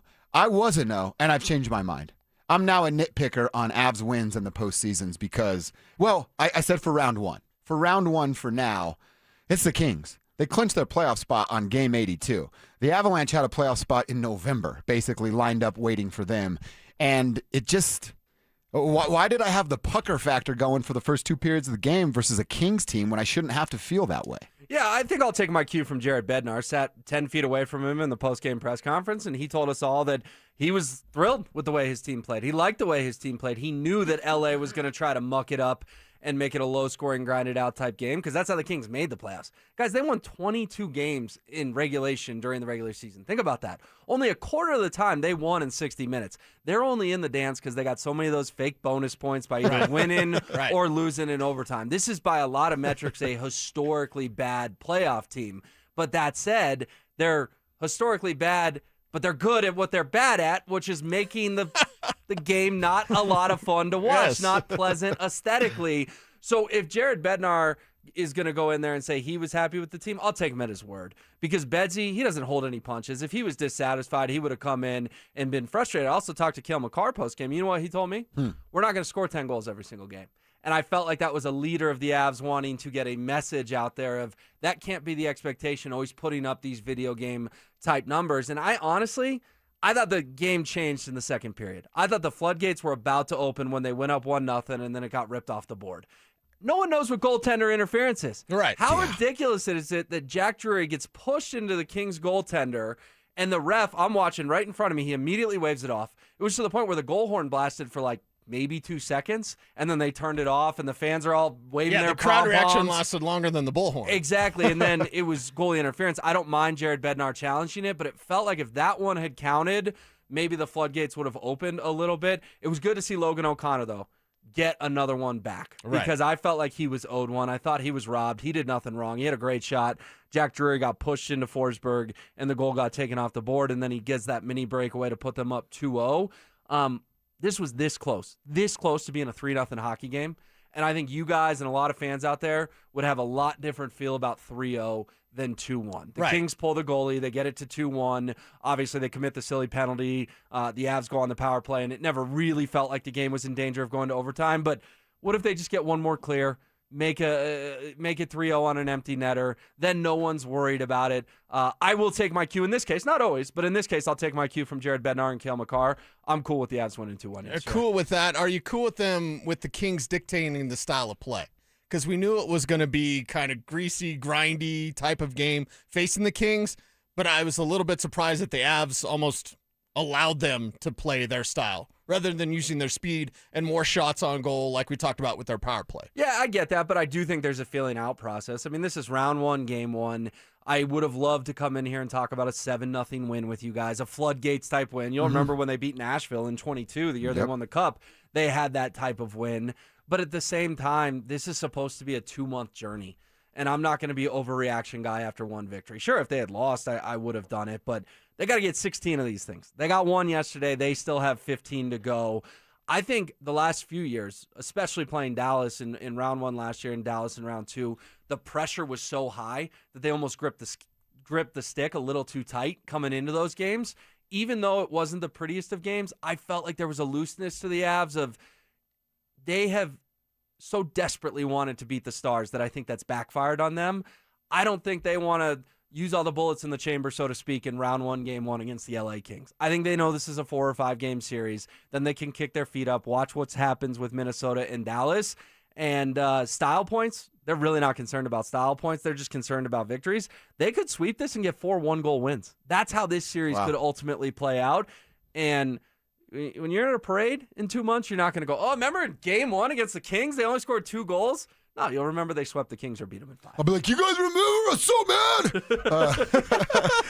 mad. Did the Kings have no choice but to go? Like, they're going to get physical. Kimpy's going to take his shots at Kale, and then Gabe's going to come in and step in. That's not going anywhere, right? No, they really tried to muck it up in that third period for sure, which was surprising to me because some of their behavior in the third period felt like a 4-0 or 5-0 game, not a 2-0 game. Yeah. It's like, why are you trying to ignite a penalty? You're still in a game. You're still in the contest. I thought LA got a little sloppy and a little frustrated, and I think that plays right into the Avs' hands. Now, you can't have anyone get hurt. That would be the worst case scenario, but there's going to be some chaos in this series to come. There's going to be some goonery, and the Kings know they're thoroughly outclassed, thoroughly outmatched. So what do you do in that case? You resort to tactics that are a little bush league. You goon it up. You goon it up. And ultimately, the Avalanche have to keep their cool. Can't obviously have anyone taking a 5-minute major. Certainly can't have anyone get suspended. But, yeah, if tomorrow night goes more like you guys are hoping for, which I think it could now that they've played 60 minutes, tomorrow night, if it's 5-1 in the third period, don't go to bed. Don't turn your TV off because that's when the fireworks could really – you're going to say the Avs are going to win, which they are, but the most exciting part of the game may happen in the final 10 minutes when the final score is already decided. Who's in net? So it's funny because Jared Bednar yesterday gets asked point blank period, is Scott Wedgewood starting game 2? He says, I'm not going to answer that part. And then he goes on to praise Scott Wedgewood and said he's exceeded all my expectations. Gives a really nice answer. But I'm sitting there, fellas, and I'm contemplating this, and I'm curious your thoughts on it as well. Why won't Jared Bednar just come out and flat out endorse Scott Wedgewood as the number 1 goalie for the Avs? I think it's for the psyche of Mackenzie Blackwood. That was going to be my theory. I don't think he can go out there and say, Wedgie's our guy. He's the one. He's starting every game until further notice, because that may make Blackwood get down on himself a little bit. When they won the Cup 4 years ago, they needed 2 goaltenders. Now, that was for an unfortunate injury where Darcy Kemper got poked in the eye, but Pavel Francouz went 6-0. Jared Bednar didn't coach Patrick Waugh in 96-01. His experience as a championship-winning coach in the NHL is by having to use 2 goaltenders and rely on both goaltenders. I think if you went and had a latte with Jared, shout out Sean Payton, he would tell you, we're starting Scott Wedgewood every game. But he's trying to keep it a mystery for 2 reasons. I think partially to keep the other team on their heels, keep them guessing. But I think the overwhelming majority of it is so that if he does have to turn to Mackenzie Blackwood, he has not fried his confidence. And I think a lot of fans are pounding the table, getting frustrated. Why won't Jared just say it? Why won't he just say it? He's not saying it because he may need his backup goalie. I actually think this is a case of Jared Bednar playing a little bit of chess and not checkers, which you need from your NHL head coach this time of year. Last one, did the Nuggets or Avs do anything, or did you see anything that makes you want to change a short series prediction that you had for both of these? Well, I had Nugs in 7. Oh, 7? I thought you said 6. No, I had Nugs in 7 over the Wolves, and I had Avs in 4 over the Kings with the sweep. Nothing to make me change, but I will say this about Not even the Nugs? You don't want to change the 7? No, because that first quarter. I get it. Didn't you guys feel like you were in a little bit of a time machine to 2024? Yeah. Mm-hmm. I'm like, get me out of this time machine, get me back to the present. Now, you got to give them a ton of credit. They punched back. Was that their best punch? I've been saying it all day, though. I think that was Minnesota's best punch. Rudy Gobert played one of the best games Rudy Gobert is capable of playing, and the Nuggets still won by 11 points. So perhaps it was, but I just think that the Wolves, they don't own the Nuggets. That's way too strong a word. but they do have the Nuggets number on occasions, and they're not just going to roll over and die. I saw a lot of people, Nuggets didn't even play that well. Nugs in 4, Nugs in 5. If Minnesota punches back tonight, this is an entirely different series. If you guys are coming in here talking about 1-1 going back to Minnesota, I'm not predicting that. I don't think that's going to happen. But I just think Anthony Edwards has too much toughness, even if he's hurt, to roll over and die. I'll tweak it a little. I'll go from that Nuggets in 7 to Nuggets in 6. Okay. And I still have my broom for the Colorado Avalanche. But put it this way, I was just really impressed that the Nuggets could fight back. Because you get to the start of that second quarter, Nikola goes to the bench. I'm worried that lead's going to balloon to 15, 18, AG's 19. got 3 fouls. And AG's got 3. And you know what the difference was between now and 24, and I'm sure you guys have talked about it today. Who was not on the team in 2024 when it went sideways? Bruce Brown. Yeah. Who steadied the ship in the second quarter on Saturday afternoon? Bruce Brown. So good to have him back. And obviously they scored 39 points and got it tied by halftime. And then even when Minnesota got it to 2 late in the fourth, I never felt like they were going to lose. Nikola got that huge and 1 on Gobert. And then shout out Jamal Murray. The half-court heave where he barely grazes rim when the shot clock is expiring. Exceptional And awareness. no one stopped playing. And then AG gets the dunk, and you knew that was all she wrote in game 1. Yeah, I told Cecil, I think it's like this role reversal has gone on. Minnesota doesn't have the depth role pieces that they've had specifically in the last series to beat Denver. Now Denver has those pieces, and the Timberwolves do not, and we know how important that matters in the postseason. Yeah, So, JV, even in his 8 minutes, I thought he was great. And that's all we want, right? 8 minutes of Valanciunas, get Nikola those 8 minutes. It can't just be a disaster. The fourth, it got a little dicey, but the second, they actually righted the ship with Nikola Jokic on the bench. they won their 8th straight clutch game Saturday, did the Denver Nuggets. We'll be back at it tonight. Will Peterson, always appreciate the time, man. Denver Sports YouTube. We're going to be talking some more of this stuff a little later. Yes, sir. Coming up at 2 o'clock on Freshly Graded. And then, of course, I'll be at Avs-Kings game 2 tomorrow night. All right. Will Peterson at Peterson Will on Twitter, on X. Follow him there. Hear him right here and on the Denver Sports YouTube page. We're going to get back to a Broncos conversation, a 7-round mock that's out there. I'm not quite sure I like it. Really respect the writer, Chad Ryder, but there's a couple pieces I can't get behind. I'll tell you why next. Avs playoffs. Nuggets playoffs. It's beautiful. It's brutal. The ups, the downs. We're here to help you through it because we get it. We're just like you. You're going to yell at your TV. You're going to text your group chat in all caps. You're going to have opinions. Well, guess what? So do we. Lots of them. We're here to tell you the truth. Real talk. We're saying what everyone's thinking out loud. Denver Sports 104.3 The Fan. Denver's playoff headquarters. No tax returns, no W-2s, no kidding. We have expanded our guidelines to help even more people qualify for a loan to buy a home or save money on one they already own. Call U.S. Mortgages at 303 low rate. All loans subject to approval and change. License number 392126. Pump up the volume. Business moves fast. Orders roll in, deadlines close in. When you ship with USPS Ground Advantage, you can keep up with confidence. Every package stays in our secure network from dock to door. And with nationwide reach, dependable tracking, and upfront affordable pricing, you get built-in peace of mind. You run the business. We run the routes. Visit USPS.com/Ground Advantage to learn more. I need a little range, step to the range, come on, meet me at the Introducing the new Chick-fil-A Jalapeno Ranch Club Sandwich. With that juicy Chick-fil-A chicken on a buttermilk ranch bun, jalapeno ranch sauce, and pickled jalapenos, it's a little ranch with a lot of kick. The new Chick-fil-A Jalapeno Ranch Club with original spicy or grilled filet. Available for a limited time only. Order ahead on the Chick-fil-A app. Ryan Reynolds here from Mint Mobile with a message for everyone paying big wireless way too much. Please, for the love of everything good in this world, stop. With Mint, you can get premium wireless for just $15 a month. Of course, if you enjoy overpaying, no judgments, but that's weird.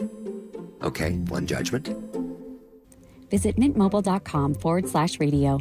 Upfront payment of $45 for 3-month plan, equivalent to $15 per month required. Intro rate first 3 months only, then full price plan options available. Taxes and fees extra. Default terms at mintmobile.com. Spring cleaning isn't just for your house, it's for your life. If your job is getting old, it's time to clear the clutter and spring into IT. Go to My Computer Career. My Computer Career helped me get the skills and certifications I needed to start a new life as an IT professional in months, not years.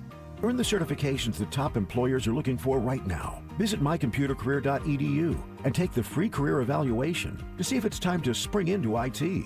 Financial aid is available to those who qualify, including VA benefits. They called Route 66 the Mother Road, Main Street of America, the road you could trust to get you where you needed to go. This year, Route 66 turns 100 and Siltahar Motors turns 66. Both built on trust, community, and doing things the right way. No shortcuts, no detours, just honest deals from people who treat you like a neighbor. See all their inventory on sale now at sthmotors.com or visit Highway 36 and Wadsworth. And stay tuned, something big's coming in May to celebrate 66 years. Siltahar Motors, get everything you want out of a dealership. Running a small business means juggling a lot. Your network has to handle it all. That's where a fiber-only provider falls short. You need a partner who gives you a greater advantage. Introducing the Total Solutions Advantage only from Comcast Business. A first-ever combination of the largest, fastest fiber-powered network, the most reliable Wi-Fi, gig speeds with equipment and security included, and a 5-year price lock. Plus, it's all backed by a 30-day money-back guarantee. The Total Solutions Advantage only from Comcast Business. A new standard for small business with reliability, security, and savings in one. Switch today. Get started with a great offer as low as $60 a month. When you add it all up, no one does business like Comcast Business. Offer ends 6/1/26. New customers only. Requires 300 megabits per second internet and security edge. 1-year agreement, eco-bill, and autopay required. Equipment, taxes, and fees extra. Most reliable Wi-Fi based on Open Signal Awards USA Fixed Broadband Experience Report, May 2025. Draft weekend is here, and there's zero time to mess with your lawn. At Waterloo Turf, they help Denver homeowners trade yard work for game time. No mowing, no watering, no mud on game day. Just green, championship-level lawn all season long. Perfect for watch parties, pets, and backyard get-togethers. From backyards to putting greens, Waterloo Turf installs premium artificial turf built for Colorado. Visit waterlooturf.com/Denver and book your free consultation. Waterloo Turf. Get your Saturdays back, and don't miss the pick. Stoker from my team, ROX Rocks Heating and Air. Through April, when you install a new cold climate heat pump system with my team at ROX, you get a free whole home water filtration system. How about that? Cleaner air, cleaner water. That's a winning combination. Upgrade your home's comfort and take advantage of this huge offer while it lasts, but only from my team, ROX Rocks Heating and Air. Now play that jingle. HVAC service, installation, repair. ROX rocks heating and air. Stop waiting for rates and take advantage of real buying opportunities. Lowest Rate for Life helps you get the deal you want on the home today, and if rates fall in the future, we can redo your loan with no lender fees and no appraisal fees. U.S. Mortgages 303 low rate. All loans subject to approval and change. License number 392126. Liberty Mutual customizes your auto and home insurance so you only pay for what you need. Brought to you by Liberty Mutual Insurance. Liberty, liberty, liberty, liberty. Denver Sports Snapshot. Tonight on ESPN Denver 1600, playoff basketball action continues as Atlanta faces New York. Presented by Gebhardt BMW, your trusted family dealer since 1975. You're listening to Dover and Cecil on Denver Sports 1043 The Fan.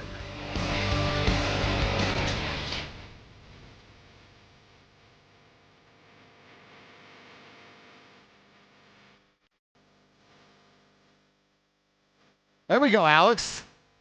This is a little bit of your version. I like this. I like that. Our guy Alex sitting in for Kevin. Kevin's back tomorrow. Then Alex, at some point, will be a big part of this show. Alex, we're not sure when, but some point. Nuggets and Avs at Ball Arena. Alex, how was the Ball Arena experience for you this weekend? It's always incredible at Ball Arena. I think it's one of those things you got to measure it in terms of how are the fans feeling. Yeah. Because I say this every time. That 2023 year when we won the championship, that game one, you could feel it in the air immediately that everyone was like, this is the year.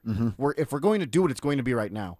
You got a similar vibe. It was obviously a little uneasy in that Wolves game because it's the Wolves and they did what they did to you. Right. But once the Nuggets went on that run, the building just was loud the entire way. I was flanked by a Wolves fan behind me. Okay. And there was two in front of me. Whoa. Who were very happy for a quarter. And the rest of the way, they were just like, it's okay. The shots they're getting, we want them to get those shots. Just really coping with themselves. It's okay. Julius Randle could do that back down and turn around jumper he misses all the time. Right. It's like, fine. We want him to do that. At the end of the third, they just looked at each other and they dejectedly walked out. Oh, it's the And best. it At the was end of the incredible. third. At the end of the That's third. the Wow, best. send him home. It Send him was to the bus. awesome. Were they real Wolves fans or were they like new Wolves fans? It's like how you see Warriors fans at Ball Arena and you're like, tell me who Mitch Richmond is, right? They have no idea. I would say they were. One of them was a pretty good Wolves fan, just a good basketball fan. Where they Okay. were like, "Oh, that's a good play," like just a very objective fan. Right. The dude in front of me, though, I couldn't stand that guy. Dude, you got to imagine paying. I mean, don't tell us what you paid for your tickets, but it's not cheap to go to a playoff game. And then you leave in the third quarter. It's got to be going about as worse. And actually, Minnesota goes on a 21-10 run in the fourth to make it a little competitive, but ultimately lose. They had to be he going to cry in the car. Right. I hope so. But that Avalanche game, I think the feeling of just unease and nerves everyone had. They were like, we have to score at some point, right? And just seeing it get slowed and mucked down was difficult for a lot of people. I've said this a couple times. Seeing Marty Necas just kind of be that passive player was very hard for, I think, a lot of people in there. Just every time you'd see him get the puck, everyone would scream, "Shoot it!" It's a very common, hockey trope where everyone wants people to Sure. shoot. It's fun to yell. Last night, specifically, or like I guess midday yesterday, it was very evident that this Avs team just was very passive. But once they got their goals, a great feeling in Ball Arena, leaving everyone screaming, "We want the cup." It's a lot of fun to go to That's those cool. games. I will say, Cecil, we haven't even talked too much about what Marty didn't do. Didn't register a point. Yeah. Had the opportunity. Like I said, if Nas flips that puck, I can't remember the Kings player that slid when they were on the 2-on-1. If he flips it over that body, Nate either beats Forsberg for another goal or he drops it off because Marty's charging right Yes. down the center of the ice. And I'm imagining Marty beats him there. It's off the post in that instance, but it to me I wanted Marty to register a point almost for that, like you got over the hump. You Right. got a point in Right. game one. We can kind of exhale. But even without the point, there's no moment in my head where I'm like, Marty, wrong space, should have shot. Like, you know what I mean? Everybody can shoot more, but there's no moment in my head where I'm like, ooh, Marty was in the wrong spot that time. Well, and we talked about it maybe like 2 weeks ago about Martin Necas of like, what do we need? What are the expectations in the postseason? And you and I had come to an agreement that 1 point a game. He's over a 1 point a player in the regular season. Right. 1 point a game. 1 point a game. Can you get 1 point a game in the postseason? Get a little extra when you get a little extra. So, yes, I think Marty Necas is a player we're going to continue to watch closely until he has, I don't know, is there ever a point in this postseason where we'll feel like this is a different Marty? Or is it like a game or two here or there where he's, That's a 3 good points? question. A 3-point night for Marty Necas. Okay, he did it one time. I'll do the old Fugees. One time. How many times does Martin Necas need to have a solid game, a great game, before we say, I can trust him? I mean, look at Jamal Murray, for example. I'm just now kind of comfortable in Just now? I would say just now because there was stretches where after the championship you'd be like, this isn't the same guy. But this entire season with a new Jamal, and now this entire season I'm finally comfortable. so in that the means postseason. Marty will never. I hope be able to do that. Marty can get there. Okay. Because you want him to be the Robin to Nathan McKinnon's Batman. I just don't know if I'm going to be comfortable when I'm not getting the performances I know we can get from him. See, You I- gave me an entire season to show me what you can do. Now do it when it matters. So he had 100 points. That's why we got to give us a point a game. Yeah. All right, let's say the Avalanche play 25 to 28 postseason games. Is he going to give us 20 points? Is he going to give us 25 points? Again, it's not so much about the point total. That's just some icing on the cake. It's a big eye test thing. Like, are you in the right spot? Are you firing at the net from that position where you sit in the power play?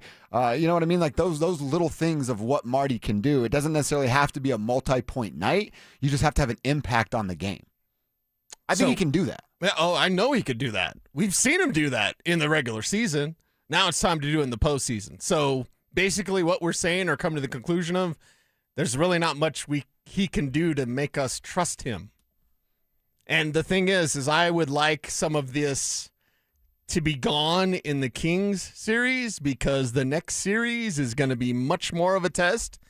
And it doesn't matter if it's Minnesota or Dallas. Oh, they're a shark. If there's blood in the water from Martin Necas, they're going to find him and destroy him. And I would rather have this feeling good, whether it's a sweep or a gentleman's sweep of the Kings, have Marty Necas like, oh, Necas showed up. So we at least have like a series to say, entering series 2, we feel good about Marty Netjes. I don't want to enter a Dallas series or a Minnesota series and have these same questions about Netjes. I don't know if it was me being up in my feelings last year about Mikko and Marty not being the guy, but I just don't have that like uneasy feeling about Marty that I did last year.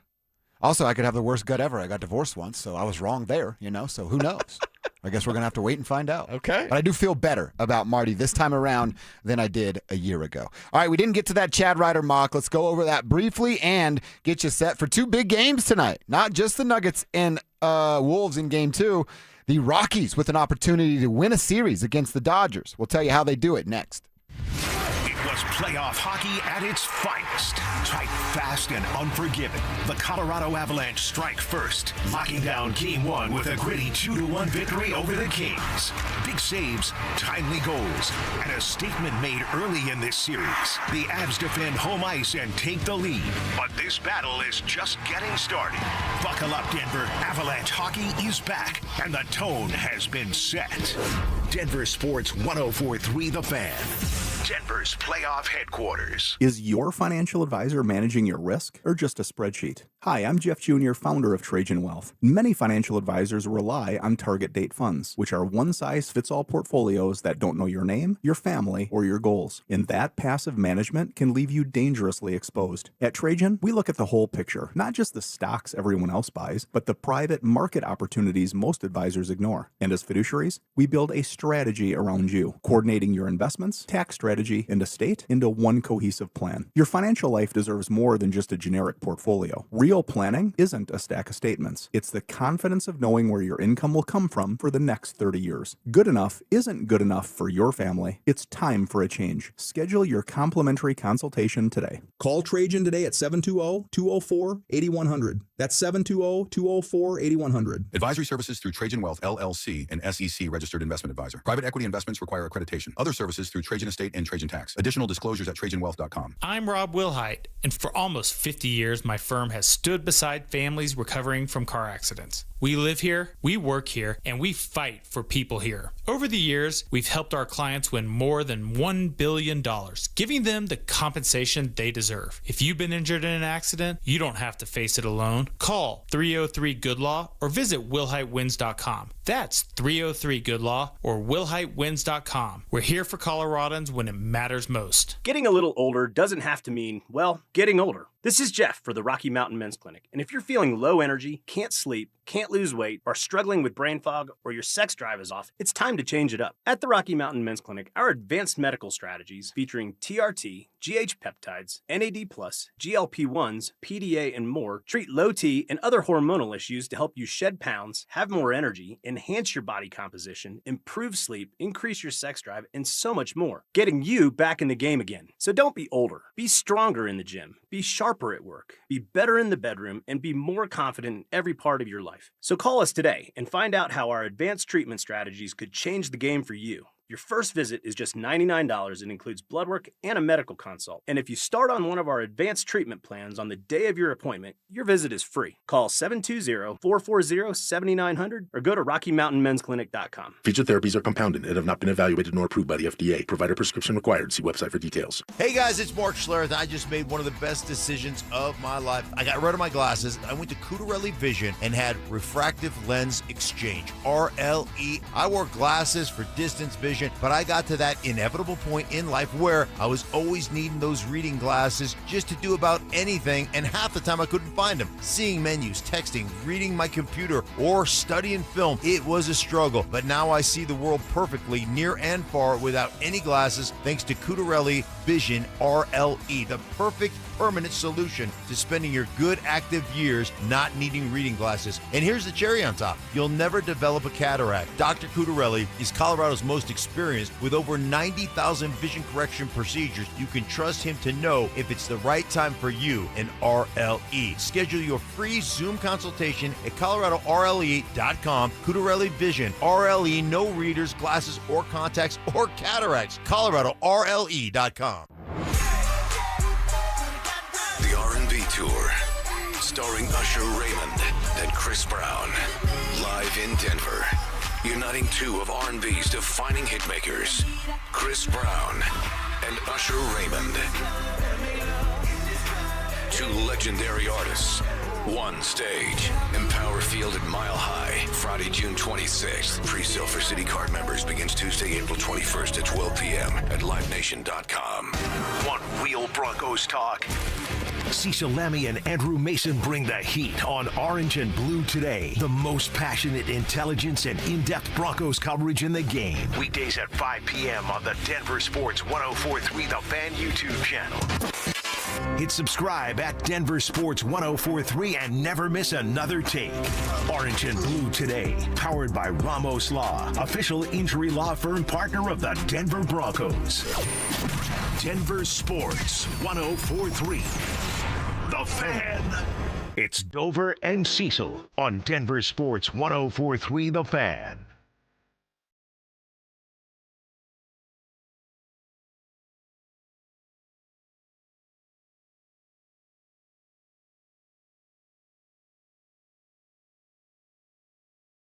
There we go. That's nice, Alex. Mine. Well, we got to get this in a regular rotation. Oh, yeah. Feels good, right? Any outcast is always welcome on this show. Yeah, that's nice. Nice play from my guy Alex back there. He's like our Andre 3000. Yeah, he is. He Alex kind of is. 3000. We got a new nickname, Alex 3000. Does that make Drew big boy? I guess it does. Hugh Spivak is big boy. It is our final segment. We're going to wrap it up, put a bow on it for the guys on the drive. They'll get you to 6 o'clock. If you are a second shift or late starter, don't worry. Denver Sports Tonight has you as well. As we're live, we're local. We're talking all things Denver sports from 6 a.m. to 7 p.m. every single day. Don't forget the Thursdays, round 1 of the NFL draft. That's this Thursday, April 23rd, and starting at 2 o'clock, our draft party gets going. Live from the Sportsbook Bar and Grill in Parker. It's brought to you by Carrier, Colorado. The guys are going to be broadcasting with the drive at 2. Then at 4, Stoke and Schlereth are going to show up, hang out with Phil and Zach, I assume. That's the round table. At 6 p.m., Cecil Lammy and John Davis will take over with our buddy James Palmer, getting you through every pick of the first round. Of course, that is Thursday's draft, and we're going to be live over at the Sportsbook Bar and Grill in Parker. We would absolutely love to see you there and say hi to the guys, talk about what's going on in the NFL draft. And before we preview the games for tonight, that's where I wanted to go. Our boy Chad Ryder has his 7-round mock out. God bless his soul for putting 7-round mock together. Oh, my God. I have anxiety about doing 1 round. I will say this. Now, Chad's our guy. Love his time, love his work, read him and respect him. Outside of the first couple of picks, I'm not sure I'm really with his mock for the Denver Broncos. Okay. He does have Jadarian Price falling all the way to 62, and the Broncos snatch him up as quick as they can. That should be pretty big for you. Because he's available. And I absolutely love that. If that were to be, I'd talk myself into the rest of it because you ended up with Jadarian Price with pick number 1. Chris McClellan, defensive tackle from Missouri, in there at pick 108. It's their second pick, but it's in round 4.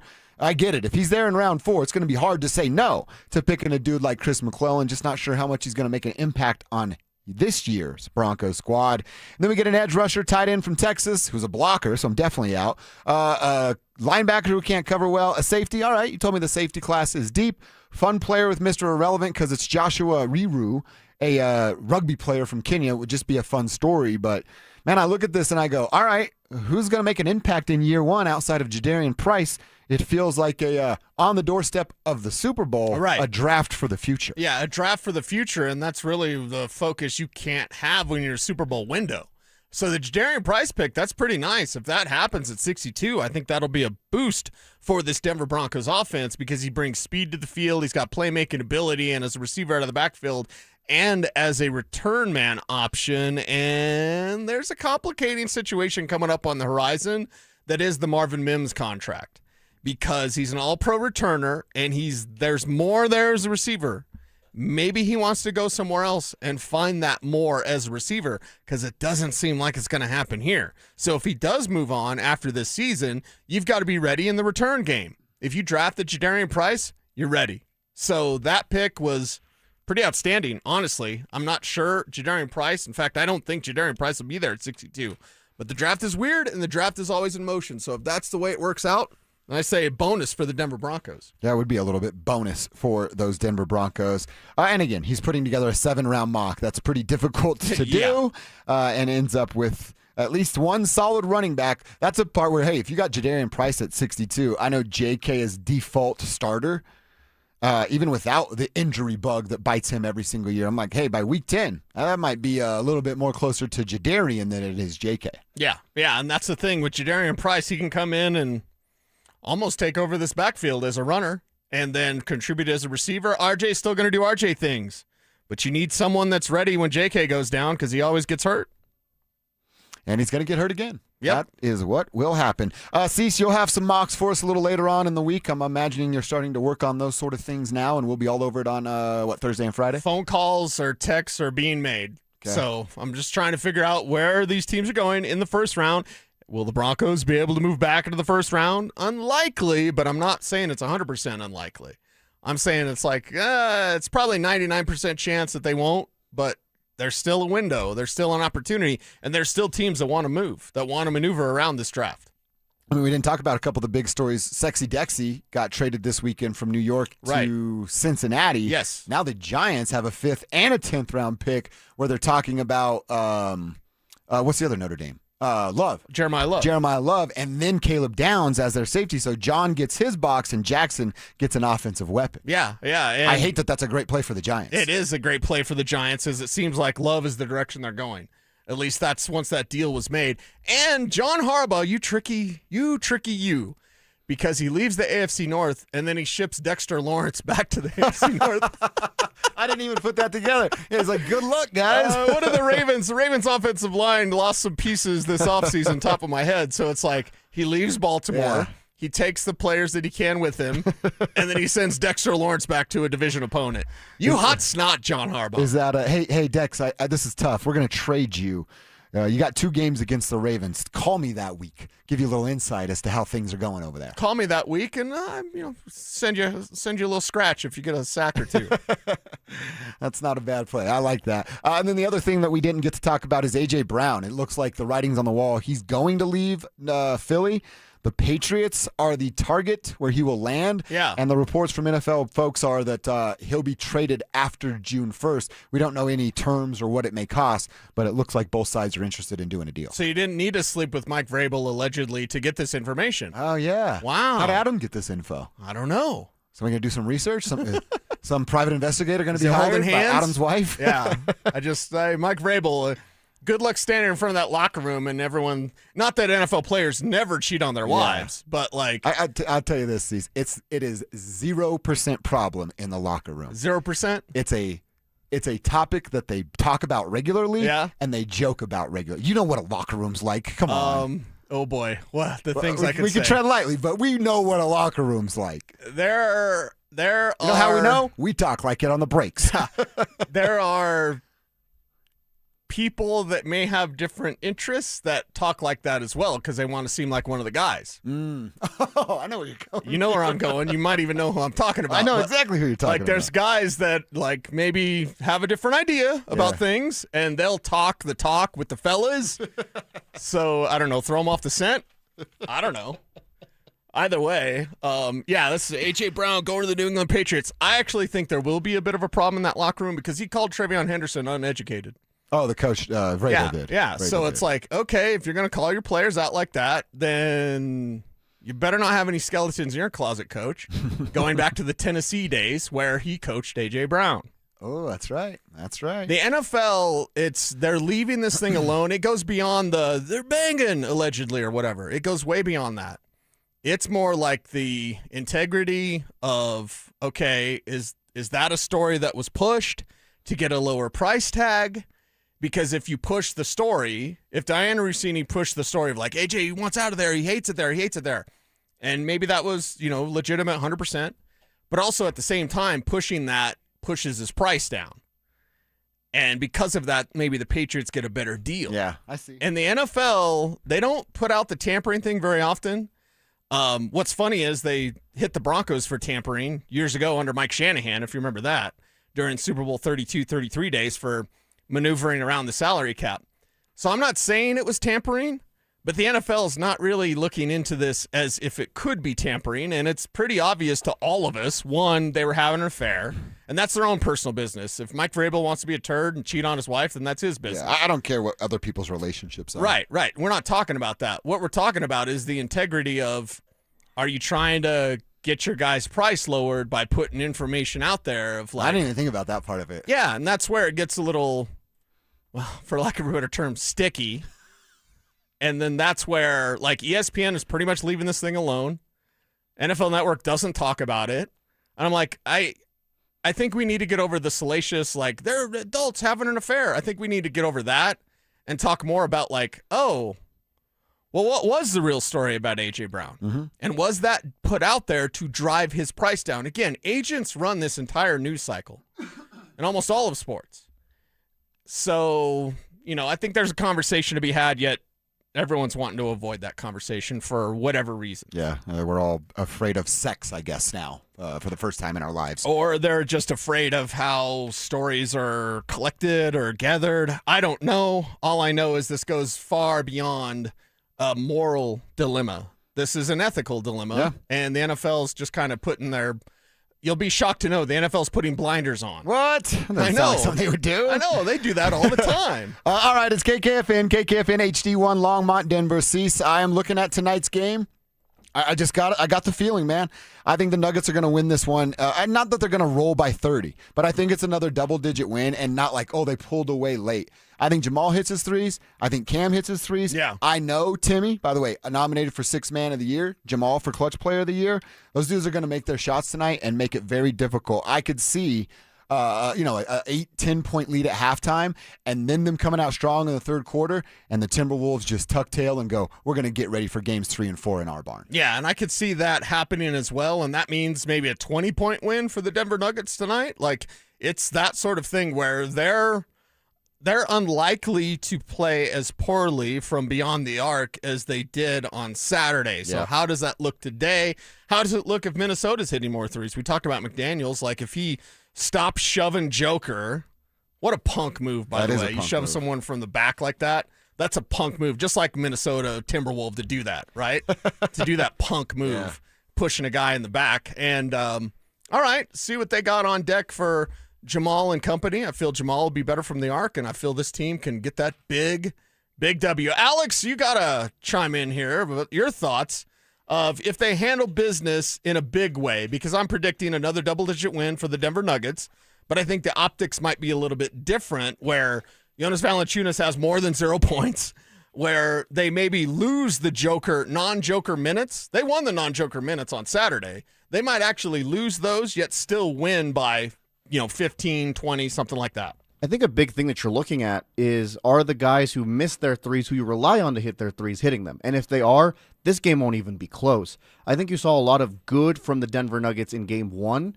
You took a punch and you responded in a way that, honestly, prior, I wasn't sure if they could. They answered a question that a lot of us had going into it. When Minnesota gets, or they try to be like Minnesota, how do you respond? And they responded in a great way. That second quarter, Bruce Brown came in and gave the Nuggets the energy that they needed. Yes. Are you going to get a spark plug like that every single night? And if you do, I think you said it perfectly earlier, this may not be a 5-game series. This could be 4 games. It could be a sweep, yeah. Today's game really will be, I think this will be the Wolves' attempt at their best punch. They're going to come out desperate. How do you answer that desperation? Okay. I think Denver's ready to do that and then some, because like we said, Denver didn't throw their best punch last game. Not even remotely close. See, now I think Minnesota did, but I do hear what you're saying of, like, if their back's against the wall, they're down 0-1, is now their best punch? Or do they save that best punch for a home game, which could be the way it goes? But I think they exhausted what they can do. Yes, Julius Randle could be a little bit better. Yes, I suppose Ant could get a little bit of his lift back. It's still not there. Maybe McDaniels hits those threes. But outside of that, Rudy Gobert had a great game for him, yet they lost by double digits. Yeah, you're not going to get that again from Rudy Gobert. No. And, well, speaking of not going to get that, Brucey B, who we love Cowboy Bruce, but we also have to recognize and deal with the fact that he's been inconsistent throughout his career. And so that's where if you he's hope off today, late tonight, then very late tonight. That's something we're not going to – I'm not going to hold it against Brucey B. Like, he was a hero in game 1. If game 2 he's a little bit cold or he's a little bit off, I get that. And that's why you've gone for depth, right? Is if Bruce does have a bad game, Tim Hardaway Jr., step up and hit your threes. Right. And Jonas that's why one of Valanciunas. those guys can get that bonus. One of those. Who is it? Who is the player that steps up to the forefront? That's what we're going to be watching for late tonight. That's what Philip Lindsay is going to be watching for as the drive slides in here. What's Hi, going Phil. on, How are you man? doing? I'm doing. Hey, Cecil, I'm doing better, man. I'm doing better. I still Sound have a little bit better. It's I still got there. A stuffy nose a little bit. You're at the end man. of it, though. You're at the end of Yes, it. Yes, these sicknesses, man.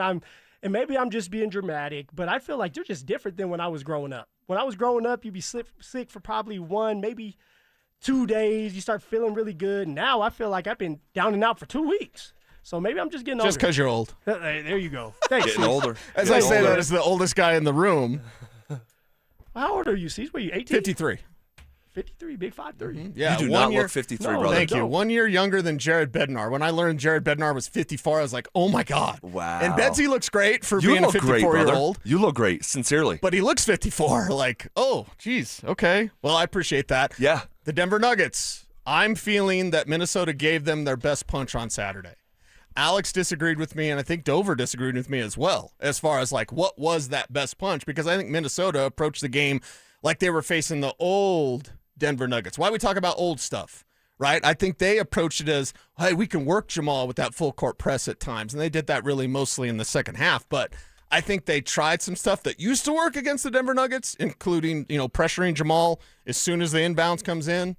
That doesn't work now with this team. So did they give them their best shot, or now down 0-1, are we about to see Minnesota's best shot? I think they've already blown their wad, for lack of a better term. Well, I would, in general, probably disagree because Anthony Edwards was not the full version of himself. He's not healthy, though. He's not. Can you tell me he's going to look like himself this entire series? No, I can't. I don't think he is. I can't. And more on him. I want to talk about him in just dedicated fashion here shortly. Okay. So you're relying on Julius Randle to do more. As a long-suffering Knicks fan, I'll tell you, that's not going to happen with Julius Randle. He was more aggressive in the second half and started to make some was. hay. Yes. I think you're going to see that in more wholesale fashion this evening. Like, I would expect Julius Randle right out of the gate to be doing in the first half, in the first quarter, what he did in the second half, going to the basket. But look, the Nuggets are not the team that they were in 2024, and the Timberwolves are not what they were in 2024. One team is better with depth, and one team is worse with less depth. Yeah, no. Nickeil Alexander-Walker is massive. Like, if I were to isolate the biggest difference in series over series from the 24 season to what we're experiencing right now, and we'll see how this series evolves. I don't want to get too caught up in one game because you guys know this. This thing is going to take on a life of its own over the course of the next 2 weeks. But it would be the dynamics surrounding Jamal Murray. Not just Jamal Murray in a vacuum, although I do think that is the single biggest. It's where Jamal's at from a health standpoint and a psyche standpoint, a professional standpoint, a physical standpoint. But it's also, I say, the dynamics around Jamal Murray because Nickeil Alexander-Walker, this guy is fantastic, okay? Fantastic. And the fact that he's no longer in the fold to guard someone like Murray. Yep. I mean, he was really a Murray stopper. And then he would pass Murray off to Ant-Man, down the stretch of the most important moments in the game. And you're missing Nickeil Alexander-Walker. And then when Anthony Edwards is trying to do what he did in 2024, I just don't know if he's physically capable now. Every time the screen was set on Ant-Man, he couldn't get around it. He kept trying to get through the screen, couldn't do it, and it was the same play. And at that time, okay, something's wrong with Ant-Man, and it's just the facts of the facts. He is not healthy, and that's not our problem. That's their problem, but they don't have another guy right now that can truly just hang with Jamal Murray, a healthy Jamal Murray, because that's what we're seeing out of Jamal Murray right now. He's healthy, he's in shape, he's moving around, he's finding ways to get involved even when the ball's not in his hands, and he's wearing them down. He's wearing Ant-Man down specifically. Yeah, and Jamal's doing great things, carrying that over from the regular season to the postseason. It's playoff Jamal. But we've also seen 82 games or whatever the number is of playoff Jamal this year for the first time ever. And really, it's just, and this is what I've basically been clamoring for years. When are we just going to say it's Jamal? Why do we have these separate monikers? It is right now, but we've had these separate monikers that label someone in a way that sounds maybe cool to a fan, but I'm telling you, it doesn't sound cool to Jamal Murray. Bubble Murray, playoff Jamal. Like, and I've localized it to myself. If someone came in here and was like, man, that's I just heard 2021 Zach. You wouldn't feel good. It'd be like, wait, like what am I not doing now that I was doing in 2021, right? Exactly. And so when you slap labels on someone like Jamal, it's like, when are we gonna get to a point when it's just Jamal Murray? We don't have these separate monikers for someone like Jokic because it's just Jokic being Jokic. And so, but see, to your point, like it's right now. He's putting it together for the first time, really in his career. And so to kick the door down, and here's the thing, and I know you already know this to be true, that was a 40-piece that just didn't come into focus. Yes. That was a 40-piece. And you're talking about Jamal. Yeah, I'm talking about Jamal. Yeah. Like, No, getting for to the free sure. throw line as often as he did, but going 0 of 8 from 3, that's not going to happen again. Right. So, what does it look like when he's actually at the peak of his powers? Because this is where we're at with Jamal. He scored 30, and he wasn't close, I think, to the peak of his powers. And that's what you're looking for, right? You're looking for Jamal to be the consistent version of himself. And if he's a consistent version of himself, and it doesn't have to be the 40 points that Z's talking about or the 30 that he scored. It could be the 25 points that he's been averaging the whole year, but he just looks better. He's knocking down those threes that he wasn't able to knock down the first game. I mean, the Wolves may be in trouble, but I will say this. We did not get the best version of them. At some point, they got clouded, man, and they aren't better than the Nuggets. They're not as deep as the Nuggets, and when they got down and they got tired, that's when they started to make bonehead decisions. All right, the flagrant fouls and being overly aggressive. Right. And kind of playing into Denver's hands where Denver wants to get to the free throw line. They're finesse. They're going to score their points because that's why they're number one in the league with scoring points. This is what they want to do. And I feel like the Timberwolves fell into that trap. They had a chance at the beginning to kind of step on the Nuggets' throat, but the Nuggets has something else going on where it's like, hey, we're going to adjust at half or before half in the second quarter, go into halftime, all right, revamp things, come out firing, and that's exactly what they did. I just see it as one team did everything they could to win, and I think it was their best punch. I could be totally wrong. Yeah, we'll see. But I think that was. Maybe you're right. And the Nuggets did not. I mean, as far as efficiency, what was that, about like 70% of what they could do? Man. Like they weren't 60%. Like Yeah, they weren't efficient at all. No. Yeah. And yet they still won by double digits. So I'm like, okay, it's a class thing. I honestly, full disclosure, I just think the Nuggets outclassed the Timberwolves. And that's why I said gentleman sweep before this thing started. No, and that may turn out to be the case. I had Nuggets in 6. Right now, I'm going to stick to that because it did look like Minnesota was going to punk them right out of the gate. I mean, it really looked like 2024 in that first quarter. The cavalier nature of the Nuggets with the basketball leading to the live, turnovers and layup after layup, and then they, like, the longer the game went on, they just sort of settled down. Water kind of found its level. And the Nuggets are the more skilled team. The Nuggets are the deeper team. The Nuggets have the best player in the series.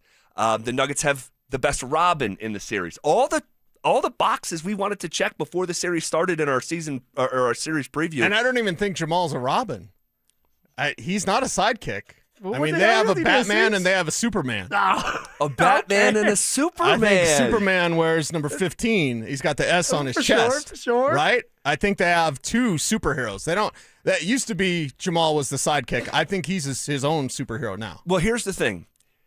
I love that analogy that you just made. Superman and Batman, huh? I'm the nerd, so no, yes. and that's so uniquely Cecil, which I love. If that's the case, and that continues to be the case, the Nuggets can go win this NBA championship. Like, just full stop. Because it makes up for so much. The history of the NBA says the highest level blue chip Hall of Fame players win multiple championships. Jamal Murray has not been on that level, but he is right now. And I don't know if he'll ever have the resume to go to the Hall of Fame or anything like that. My guess would be no. But what you're getting right here, right now, is that Superman status. And so is Jamal doing this for his legacy instead of Joker's? Because we've always said he understands Joker's legacy, and Jamal's taking it to another level because he understands Joker's legacy and his role in it. Brother, I think you hit the nail on the head. And I don't mind him being a little selfish because I think he can be a Hall of Famer. You get another ring, you're Jamal Murray. Well, you're an all-star. I'll say this too. Go back and look in NBA history, and this would be a challenge to anyone listening to the sound of my voice. Go back in NBA history and look at teams that win multiple championships and find the second best player who doesn't go to the Hall of Fame. So you have to find a team that wins multiple championships and who's the second best player, he almost always goes to the Hall of Fame. And it doesn't matter if it's Tony Parker or Manu Ginobili. It doesn't matter if it's Pau Gasol. It doesn't matter if it's Clyde Drexler on the Houston team that won 2 in the mid-'90s. What about Dirk and the Michael Mavs? Jordan. What about Dirk and the Mavs? I said multiple championships. Oh, okay, multiple championships. Okay, there you So go. because Very I know good. the history of the league very well, I do not believe someone out there can find me a team that won multiple championships where the second best player wasn't enshrined in the James Naismith Memorial Basketball Hall of Fame in Springfield, Massachusetts. But that's the category that Jamal can put himself in if he keeps this up. Can he keep it up? We'll continue this conversation next. Start the clock. The Denver Broncos traded their first-round pick, but they could surprise us all and trade their way back into day one action. Join us at the Sportsbook Bar and Grill in Parker Thursday, April 23rd for the Denver Sports 104.3 The Fan Draft Party, presented by Carrier Colorado. Zach By and Philip Lindsay will broadcast live starting at 2 p.m. Brandon Stokely and Mark Schlereth join the action at 4. Then John Davis, Cecil Lammey, and NFL insider James Palmer take you through every first-round pick. We'll see you there. Denver Sports 104.3 The Fan. What's going on, everybody? Happy Monday. And if you're dealing with joint pain, then hear me out. Okay, at Regen RX in Denver, they're on another level, guys. They don't just do guesswork. They make sure they build a real plan for you. Maybe you need Wharton's jelly to support the joint pain. Maybe you need shockwave therapy to get the blood flow back going again for yourself. And they even sit you down and give you a 6-month booster to keep your results feeling elite. And the best part about this is, guys, their consultation is completely free. You heard me, it's free, no risk. So if you're dealing with degenerative joints or long-term pain, see if their stem cell therapy is the right move for you. It's about quality of life, guys. Staying explosive, staying active, and staying present for your family. So give my friends at Regen RX a call today at 303-630-9770 or visit them online at regenrx.co. Again, that's regenrx.co, and let them know that Philip Lindsay sent you.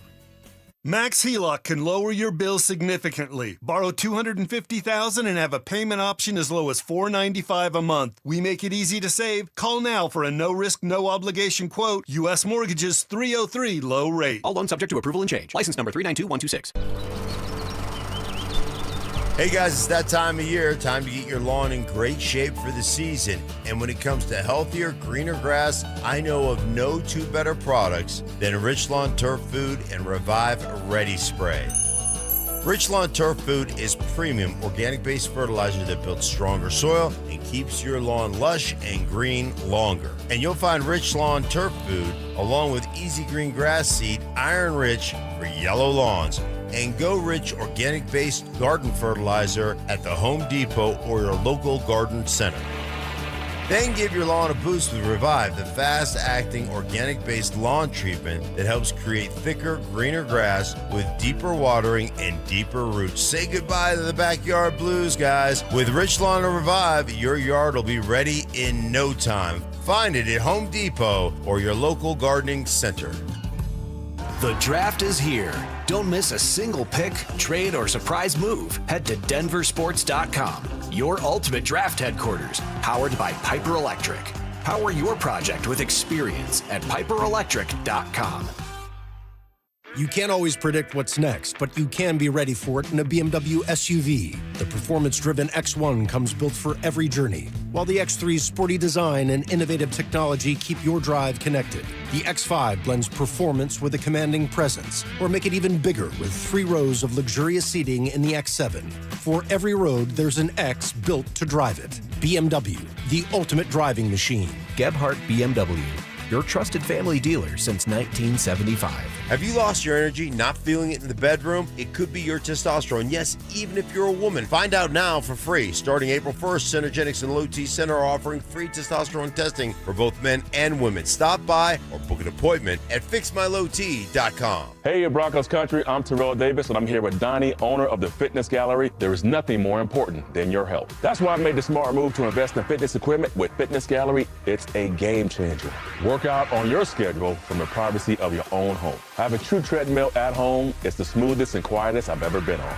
If you're ready to make fitness fit your schedule, don't wait. Secure pre-tariff pricing today. You never regret buying quality. Visit Colorado's largest fitness store, Fitness Gallery, and get started on your goals today. Tired of or fearful of hearing no? Let us say yes. We can help you get your loan approved with our expanded guidelines, less than perfect credit okay, high debt to income ratios, and more. Call U.S. Mortgages at 303-LOW rate. All loans subject to approval and change. License number 392126. Start the clock. The Denver Broncos traded their first-round pick, but they could surprise us all and trade their way back into day one action.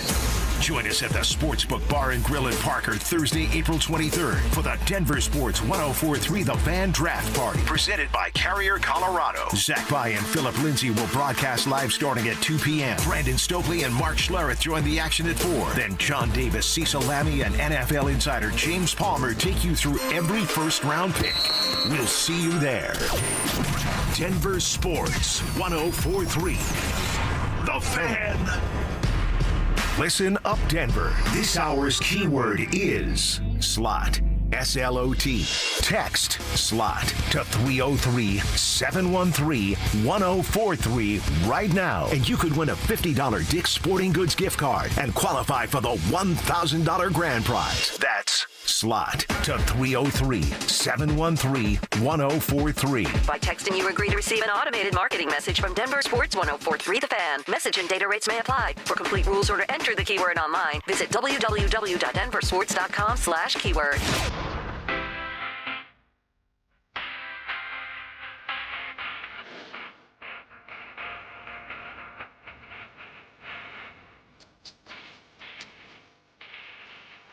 Off and roll.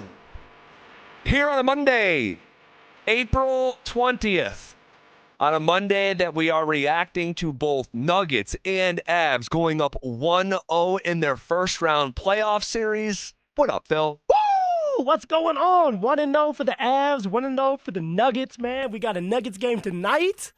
This is fun, man. This is fun, and it's only the beginning. We only just begun. Man, oh man, oh man. Good weekend? Great weekend. Great weekend. We're getting healthier in the house. Good. All right, I'm feeling good. My son's feeling better, so I'm not going to sit here and complain too much. What about you? Was it a busy weekend? It was super duper busy. Super busy. Dealing with some of the same stuff. Yeah. Son is homesick from school, in the doctor's office this morning, and we're just kind of going through it right now. And was dealing with some stuff last week that we talked. So, but it was a busy weekend. I basically lived at Ball Arena.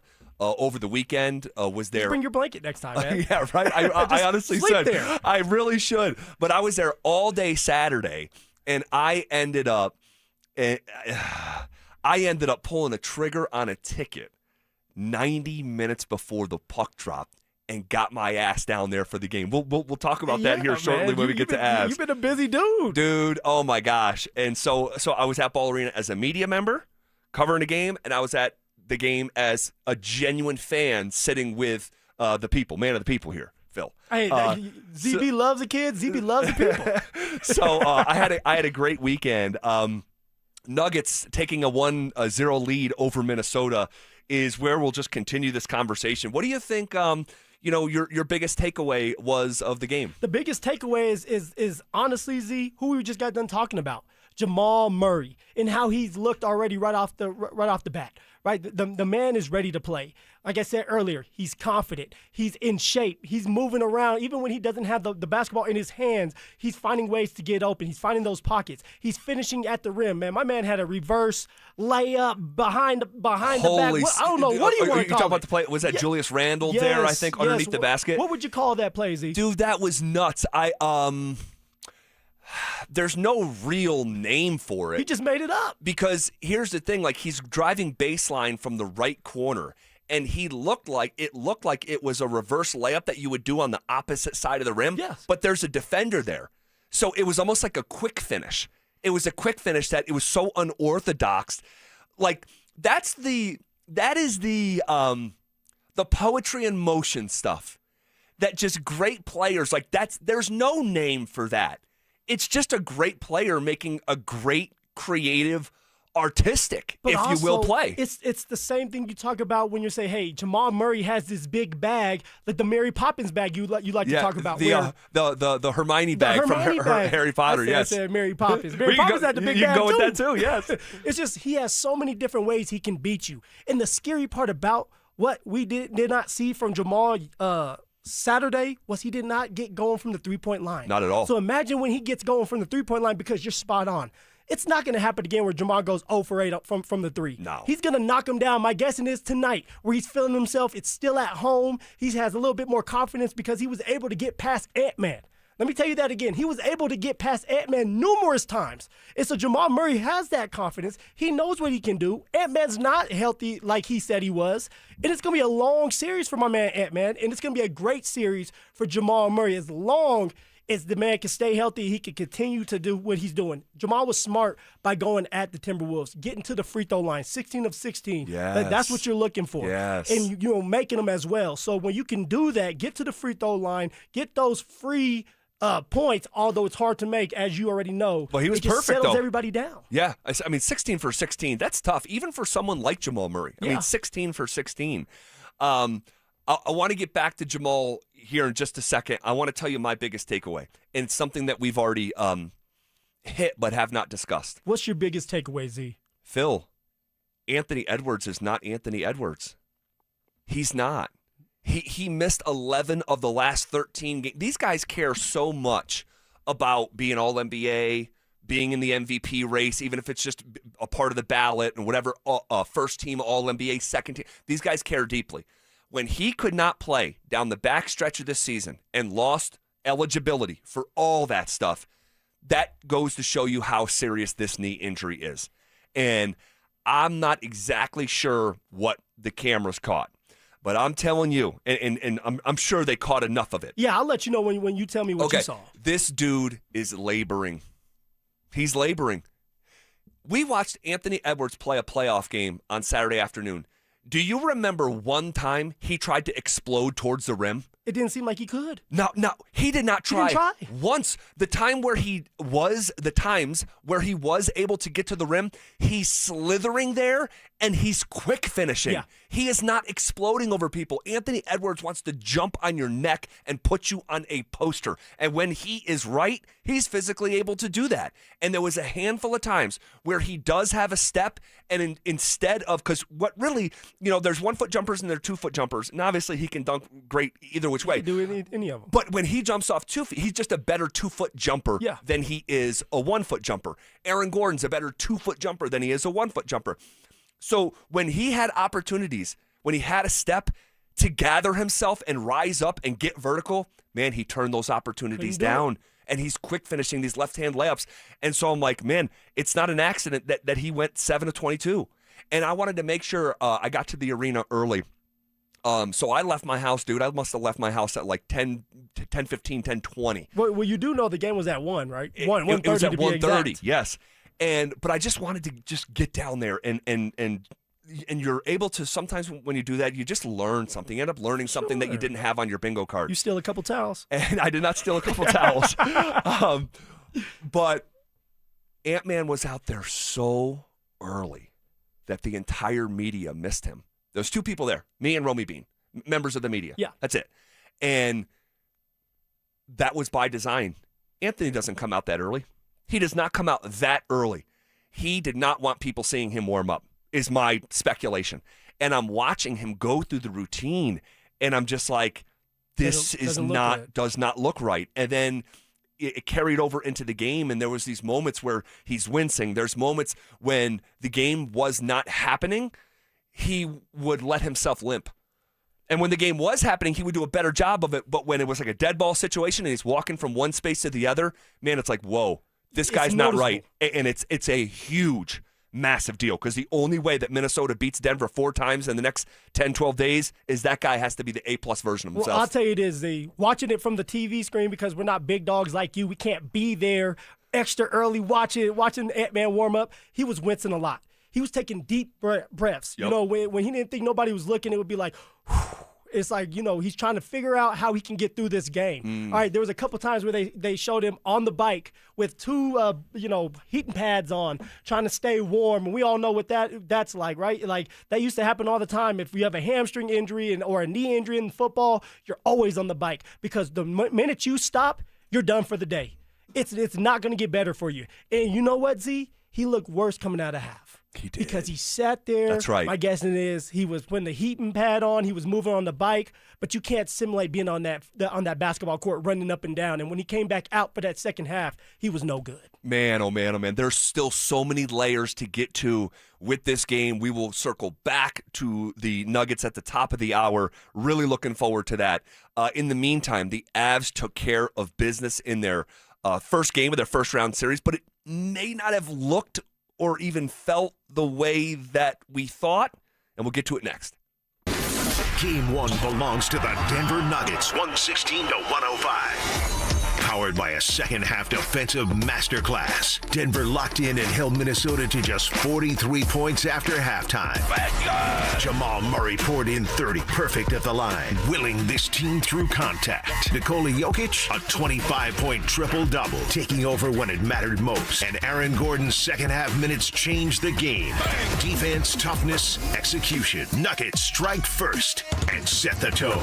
Denver Sports 104.3 The Fan. Denver's playoff headquarters. What is going on, everybody? Philip Lindsay here. And guys, I know there's at least 50 of you listening to me right now who are thinking about popping that question here soon. And if that's the case, then you know you need a diamond. So let me save you some time and money by telling you something as simple as this. Whether you're starting your next chapter with your perfect diamond engagement ring, or celebrating a new milestone, or finally just doing something special for yourself for once, this is where it's all going to begin for you. Imagine the finest jewelry legends all in one store together, making you feel just like family, and their service is going to reflect that. So come shop the finest loose diamonds in Denver. They have every size, shape, and price range you could imagine, in the largest selection of engagement ring settings I've ever set eyes on. And not only are they going to share the secret to the business with you, but they're going to give you the best price in Colorado, guaranteed. So why wouldn't you want to create moments and memories for yourself and the ones you love by going to Williams Jewelers, the official jeweler of the Colorado Avalanche, Denver's first family of fine jewelers, located in Cherry Creek North on 3rd Avenue and also in Inglewood at Broadway and Bellevue. And don't forget to mention my name, Philip Lindsay, when you step through one of those doors. This is a test of the emergency alert system.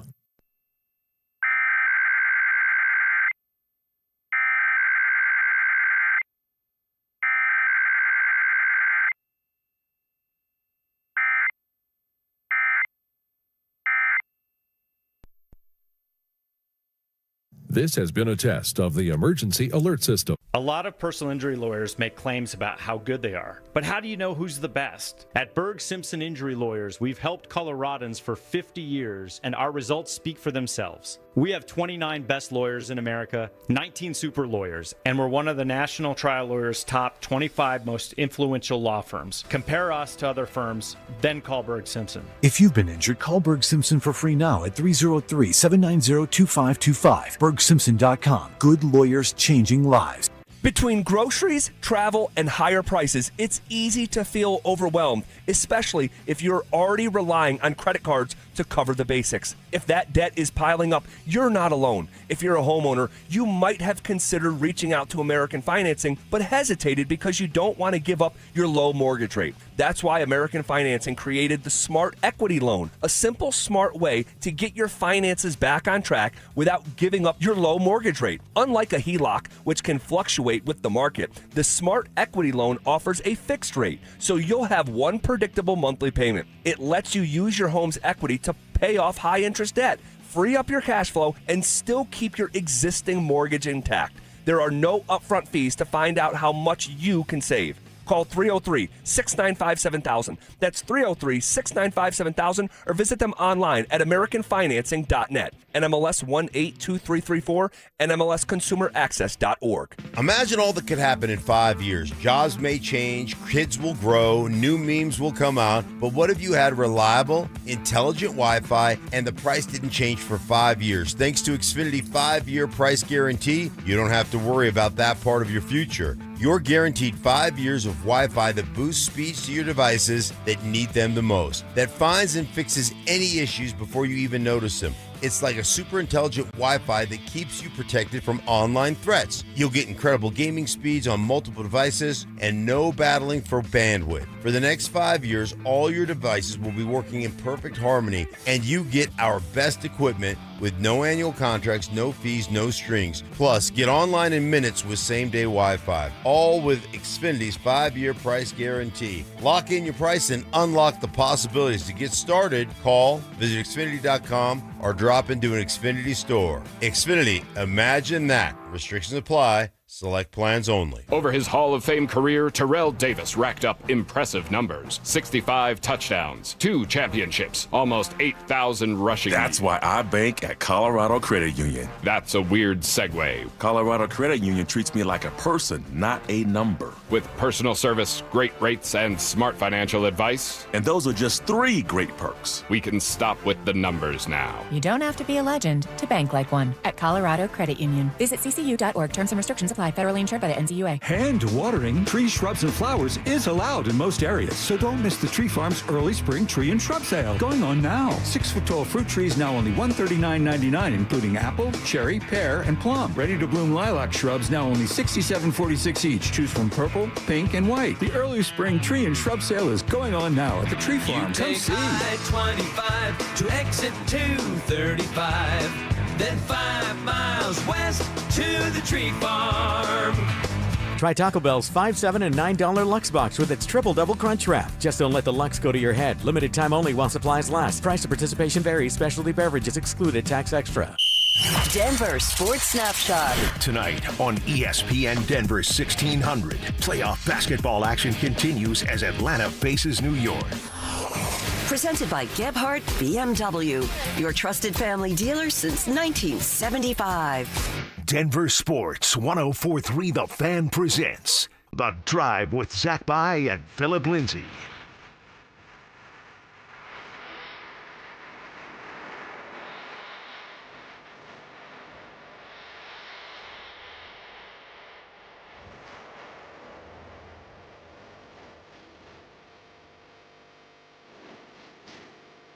The Avs took care of business in their first game of their first round series.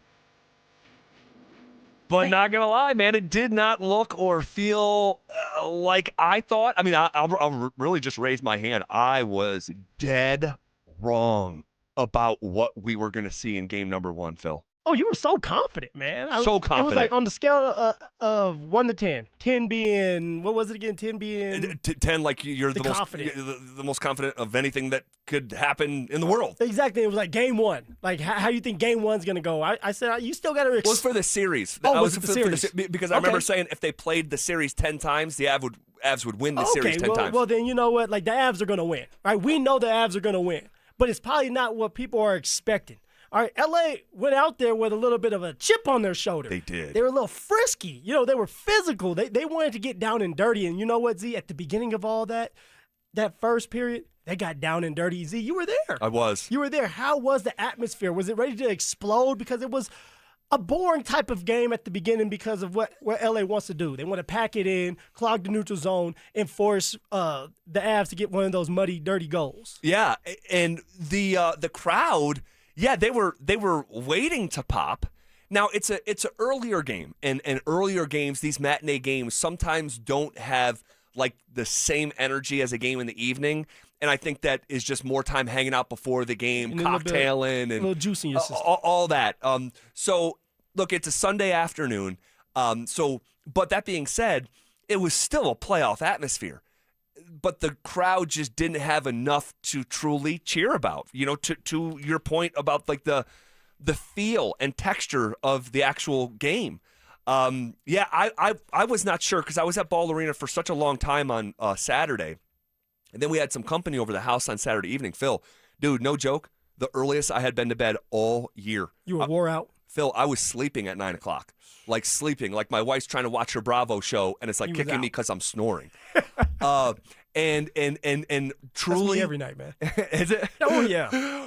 Well, truly, like if I'm just like keeping it a buck here, I did not feel up to going to the game on Sunday. I was like, I would love to just chill here, but I'm looking at the schedule. Like if I don't go to this one, I don't know if I'm going to go to another one, and this round anyway. and I was looking at tickets, and the same ticket that I was showing you earlier in the week was $350. Man, just by waiting 90 minutes before tip-off, a ticket that was $350 earlier in the week dropped to below $200. See, man, and for you were in the lower bowl. I right? was in the 12th row, section 106 in row 12. And so I'm behind, I'm like kitty corner, where the Avs were only attacking once. That's another reason that the ticket is a little bit less. You want to sit on the same seat the other side because the Avs attack twice.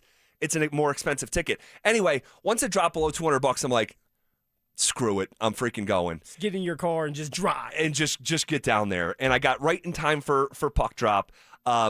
It was it was a fun day, but man, it wasn't the most fun game. I'm not gonna lie. No, it just wasn't. No, and like I said, I was surprised that the Kings came out with so much energy, so much confidence, and they had a great game plan. Their game plan was, look, we're gonna, like I said, muck it up and force the Avs to beat us that way. The Avs were able to get some from, the bottom six when it comes to LOC, who, by the way, guys, do you know that that was his 14th game, Logan O'Connor's 14th game, because he's been out with that hip injury? Right. And he looks great Hadn't now. Hadn't scored yet. Haven't scored. He looks fresh, though, man. He's dangerous. He's finding ways to get involved, and he looked great. And so if he can keep that up and the bottom six can do their job, the top six is going to do their job at some point, we hope.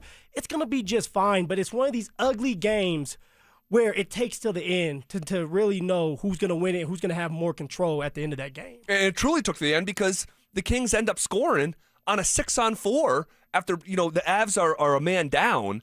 I forget who was in the penalty box at that time. Maybe Gabe. It was Gabe. It was Gabe at that time. He was in there he was living a few in there. times, yeah.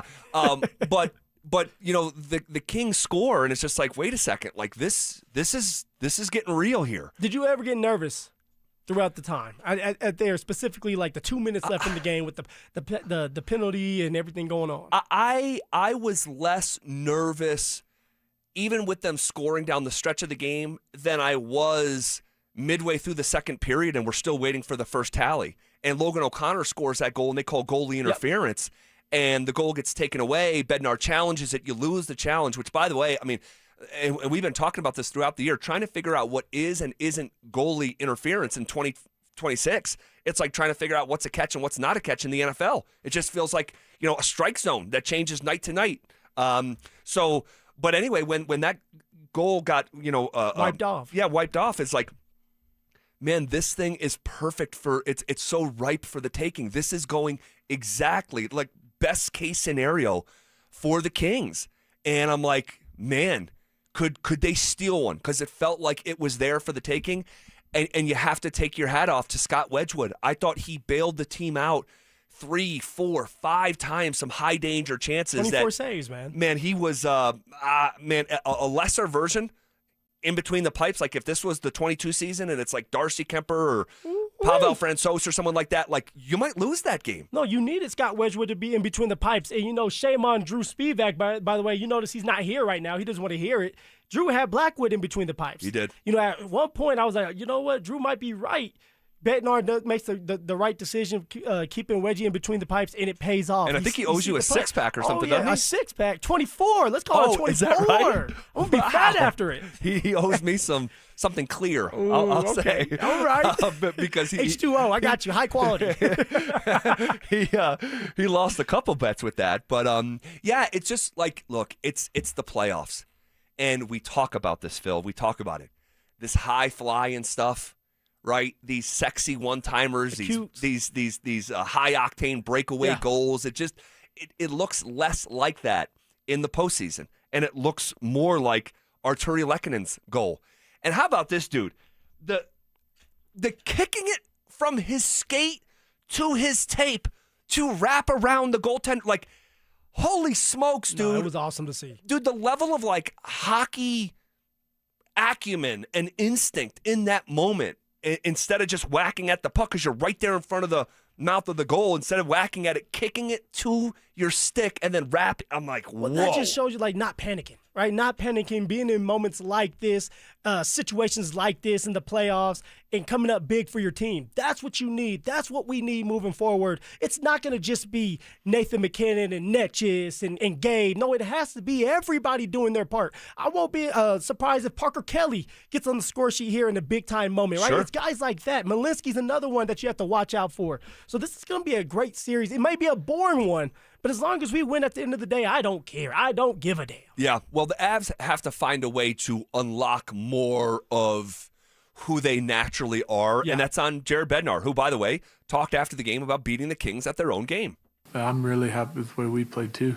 I think that's the kind of game you can expect. Playing the Kings, it's a tight checking team. What they play 50-something one-goal games and low-scoring games. I'm comfortable with that. I think our team's comfortable with that. Well, the Avs have this rare ability to switch from righty to southpaw.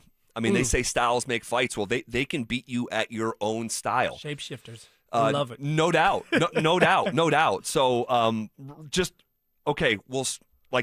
not the most aesthetically pleasing, but the most important job. It did get done, and we'll see what game 2 looks like. Not every game is going to look like that one.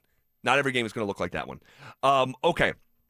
By the way, a stat to leave you with: Avs are 21-8 in the playoffs when winning Game 1 of a series. So some really good history after putting Game 1 in the Avalanche pocket.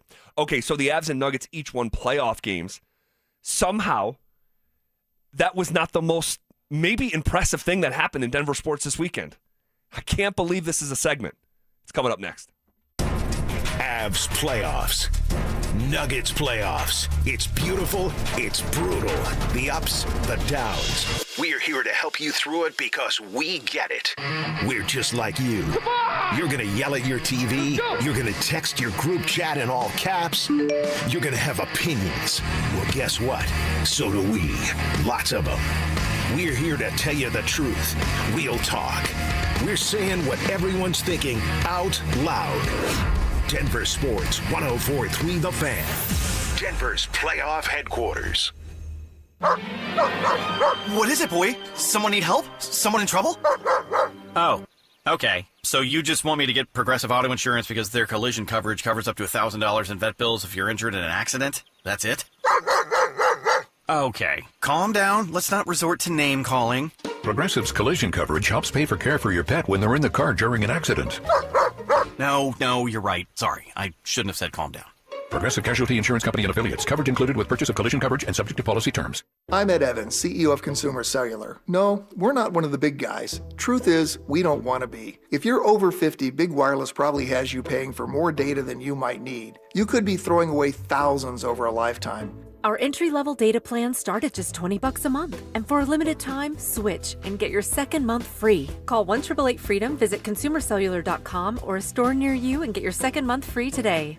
Plans include $5 credit for auto pay and e-billing. See site for additional details. When you've been serving Colorado as long as I have, you see a lot of new law firms come and go. Many of them aren't even from here. They don't know Colorado law the way we do. I'm Rob Wilhite of the Wilhite Law Firm. For 47 years, we've been fighting and winning for Coloradans. This is our home. We care about our community, and we care about the safety of every resident who lives here. So if you've been injured and need real Colorado experience on your side, call the Wilhite Law Firm, 303-GOOD-LAW. The Wilhite Law Firm, experience you can trust, results you can count on. You recognize the name Valerie Bertinelli. She rose to fame starring in the television show One Day at a Time, winning 2 Golden Globes. Today, she's 65 and opening up about what she's learned in life. My name is Glenn Jamron. I'm the chairman of Alpine Bank, member FDIC. Valerie reveals in her new book and People magazine cover article that today she loves her life. She's let go of the notion of living for others at the expense of herself. She feels free. Valerie's life lessons can benefit us all. Yes, it's nice when others approve of us, but when that approval attacks the essence of who we are, it simply doesn't work. I realize it feels odd to have a bank talk like this, but that's what friends do. A commitment to one another. Alpine Bank, committed to Colorado and you. Cecil Lammy here from my friends at WindowNation.com. Listen, in Colorado, we get different types of weather all the time. So whether your cold air is escaping or your warm air is escaping, your windows are likely to blame. And getting top quality custom fit windows from Window Nation is easy and affordable. And during the more you buy, the more you save sale, you could save up to 50% off. Plus, you could get them with 0 interest for 5 years. During these uncertain times, one of the best investments you can make is in your home. So visit WindowNation.com now to book a consultation. $5,000. That's the average amount of money people in the U.S. are now spending on gas in a year. $5,000. That's crazy. If you drive, you have to download Upside, the free app that gives you cash back every time you get gas. That's right. You can earn real cash back with Upside just by buying the gas you're already buying. You can literally start earning cash back today. I use Upside every time I fill up, and I've already made around $300. You're putting gas in your car anyway. Why not get real cash back? If you like free money, download Upside. I'm saving the cash I earn from using Upside to help pay for a vacation later this year. Download the free Upside app now to earn cash back every time you buy gas. Use promo code BACK5 to get up to a $5 bonus on your first tank. You can cash out anytime right to your bank, PayPal, or a gift card for Amazon and other brands. Just download the free Upside app and use promo code BACK5 to get up to a $5 bonus on your first tank. That's code BACK5 to get up to a $5 bonus on your first tank. Stream Stokely and Evans with Mark Schlereth, Dover and Cecil, The Drive, and all your favorite shows on the Denver Sports 104.3 The Fan app. Powered by Advanced Tax Solutions. Denver Sports 104.3 The Fan. You're listening to The Drive with Zach By and Philip Lindsay on Denver Sports 104.3 The Fan.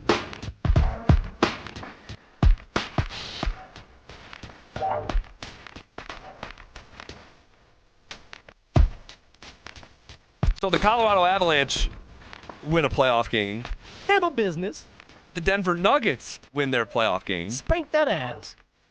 And I don't think it was the most impressive thing that happened this weekend in Denver sports. Say what? I'm being serious. By the way, real quick, I got to share this with you. So I go to this game. I go to the Avs game last minute, last second, and I get in my seat. And I found out I'm sitting next to a listener. All right. Okay. And he's like, ZB. He's like, ZB. He's like, you really are one of us. It's like one of the first things that he said. Like, and I'm like, thanks. and I'm like, cool, man. Yeah. He goes, yeah. He goes, I texted in last week that you'll never be one of us. I was like, wait, really? We had a conversation. I don't remember why we were having it.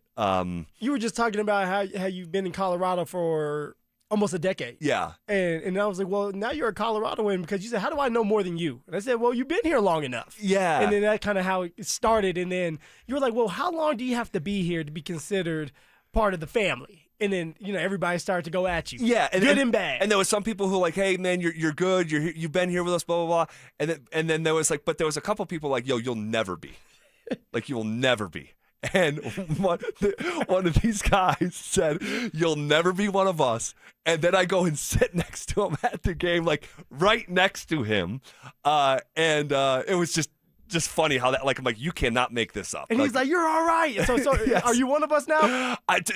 Just you got to ask him. He accepted. But he did. He what converted that was? me. So when he didn't know who you were at the beginning. And then you walk in, he's probably like, damn, this guy's pretty tall. Right, pretty tall. He's been working out on the monkey bars. He got a little muscle to him, and then when he found out it was you, he's like, okay, yeah, you're one of us now. Man, oh man. and maybe I can go back and look at like the things that he has said. Anyway, just ironic is all. So the Avs and Nugs each win playoff games. Yep. All right. I don't know if it was the most impressive thing we saw over the weekend. I cannot believe, genuinely, the Colorado Rockies took 2 of 3 from the Dodgers? Are you kidding? Winning back to back. The first time the Dodgers have lost back-to-back games this season, the first time that they have lost to a National League team this season, they were 10-0 until Saturday. Until having to go up against the pesky Rockies, man. And you know what? I hope my father-in-law is listening today because he was pissed Oh, I actually thought about him over the weekend. He was with us. We had little man. We're gonna go Hawaii at some point, and so like we just had family over. Yeah. And we watched the hockey game, Avs, and then once Avs won, we turned it over to the Rockies game because Rockies were able to get going. Ammoniak hit that homer that brought in too, and it was like, okay, it's getting interesting now. Now we're winning, and so now we start talking. I'm talking my smack. He's like, put money on it. Put money on it that the Rockies will try to go to a playoff this year. I said, Dan, I'm not worried about the playoffs, baby. I'm where my feet are. And right now my feet are watching this game and watching the Rockies whoop that ass. And he was pissed. He was mad. Hilarious. So the Rocks get drilled on Friday night, and I'm sure it was to a lot of people. It's like, okay, business as usual. This is Rockies Dodgers, and Max Muncy's going yard multiple times and all that stuff. Blame the cold though, Z. Blame the cold. It was snowing there. It was like 35 degrees. Yeah. And but then on Saturday. These plucky Colorado Rockies, Troy Johnston, a 2-run double in the 6th inning to go ahead. They ultimately win 4-3 after the Rockies bullpen, which has been for me the biggest surprise of the season. Been doing a good job. Was absolutely nails. Again, 3 1/3 scoreless innings to close out the game. The Dodgers left bases loaded in the 8th inning, which was a massive moment in that game, and they went 0 for 7 with runners in scoring position. So it's like, okay, it was kind of freaky. It's baseball. You hear people say, well, it's baseball. It's just stuff happens. And then on Sunday, it's Eddie Julian going 3 for 5 with 3 RBI. You mentioned Mickey Moniak going 2 for 5 with a dinger. Mr. Money. Kyle Karros goes 2 for 3 with a dinger. And the Rockies hang 6 runs on the scoreboard in the final 3 innings, and it was the Dodgers bullpen who was blowing up. And the next thing you know, it's like, holy crap, they just beat the Dodgers in back-to-back games. Now there's one more game tonight. And if they win tonight, then they'll win the series. They'll win the series. I don't know what it's going to look like tonight. Dude, just not losing to the Dodgers in a series is a win against the Dodgers in a series. And man, at the end of the day, too, this is what we're asking for. To be competitive. That's all. To compete. But then also, the Rockies are competing against the best teams in the league. All right, they're finding ways to win some of these games. That's what it's all about. And then yesterday, it was just fun. It was fun to be able to see everybody get involved. And then Johnston at the end of the game having that diving catch to end it. All right, like that was the cherry on top. But I will say this, watch it towards that 9th inning in Vodnik. I'm like, Vodnik, you're going to have to do something here, dude. Yep. You're starting to let people just hit the ball on you. And so as time went on, Johnston ends up getting that game-winning catch. That was a sick catch. Man. My father-in-law had the nerve to say he didn't have to die for it. Well, why is that? Because if he doesn't die for it, he doesn't catch the ball. And if he doesn't catch the ball, now the game's tied, buddy. That's why you're saying that. Sit back. That was a really dramatic way to finish the game. And I mean, at one point, you have Dalton Rushing from the Dodgers basically accusing the Rockies. But did you see this? I saw that. Accusing them of cheating after Saturday's game, saying that something fishy was going on with their first pitches. Like, how can these guys know what pitch is coming? Like, it is possible that they just could have success. Yeah, like, come on. It's the Rockies. And then the next day, on Sunday, they're doing the fishing reel celebration.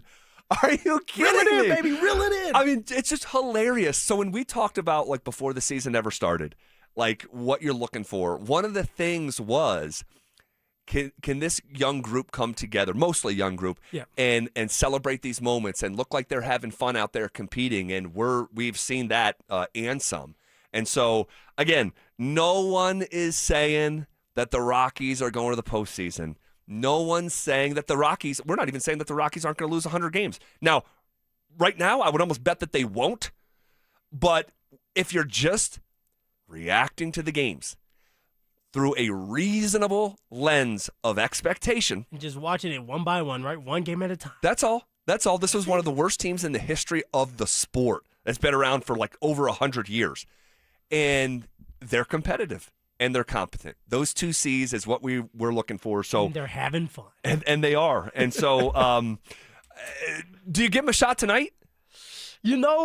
I think the Dodgers are gonna settle down. They'll end up winning tonight. I don't know who's on the mound for the Dodgers, but they're stacked. All right, they're stacked. I see the Rockies losing tonight.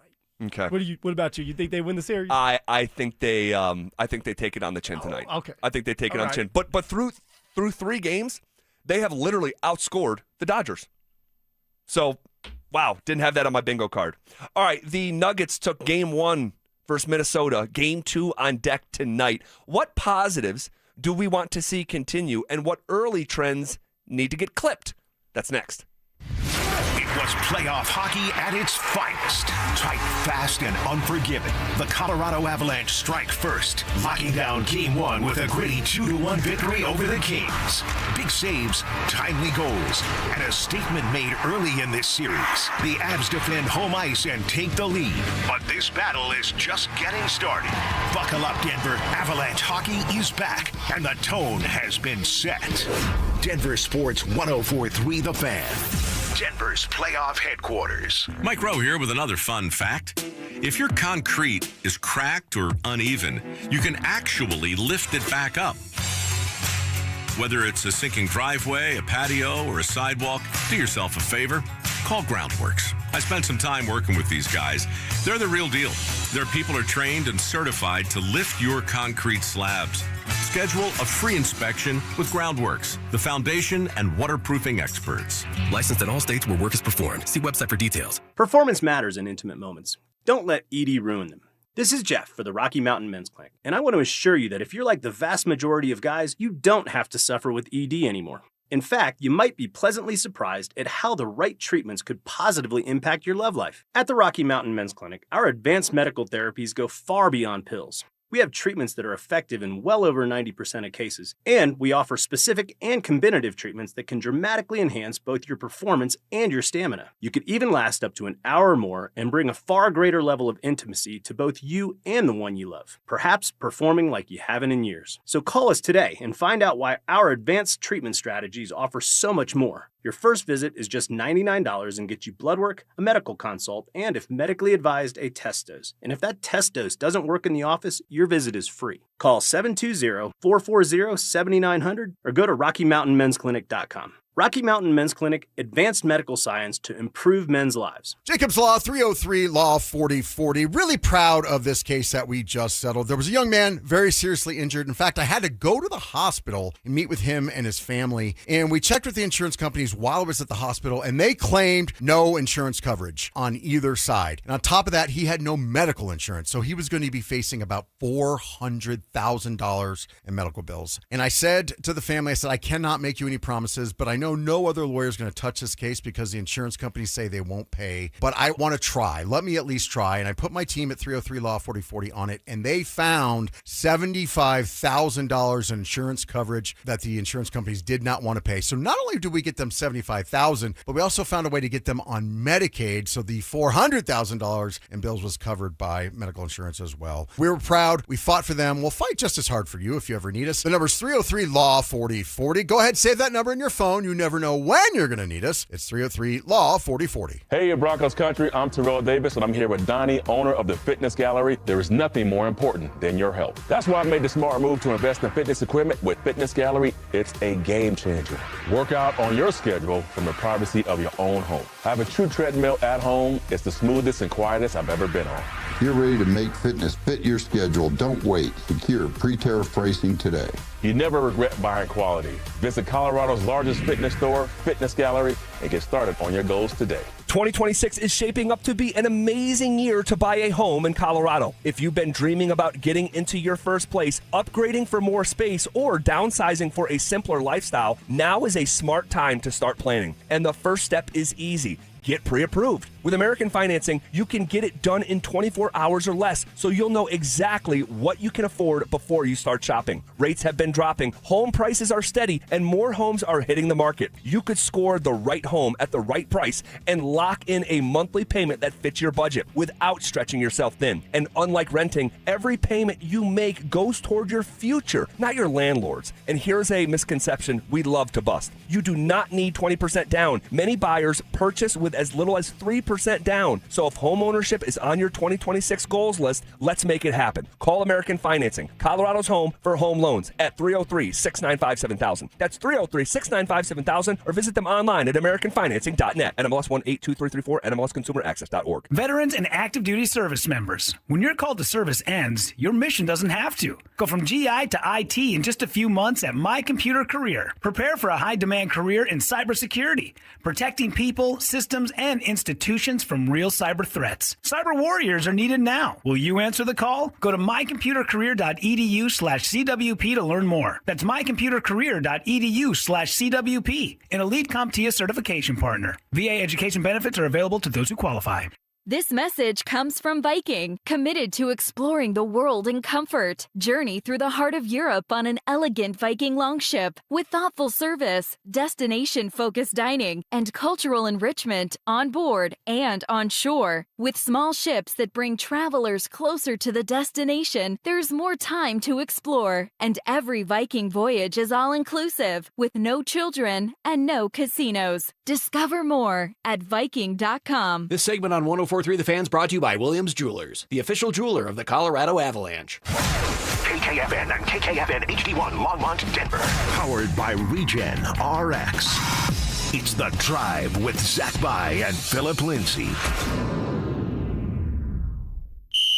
Denver Sports Snapshot. Tonight on ESPN Denver 1600, playoff basketball action continues as Atlanta faces New York. Presented by Gebhardt BMW, your trusted family dealer since 1975. Leading off with the big story of the day, here's The Drive with Zach By and Denver, Colorado's own Philip Lindsay. 1 hour in the books. Quicker than a New York minute. Hanging out with you here on a Monday. And, man, a lot to react to. That first hour absolutely flew by. It's going to be a really, really fun week, Phil. Really fun week. Which, by the way, I want to put this on your radar a couple days in advance. We started talking about it last week. But, guys, join us on Thursday, starting at 2 p.m. for our draft party live from Sportsbook Bar and Grill in Parker, brought to you by Carrier, Colorado. It all starts with The Drive at 2 p.m., followed by a special roundtable with Mark Schlereth, Brandon Stokely, Philip Lindsay at 4 p.m. Then at 6 o'clock, Cecil and John Davis and NFL insider James Palmer will take you through every pick of the first round. That's this Thursday, April 23rd, at Sportsbook Bar and Grill in Parker. All right, shifting gears back to the Denver Nuggets game. There's still so much meat left on this bone.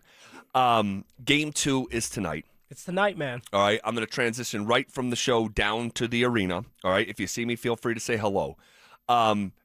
This team has to find a way to have a better start.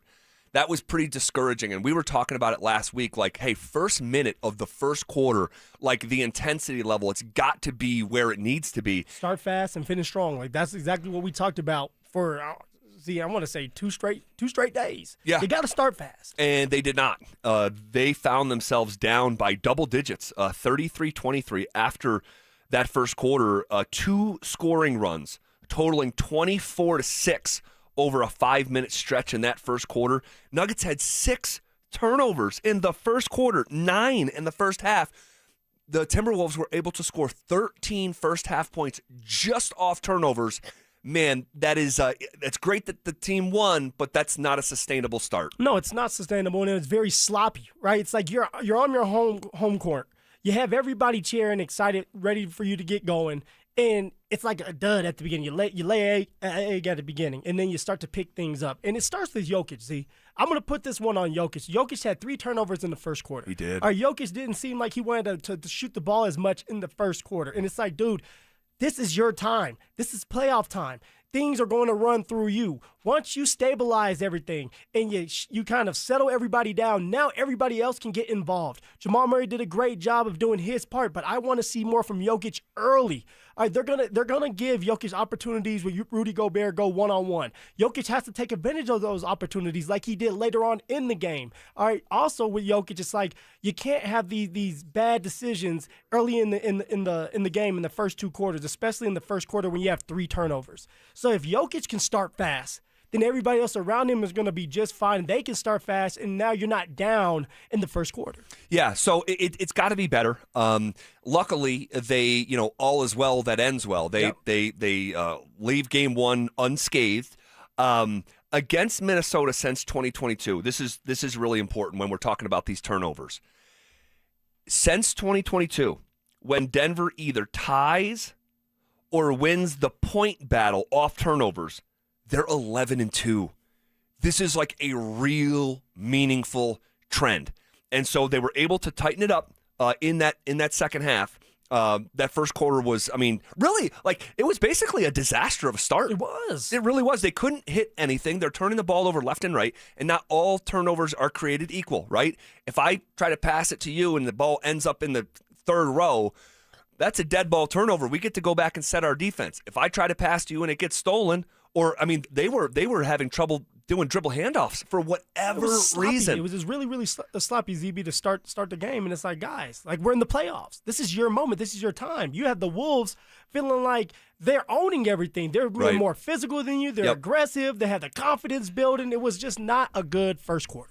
Well, then came the second quarter, and Denver really settled in. And what was massive, I thought, is they actually won the non-Jokic minutes in that second stanza. So hopefully that trend can continue. That was a really, really pleasant surprise. And then, they go on a 17-2 run there. And in the third, that actually came in the third, Minnesota coming out of halftime, 6 for 23 in the third quarter. In the second half, was there ever a point where you thought the Nuggets were going to lose? No. Once the Wolves started to just chuck up shots and they weren't going in, I was like, okay, this is the time for the Nuggets to really just lean into them. All right, be more aggressive. Now, although Jamal Murray's shot wasn't falling from the 3, everybody else was doing their part. Jokic started to get going. Yeah, he did. I think they did a couple of adjustments. Brucey B coming off the bench. He was Spark, huge, man. Defensively, being aggressive. AG, he was getting banged up, man. I know he was going through it, but just his presence alone and getting some of these rebounds, these second chance opportunities. So once the second half came rolling around, I was really confident that the Denver Nuggets were going to win. The biggest reason why, though, Z, is because of Ant-Man. And we talked about it earlier. Ant-Man does not look good right now. He does not look healthy. And so Ant goes into the half, and he was not a bad version of himself. He just wasn't the same version that we're used to seeing in a playoff atmosphere game, right? A playoff type of game. But coming out of half for Ant-Man, he was stiff. He was hurting. You can tell that. His shot was not on. He was not driving. And now it just led to easy points for the Denver Nuggets. The Denver Nuggets didn't have to play as much defense, so they were fresh going offensively. So, there was no time in that second half where I felt like the Denver Nuggets were going to lose that game. No, me either, really. And I know it became a 2-point game at one point there in the second half, but the Nuggets have really earned some trust back. That was how many clutch wins is that in a row? I had it here in my notes. I think it is. Yeah, 7 consecutive clutch time wins. For this group that they were they were given back their resume here at points during the year. It was like, what are we watching? You get in a clutch time game, you can beat Denver. It was happening more often than not. They were under 500 in the clutch. And so they've earned some of that back. Jokic, really by his standards, and again, this you look at the box score and you see 25, 13, and 11, and Jokic is always going to produce. Yeah. But by his standards, I didn't even think it was that great of a game. I actually thought Rudy Gobert, particularly in the first half, he made an impact. He really did. I thought Rudy Gobert had a really nice game. So what do you want to see from Jokic in game 2? What do you want to see? 25 points is still a lot of points. A triple-double is a triple-double. Yep. And yet you came out of that game saying, this wasn't Jokic's best performance. Well, nothing was going to the basket. Or very little was going to the basket. He attempted one more free throw than I did on Saturday. And so I think that as the series goes along, I think you could see him a little bit more in his office, if you will, down in that low block and going at Rudy. He ultimately, he was on the perimeter a lot, okay? He took 7 threes, all right? Outside of Jamal, that was the most on the team. And ultimately, throughout the game, the longer it went, it looked like he felt the most comfortable in like the high post free throw line area, that mid sort of like that mid-range area. When you say that's because of Rudy Gobert being more aggressive, being more physical, pushing on him a little bit more, forcing him to take those shots? Yeah, I think that, Jokic is sort of downloading the game. You know what I mean? He's like diagnosing like, okay, what is this? And Jokic is a very much like, I'm going to feel this out. I'm going to feel this out. And his basketball intellect it's unlike anything I've ever seen, along with LeBron, smartest players I've ever seen. And he ultimately settled into that high post area where he just started having a ton of success. I'd like to see him just a little bit more aggressive going to the basket is one adjustment that far be it for me to give him advice, because he's going to find the soft spots. And when he deems it appropriate to start doing that, he will. But I really thought Rudy Gobert was good. I thought he was really good. I thought he made a real impact. I thought Rudy did a great job. And even in Rudy's eyes, he's like, what more can I do? Like, that's what it looks like. It looks like Rudy is defeated because it's like, what more can I do? I need help. And when the Wolves, in that third quarter where Timberwolves just started just shooting shots, right? Shooting threes just to shoot them. And it was like, man, they're really feeling it. Like, the pressure's put on them. They feel like they have nothing left. They feel like they can't go anywhere else with this. And this is where I feel like the Nuggets got them. It's like, we have the depth if you're the Denver Nuggets. All right, you're not. If you're the Nuggets as well, it's like, we haven't shot well from the arc either. Right, 28%, like, that's not good. And that's not going to continue to be something that happens for the Nuggets. I think tonight they're going to probably have one of their best stat-wise, shooting-wise, from the three-point line. I can see that happening on the home court, just adjusting certain things on the fly for the Nuggets. So the Wolves are going to come in here trying to punch at them, trying to be overly aggressive again. But if they can't get some of those shots to knock down and Ant-Man can't get to the rim, it's going to be a long night for them again. Well, certainly, if Anthony Edwards is a similar version of game number 1, and here now you're asking him to play, on a every other night type setup. And that knee it just does not look like it's responding. And I saw it in his warm-up before the game. We spoke about it earlier in the show. Not one time did you see Anthony Edwards get to the rim and try to rise up on someone. This guy, when he is right, he's arguably the best athlete in the NBA. The kind of athlete that gets you picked number 1 in the NBA draft. And he would slither his way to the rim, and he was doing these quick finishes. And he's still such a talent that he's going to get to his 22 points. But like it was laborious, 7 of 19 from the floor. That's not what you're looking for. But here's what I'll say too, though. Jamal Murray, he gets the 30. Dude, he shot 7 of 22. He missed 2 out of every 3 shots that he took. He like 0 for 8 from 3. Like, that was a 40 piece that just didn't crystallize, because of the lack of shot making. He was finishing around the hoop. He was getting to his mid-range, which, like, that looked great. But we know Jamal Murray on his best nights, he's got it going from 3, where he's making 3, 4, 5, even 6 threes he's capable of. And I think we'll see a closer version to that. And I don't know, man, Phil, like, Nickeil Alexander-Walker is not on the Wolves anymore. No, he's not. Anthony Edwards is not 100%. I don't know what the solve is going to be for Minnesota when it comes to Jamal Murray in the course of this series. I mean, I guess you should put pressure on Jamal. You find ways to take it out of Jamal's hands and say, look, if we're going to lose this game, it's crazy, but people have done it before. We're going to put it in Jokic's hands. Let Jokic score all the points, but you can't let Jokic start to kind of diagnose what's going on, letting Jamal Murray get hot, and then all of a sudden Jokic decides, hey, I'm going to be a part of this. So I don't know what the Wolves are going to do. My guessing is it's like we're going to go one-on-one with Rudy Gobert. We're going to try to take it out of Jamal's hands and maybe force Christian Brown to do a little bit more of the heavy lifting tonight. Sure. That's what I think is going to happen. For CB, what do you do with this opportunity? If they're sagging off you and you have a chance to shoot a 3, are you going to take that, or are you going to second guess yourself? If you miss that first 3, what do? Do you go back at it like you did against the Spurs? I think this is going to be a big CB night. Whether it's good or bad, they're going to try to put the ball in CB's hands. Well, we'll see. We'll continue to follow that dynamic because I like you, I think it's going to be more and more relevant the longer the series goes on.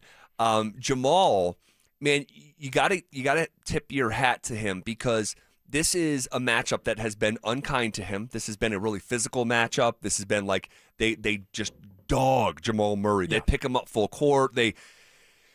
And for him to see that approach and the response was go downhill. Go downhill. You absolutely love to see it because when you have that style of defense being thrown at you, man, they're begging you to retreat. They're begging you to just keep taking threes. And the fact that he just kept going downhill and got to the free throw line as often as he did to take 16 foul shots and make every single one of them, that's pretty remarkable. And I think that he was meeting the moment for the challenge that he has failed in the past, and his approach just this time with, no, I'm going to attack your attacking defense. I thought it was brilliant. I thought it was what was required.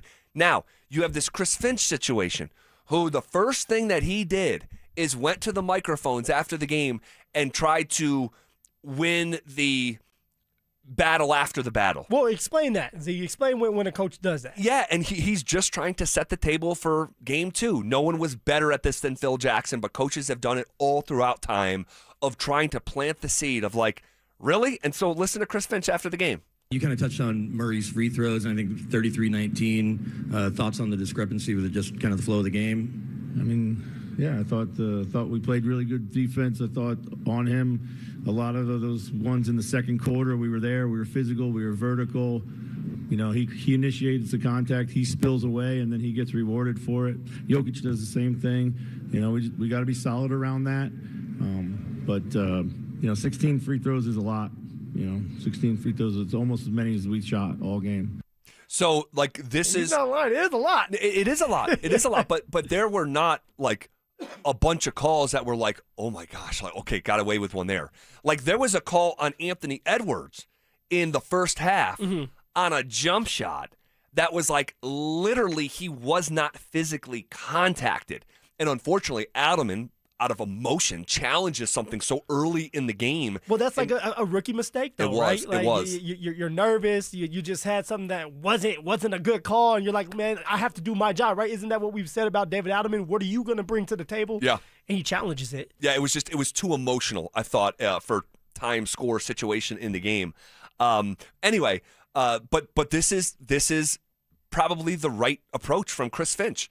It's like you have a player that took 16 free throws. You're going to address it in the media and make them truly earn it here in game number 2. Well, do you expect the whistles to be kind of swallowed this game in game 2? Because I will say this, there were a lot of calls. Not saying just for just the Denver Nuggets. There was a lot of calls that you could say, like, I thought this was playoff basketball where you're going to be able to be a little bit more aggressive.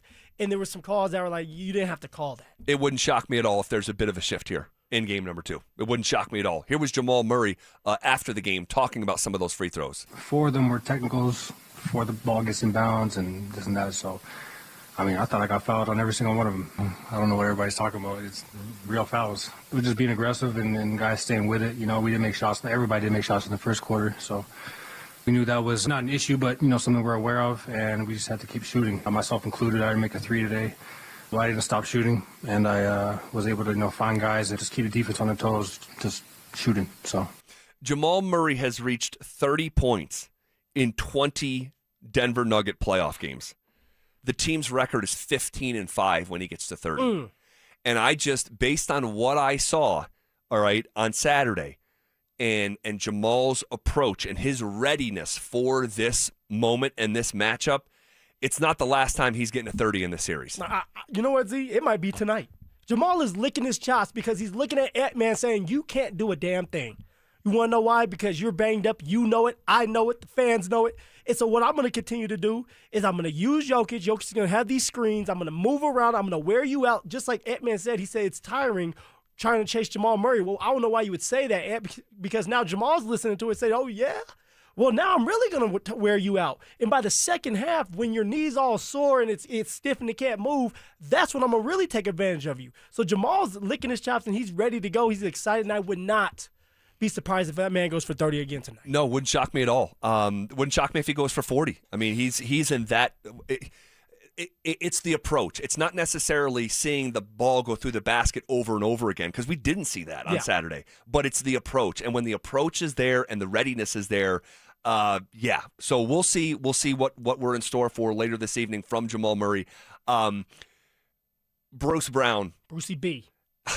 This guy, having a conversation with someone within the organization about Bruce Brown and what to expect here from him in this series. And I said to this guy, I said, hey, if Bruce Brown, and I don't know if I said this last week on the air or not, but I said if Bruce Brown was a member of the 2024 Denver Nuggets, I don't think they lose that Game 7. I think you said that. On their home floor, up 20.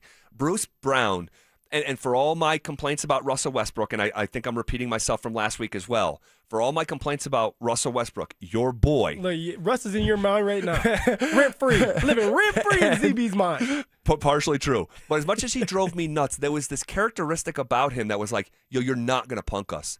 You're not doing that. And at a certain point in time, this is what Paul Millsap represented to the Denver Nuggets. It's what Bruce Brown represented to the Denver Nuggets in their championship run, where I remember he's like nose to nose with Kevin Durant, in a timeout, like, dude, like, yeah, I'm here.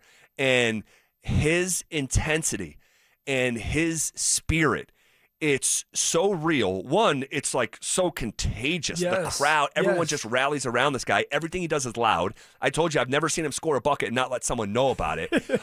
But this guy's impact was so real because it was a terrible start, basically a worst-case scenario start. Turnovers left and right. Aaron Gordon's in foul trouble. Guys can't hit shots. You're down double figures. And Bruce Brown's, the injection of his spirit into Game 1, grabbing offensive rebounds. It's the effort, Z. The putback, the three, dunking to finish things in the fourth quarter is just 5 steals, stealing the ball. Come on. 5 steals? Dude, it's only the 10th time in the history of the Nuggets someone in a playoff game has had 5 steals. It's the first time ever that someone had 5 steals in a playoff game that didn't play even half of the minutes. So then how'd you like Jamal's comments? It was Jamal that said, hey, like somebody's not going to like this. He's talking about, my guess, an AG, but Jamal said Brucey B is the best on-ball defender. How do you feel about that? Ooh, shots fired. I don't think it's true, but I think in the moment there was a reason that Jamal felt comfortable saying it. See, I thought he was more thinking of Peyton Watson in his head. Oh, you think so? Ooh. Yes, which, by the way. Uh-oh. Uh-oh. What'd you see? What'd you see, man? It's what I saw and what I heard. Damn. First of all, what I saw is someone who was going through a routine that looks nowhere ready to play. That looks extremely, extremely stiff. And I'm talking, this is 90 minutes before tip-off. Looks nowhere near ready to play. Also, I would ask just how... I'm trying to choose my words carefully here. I don't think Peyton Watson is in the biggest rush to come back. You don't think so for himself? Like him mentally like being there, or you don't think like the hamstring's just not there? I think that's part of it for sure. That last part, the hamstring. Yeah. But the risk involved as he's about to hit a payday.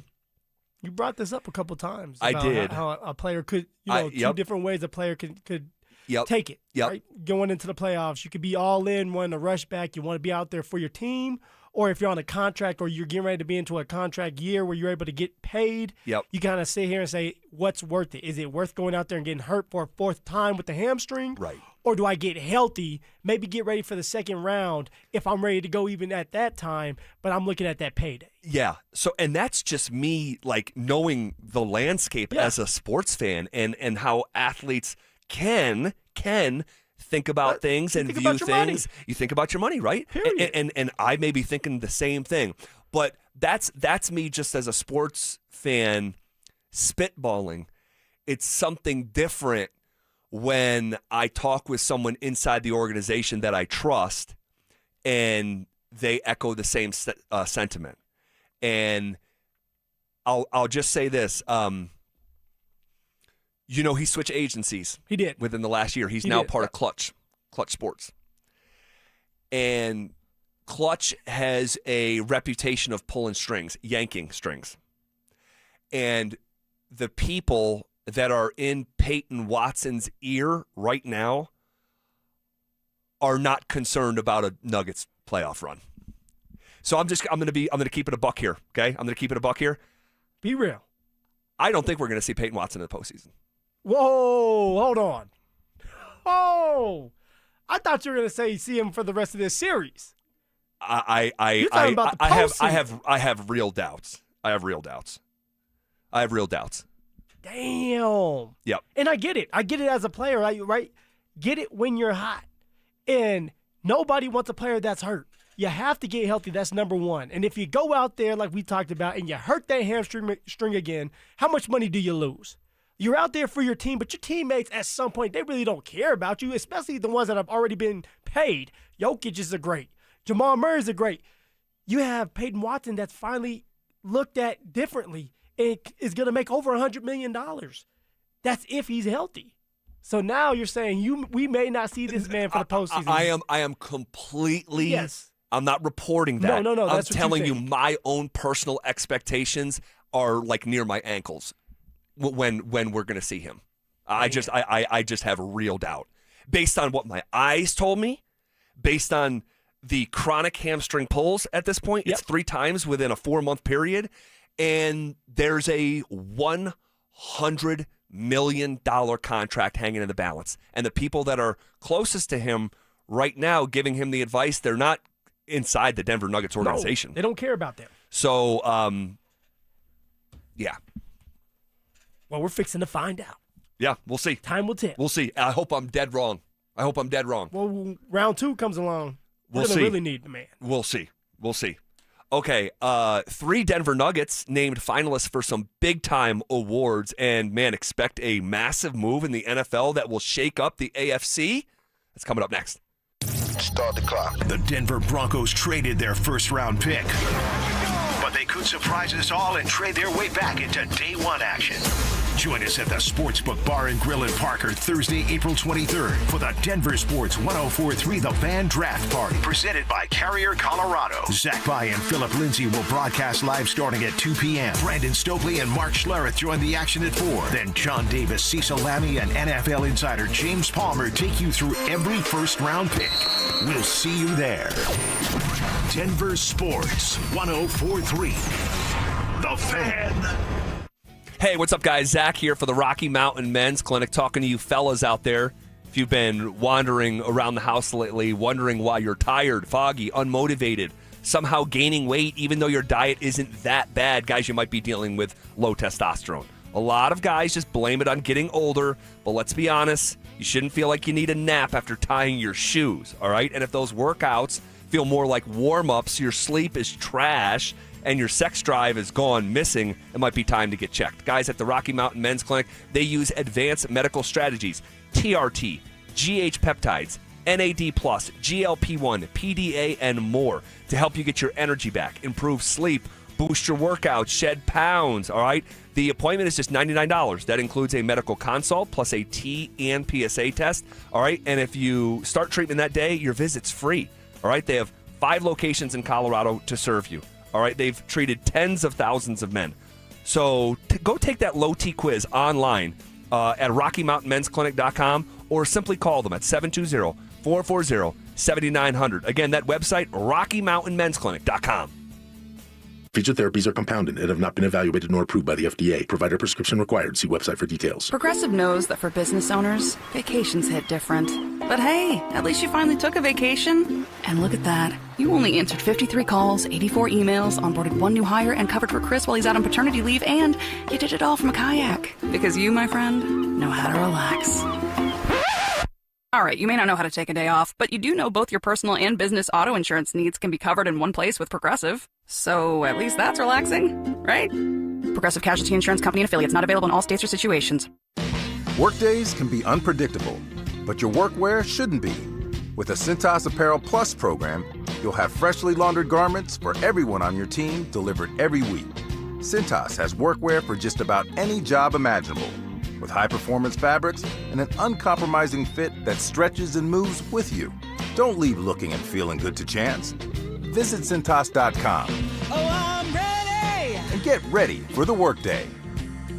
Hey, it's Mike Evans. Restore your bald spot, reverse your receding hairline, or add volume to thinning hair with the same simple one-day treatment I receive from Dr. Tanya Pauls of Advanced Hair. Your own natural hair begins regrowing the very next day, and your new hair is guaranteed to grow. Advanced Hair has changed tens of thousands of lives, including mine. For your free consultation, $250 off, and 250 free hair grafts, call 720-459-HAIR, advancedhair.com. I'm Ed Evans, CEO of Consumer Cellular. No, we're not one of the big guys. Truth is, we don't want to be. If you're over 50, Big Wireless probably has you paying for more data than you might need. You could be throwing away thousands over a lifetime. Our entry-level data plans start at just $20 a month. And for a limited time, switch and get your second month free. Call 1-888-FREEDOM, visit consumercellular.com or a store near you and get your second month free today.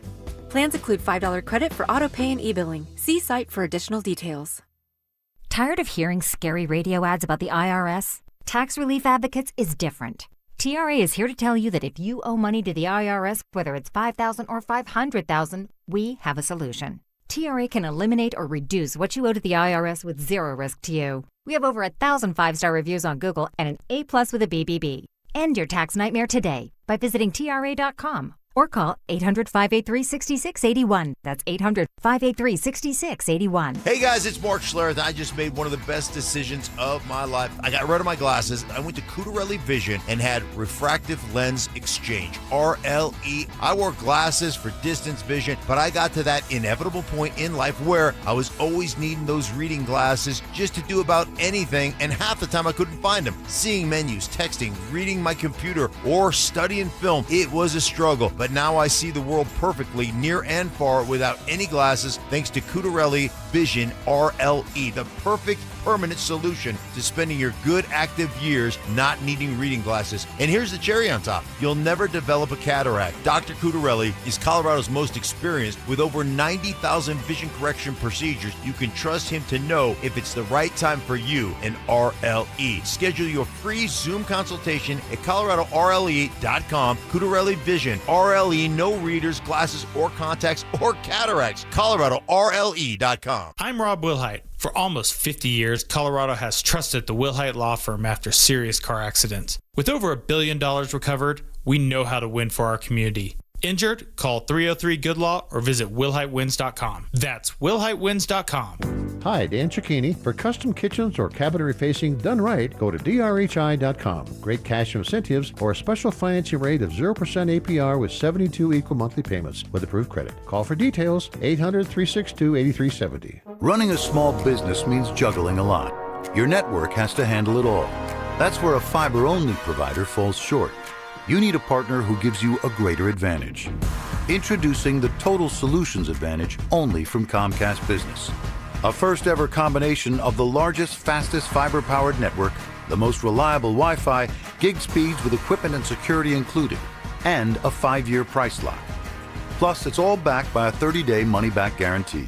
The Total Solutions Advantage only from Comcast Business. A new standard for small business with reliability, security, and savings in one. Switch today. Get started with a great offer as low as $60 a month. When you add it all up, no one does business like Comcast Business. Offer ends 6/1/26. New customers only. Requires 300 megabits per second internet and security edge. 1-year agreement, eco-bill, and autopay required. Equipment, taxes, and fees extra.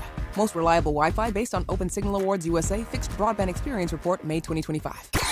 Want to partake in our contests? Check out the rules at DenverSports.com.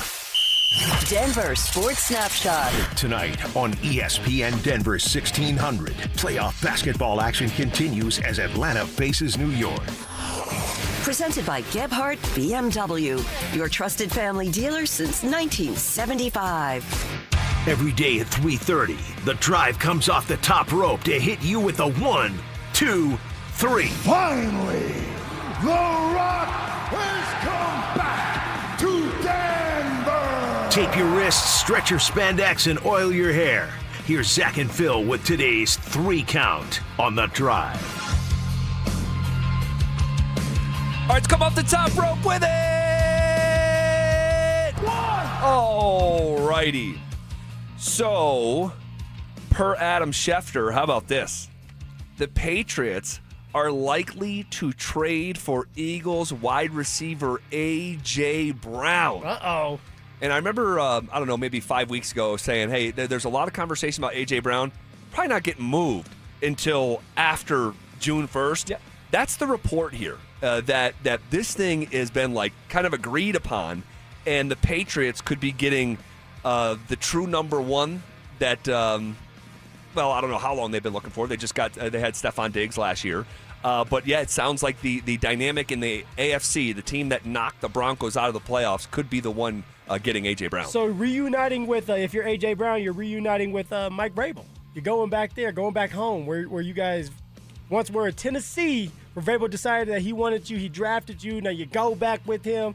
And I've heard that they've had their back and forth. So that's going to be interesting. A.J. Brown, Mike Vrabel, how they get along. Because A.J. Brown has went on podcasts about how he did not like Mike Vrabel at one point. He did Is that not right? like him. Oh, yeah. I did not realize that. Yeah, and it was his rookie year. But he also respects Mike Vrabel, and he said that Mike Vrabel has done a lot for him and built him up to be the guy he is today. So, going back to the guy that helped you out, going back with Drake May, who's a really, really good quarterback, I mean, that's going to be a scary situation over there with the Patriots again. There's no question about it. Elsewhere around the NFL, two big-time signings. Trent Williams and the Niners agreed to a 2-year, $50 million contract with 37 M's fully guaranteed. Man. He is now the first non-quarterback in NFL history, this is nuts, to surpass $400 million in contracts and $225 million in guarantees. Man, I wish I was a big boy.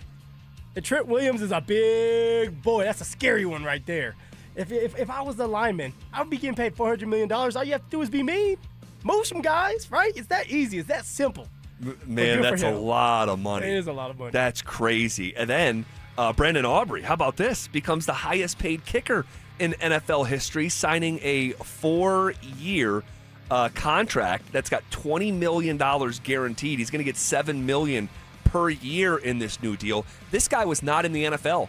Not XFL, right? I think it was a UFL. Okay, I want to UFL, say, but a non-NFL player just a handful of years ago, now setting the record in the kicker department. The kicker's making $20 million, $28 million if he goes through his whole contract just to kick a couple field goals, some extra points, feel good on the sideline. You know they don't ever do conditioning drills. And actually, small little story here.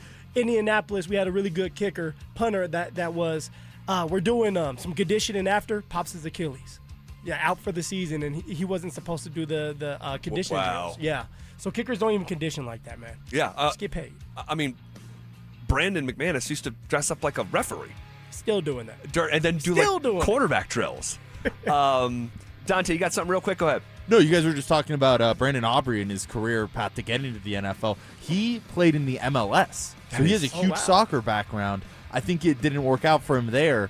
He had like a normal job, like selling tech or something, worked on his kicking, and then got the call. Just insane. Now making $28 million. Insane story. But good for him, man. The perseverance, and taking on a task that is a crossover athlete, like in terms of sport, that is really unique and good for him. Next in the 3 count. 1, 2. All right, so finalists have been named in the NBA. Jokic officially named a finalist for MVP along with SGA and Wemby. All right, so they limit it to 3. Tim Hardaway Jr. named a finalist for 6th Man of the Year. That is a huge honor, man. Along with Miami's Jaime Jaquez and San Antonio's Keldon Johnson. Johnson is the one who's the favorite in the clubhouse. But Hardaway led the league in made 3-pointers coming off the bench, tallying more than 200 3-pointers on nights that he did not start. His season is the 2nd greatest 3-point shooting season by made threes in the history of the franchise. So congrats to him for even just being nominated here. And hopefully, if he's not the one that's taking home the award, he's number 2, right? He's 2nd on the list, which I've been pounding the table just like you that he should be 6th Man of the Year because of what he was bringing to the table. The games that Jokic and Jamal was there, Jokic and CB and players like that were missing. Tim Hardaway Jr. was filling in, helping out and winning games with just himself at times by shooting that 3-point shot. Yeah, a legendary season here in Denver. And then Jamal Murray, I don't know if I saw this one coming, up for Clutch Player of the Year, which is a relatively new award. I think this is the third year I want to say they've given this out. And it's Jamal Murray, Anthony Edwards, and Shai Gilgeous-Alexander. I don't think Murray's going to win this, but again, just being honored, just being in the frame of the winner is a really sweet honor. He was second in the NBA in clutch scoring, 100. And when I say clutch, I know I've repeated this a bunch, but people are always coming and going. Clutch defined by games 5 minutes or less that are within 5 points. All right. Jamal Murray scored 166 total points in those tight games down the stretch, doing it with an elite field goal percentage, effective field goal percentage of just over 60%. So good for Jamal. Three guys that could win an award. My guessing is, Z, sucks to say, but all three may not win an award. SGA is going to win MVP, and then my guessing is he'll win the clutch. Yep, agreed. And then your guy that you were talking about, Kellen Johnson, going to beat Tim Hardaway Jr. Yeah, for Sixth Man of the Year. Dang it! All right, but again, good for those guys to just be mentioned in the final three. Yep. 1, 2, 3. All right, and then Western Conference NBA wrap-up, if you will. The Lakers, man, overcoming their injuries to Luka Doncic and Austin Reeves. They knock off the Rockets over the weekend. Durant was a late scratch from that game with a knee injury. The Spurs and the Thunder cruise to wins over Phoenix and Portland. Both of those series don't look like they're going to go a long time, and that's obviously relevant for the Denver Nuggets, who are going to have to each go through both of those teams if they want to go win a championship. Yeah, I'm for the Thunder and the Spurs, I will not be surprised if they sweep those series. And they're going to be ready to play. And so for the Nuggets, when you have the Wolves on the ground and they're bleeding, you got to have them bleeding out. You got to finish the job so you can get that rest as well, so you can get ready for round 2. All right, we'll see what the rest of these series around the NBA, how they unfold here over the coming week and a half or so. All right, what was David Adelman saying after what he called a grimy win? You'll hear from the head coach next. Game 1 belongs to the Denver Nuggets, 116-105. Powered by a second-half defensive masterclass. Denver locked in and held Minnesota to just 43 points after halftime. Jamal Murray poured in 30, perfect at the line, willing this team through contact. Nikola Jokic, a 25-point triple-double, taking over when it mattered most. And Aaron Gordon's second-half minutes changed the game. Defense, toughness, execution. Nuggets strike first and set the tone. Denver Sports 104.3 The Fan. Denver's playoff headquarters. Imagine finding your dream home and moving in right away. No waiting to sell your old place first. Sounds perfect, right? That's exactly what Orchard's Move First, Sell Later program lets you do. Buy your new home now and sell the old one later. Here's how it works. Orchard gives you cash so you can buy and move into your new home first on your timeline. No waiting, no showings, no double moves. Then the Orchard experts take it from there. They handle repairs on your old home for you so you attract the right buyers. Once they're done, a local Orchard agent lists and sells your home for top dollar. Orchard's Move First program gives you the freedom to buy and move into your new home first and sell your old home later. Buy before you sell and get top dollar for your home with Orchard. Ready to find out how much your home is worth? Visit Orchard.com to get your free home valuation. That's Orchard.com. Max HELOC is a game changer and can lower your bill significantly without affecting your current loan. How much savings depends on your unique situation, but you could borrow $250,000 with a payment option as low as $495 a month. Consolidate your debts and make life a lot easier. We make it easy to save, and you don't need perfect credit either. U.S. Mortgages, and our number says it all, 303 low rate. All loans subject to approval and change. License number 392126. Your roof's the single most important part of your house. Snow and high winds can damage your roof. Don't trust your roof to any fly-by-night roofing companies. Call the professionals at Golden Spike for a free roof inspection and tell them you heard about it on The Fan. They're a locally owned company and a Team Dave Logan member. Call Golden Spike Roofing when your roof needs a fix. 303-942-1386. Golden Spike Roofing. Hey, what's up, guys? It's Zach here for 5280 Exteriors. Have you heard of something called WUI compliance or Wildland Urban Interface? It's a new statewide standard in Colorado. Starting this year, every home will be assigned a fire risk category. Some building departments will begin enforcing WUI rules, so your next siding, decking, roofing, or window project may come with new requirements. Call 5280 Exteriors today, and they'll walk you through the updates, help you stay compliant, and find out what zone you're in. 5280 Exteriors, the altitude of quality. The draft is here. Don't miss a single pick, trade, or surprise move. Head to DenverSports.com, your ultimate draft headquarters, powered by Piper Electric. Power your project with experience at PiperElectric.com. If you don't care about saving 50% off your wireless bill for the same 5G coverage the big guys are charging a fortune for, maybe you care about keeping jobs in America. Pure Talk does. They've pledged to run their entire operation from this country, including all their customer service. Or maybe you care about our nation's veterans. Pure Talk does. They've donated hundreds of thousands of dollars to America's Warrior Partnership, a fantastic organization working hard to prevent veteran suicide. Or maybe you care about closing America's skills gap. Pure Talk does. They're a proud supporter of MicroWorks. They're helping my foundation train the next generation of skilled workers. Don't get me wrong. Saving money's great, and you'll save plenty with Pure Talk. But if you want to be in business with people who share your values, dial pound 250. Say micro, and switch to an American wireless company that actually stands for something.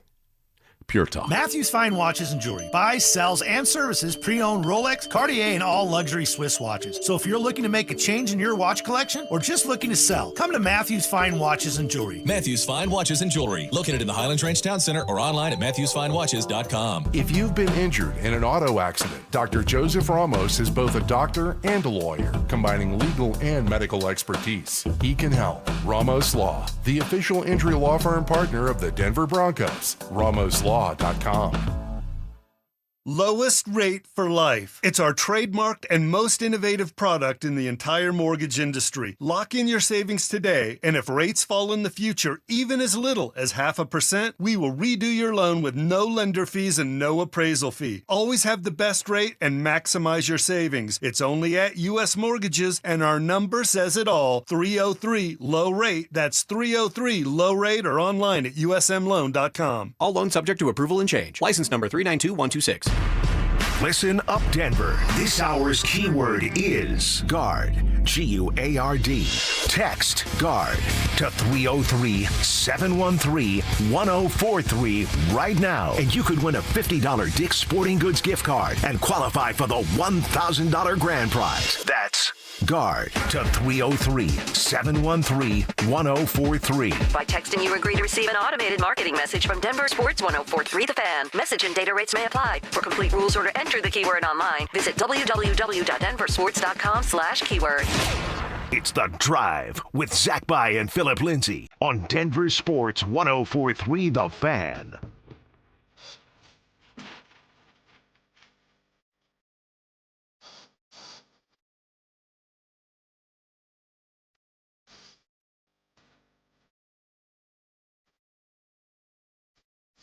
All right, as we roll along, what was David Adelman saying after what he called a grimy win? DA. You know, we'll get to that here in just a second. I want to read a RamosLaw.com text real quick. Why can't the Nuggets roll teams? Is what they said. Well, here's what I would say, dude. They shot 28% from three. Jamal Murray went 0 of 8 from 3. Yeah. And they won by double figures. They won and covered the spread. And Jokic wasn't the best version of himself. Nope. So they can roll teams. It's just that they didn't start fast. It took them some time to really get going, right? They were really sloppy with the basketball. And even for Jokic, wasn't shooting. Jamal wasn't knocking those threes down. So if they can get it going for themselves tonight and Jokic goes out there with the mindset of, I smell blood, I'm going to attack the rim, I'm going to try to get to the free throw line more than just one time, then they can truly run the T-Wolves out the gym if they have the right approach. Well, here was Adelman after the game talking about the Nuggets' initial approach and the early stages in that game and how they responded. You're known for your offense, and we created really good looks, like I said, and then we were up against it right away. And that's a big thing for a road team, to come out, punch the home team in the mouth. That's what they did, after we missed shots. And just the reaction to that, staying together, winning a grimy game, it's good. We're going to have games where we shoot the hell out of it and everything looks pretty and everybody's going to say how good we are. There's no difference. You just win the game, and that's what the game was tonight. Our defense held up in the second half. After the first quarter, it was very solid. We did just enough offensively to get to 116. Just enough offensively to get to 116. I think the Nuggets could have games in this series where they're scoring 128. It just wasn't that type of game. Obviously the start was pretty bad. I mean, between the foul trouble for Aaron Gordon, Jokic slow start, 3 turnovers in the first quarter. 9 turnovers in the first quarter as a team, 13 in the first half. But once they just started to settle down, and it's game one. It's game one. Well, speaking of game one for David Adelman, because you said everybody, if you're going to win a championship, everybody has to be great. David Adelman, game one, how do you feel he did? I thought he was fine. I said earlier, I really didn't like his initial challenge. I thought that was him being emotional, and you needed that challenge probably 30 minutes later for an absolute phantom call on Anthony Edwards. But beyond that, there's nothing I think super glaring to point to. Honestly, you won the game. You won by double figures. I think this is just a better team than Minnesota. I hope I'm not getting caught up in reaction to one game. But even the one game, the Denver Nuggets weren't close to the best version of themselves. Oh. And they end up winning, really, by the end of it, going away. No, and I love that he, David Adelman, we're talking about, reacted by putting someone like Brucey B in there, all right, to stabilize things or actually to ignite things and get it actually going and obeying your eyes even when he's doing well, to keep him out there long enough to get things going for yourself. So I was good with David Adelman. I know that the challenge was one of those, why are you doing this so early? Why are you doing this with so much emotion built up? But it's new for him as well, right? Sure, he's trying to get the kinks out. He's trying to get the butterflies out. So hopefully he has a great game plan going into game 2, great adjustments coming out of half like he did, and then we get this win tonight. Here's a little bit more from David Adelman after the game, talking about the mutual respect between these two teams. It's a physical series. The playoffs are physical, though. The only moment I just rewatching, AG taking the shot in the back from Randall was concerning. That's on our report for something that's bothering him. His lower back, so that was unfortunate. But that's just the way the game is. These games are that way. Both teams are experienced. They're used to winning these games. They know what it means to play in a physical matchup. There's a respect on both sides. There's also a want to win, and that brings out a lot of intensity and physicality. Intensity and physicality, and the Nuggets need to continue to meet the moment, because when you're not the more skilled team, more oftentimes than not, what do you resort to? Physical, right? Yep. Physical, Muck it up. And try to be down and dirty. And that's exactly what the T-Wolves did, right? They wanted to get in the heads of these players, and they had these technical fouls. And I think, honestly, Minnesota was not disciplined. No, I agree. They were undisciplined, and it hurt them. I agree. I think they were frustrated and lost their composure a little bit. Jade McDaniels pushing Jokic right. I mean, the referee is right there. Did Jokic sell it a little bit? He might have, but you can't extend 2 hands into someone's back and just flat out push them. And then there was a little skirmish. It's not going to be the last one. There's a lot of mutual respect between these two teams. Sure, there is. But there's a lot of just distaste. And did you see the moment in the game? It was in the first half when Christian Brown took and made a 3. Bones Highland lunged at him to try to get in his peripheral vision and said something to him. I don't know what he said. But you don't see that a lot on an NBA bench. Someone trying to almost fake lunge at someone's lower body. Yeah, exactly, to try to get him to flinch. And CB knocks it down, pointed at him, and held it. He took 3 or 4 steps back, pointing at him Yeah. Like, sit down. You. Sit that butt down, baby. You. And Bones Highland would love nothing more to embarrass this organization. And he did not play a lot. He played 5 minutes, did not make any meaningful impact, took 3 shots, missed 3 shots. But he will have a moment in this series. He will. Bones Highland, he will have a moment in the series. So I'll tell you what, Z, man. Like he's a guy that's very twitchy, very explosive. And if he does have those moments, they're going to be loud. Oh, yeah. And so someone like CB, who my guessing is would be guard him at the time, like that's going to be a good little matchup if it ever comes about with Bones Highland. And by the way, credit to CB, who guarded the Timberwolves roster up and down. I mean, he must have been matched up with 4 different guys. Jaden McDaniels, his name's escaping me right now. Julius Randle, excuse me. It didn't matter. CB was up for the task, and he did a good job on Anthony Edwards. And I think that he did a good job naturally, but when Ant-Man's not 100%. Yeah. There's context to it. There is, because I did not think that this was going to be a good series for Christian Braun defensively, matching up with Anthony Edwards. But Ant-Man is just not at the peak of his physical powers. He's just not. So we'll see what that looks like here moving forward. Game 2 tonight in Denver. Have to go up 2-0 here in a way that you were down 0-2 just 2 seasons ago. Have to go up 2-0 here. Oh, it's a big one tonight. It's a big one, but everybody's healthy. Jamal Murray had 30 points and he wasn't able to get it going from the 3-point line. All right, that's going to change tonight. CB's a guy that you have to watch out for. All right, if Minnesota decides they want to sag off on him, CB, you got to have confidence. You got to step into your shot. You got to knock down a couple threes. So we're fixing to find out what the Denver Nuggets are going to come out with, how they're going to adjust at half. What is Jokic going to look like? Is he going to start fast this game? We need him to, just to kind of like calm everybody down. And if he can do that, Nuggets are going to win tonight, Z. All right, we'll see what the adjustment is, but I think the adjustment will come from Minnesota. And Greg Popovich used to always say, you do not want to be the first team that has to adjust. And so we'll see what Game 2 looks like later this evening. Okay, someone on the Avalanche is having a moment. How long will it last? That's next. Avs playoffs. Nuggets playoffs. It's beautiful. It's brutal. The ups, the downs. We're here to help you through it because we get it. We're just like you. You're going to yell at your TV. You're going to text your group chat in all caps. You're going to have opinions. Well, guess what? So do we. Lots of them. We're here to tell you the truth. Real talk.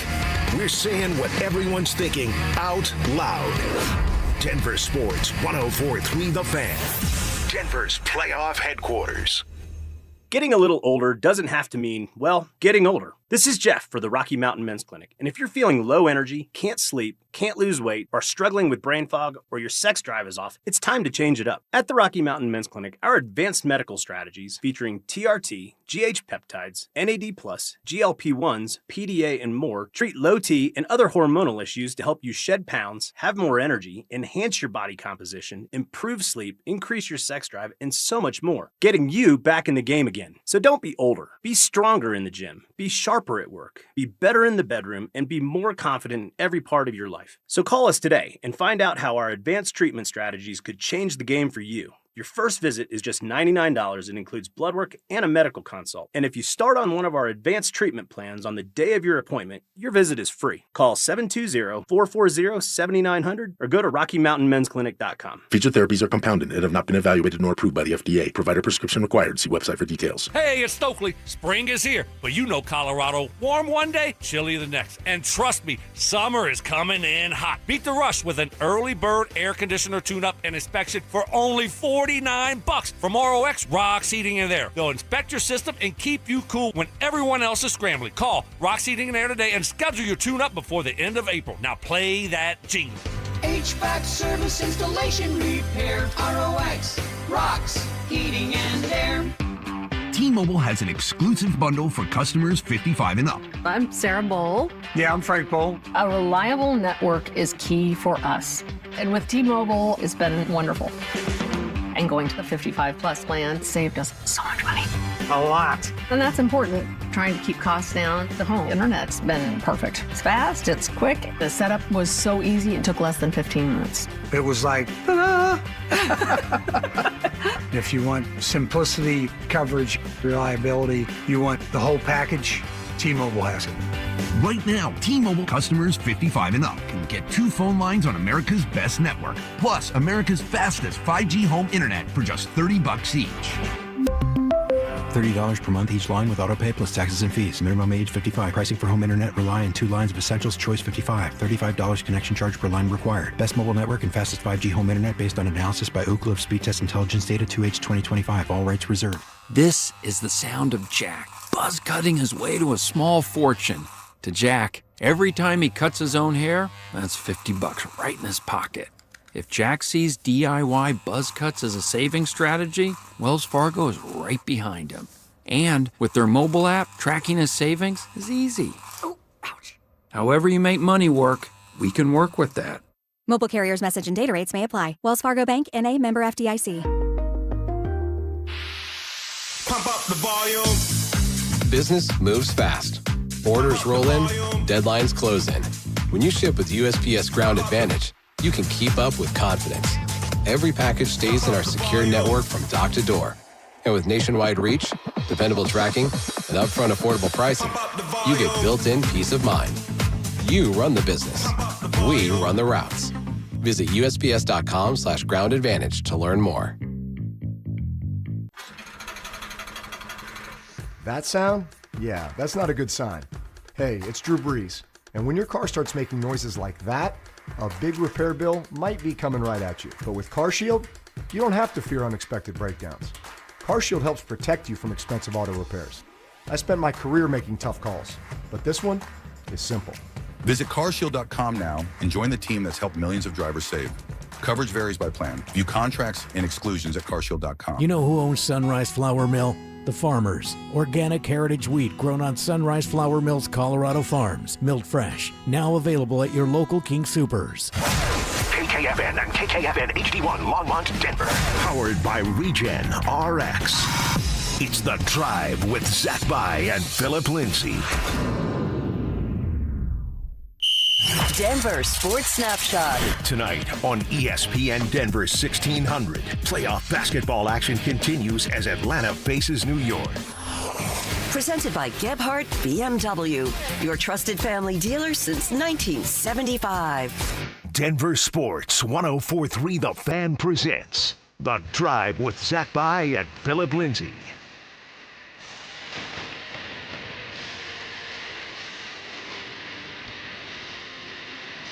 Halfway home here on a Monday. Just hours before Game 2 between the Denver Nuggets and Minnesota. Game time. What time is it? Game time. 8:30, baby. CV, you going to be in the biggity building? I will be. Here we go. Yes, sir. Yes, sir. Looking forward to that in a major way. This is it's a really busy time of year, but it's a really fun time of year. And, I said this at some point last week. There will be a day where Jokic will retire and Jamal Murray will either retire or be playing for another team to finish his career, and the Nuggets will go through the natural life cycle of an organization, the ups, the downs, and there won't be a playoff game to go to at Ball Arena. Man, and you know so, what? I'm going to cherish these moments right now. What do we always say? Be where our feet are. Those times are going to come, but just not right now.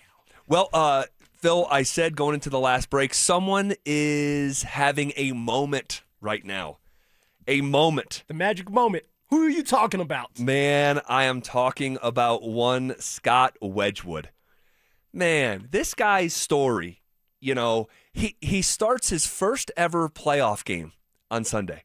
Well, it sounds like Bednar was surprised. Now, I don't believe that Bednar didn't know that Scott Wedgewood was playing in his first playoff game. But he went along with it. Somebody asked the question. He said, this was Wedgie's first playoff appearance? Like, come on now, Betsy, you know. You don't believe him? No. Like, all the coaches that are around him, they're game planning. Scott Wedgewood has been on fire, but somebody has to be sitting there and Betsy there saying, hey, look, now you do know this is the playoffs. And Wedgie hasn't appeared in a playoff game yet. Do you want to put him in between the pipes? And Bednar said, you know what? Hell yes. He's going to be our starting goalie. Man, good for this guy. I root for this guy, like, right now as much as anyone in Denver sports. In first playoff start. Playoff start. Not appearance, yeah. Yes. First playoff clean start. that up before somebody gets after me. It's all good.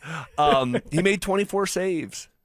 in his first start. He becomes the 8th oldest goalie in league history to make his first NHL playoff start. And by the way, he's now 2-0 against the Kings in 2 starts this year and has allowed just 2 goals on 50 shots.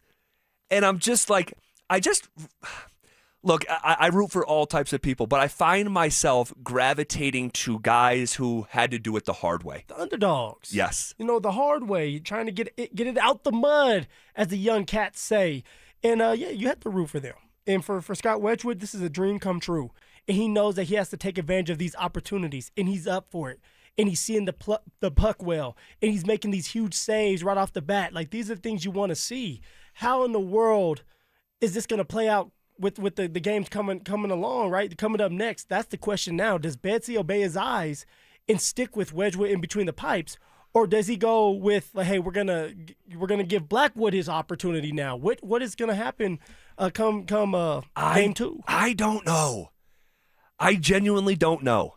Oh God, I think I'd just be going with Scott Wedgewood.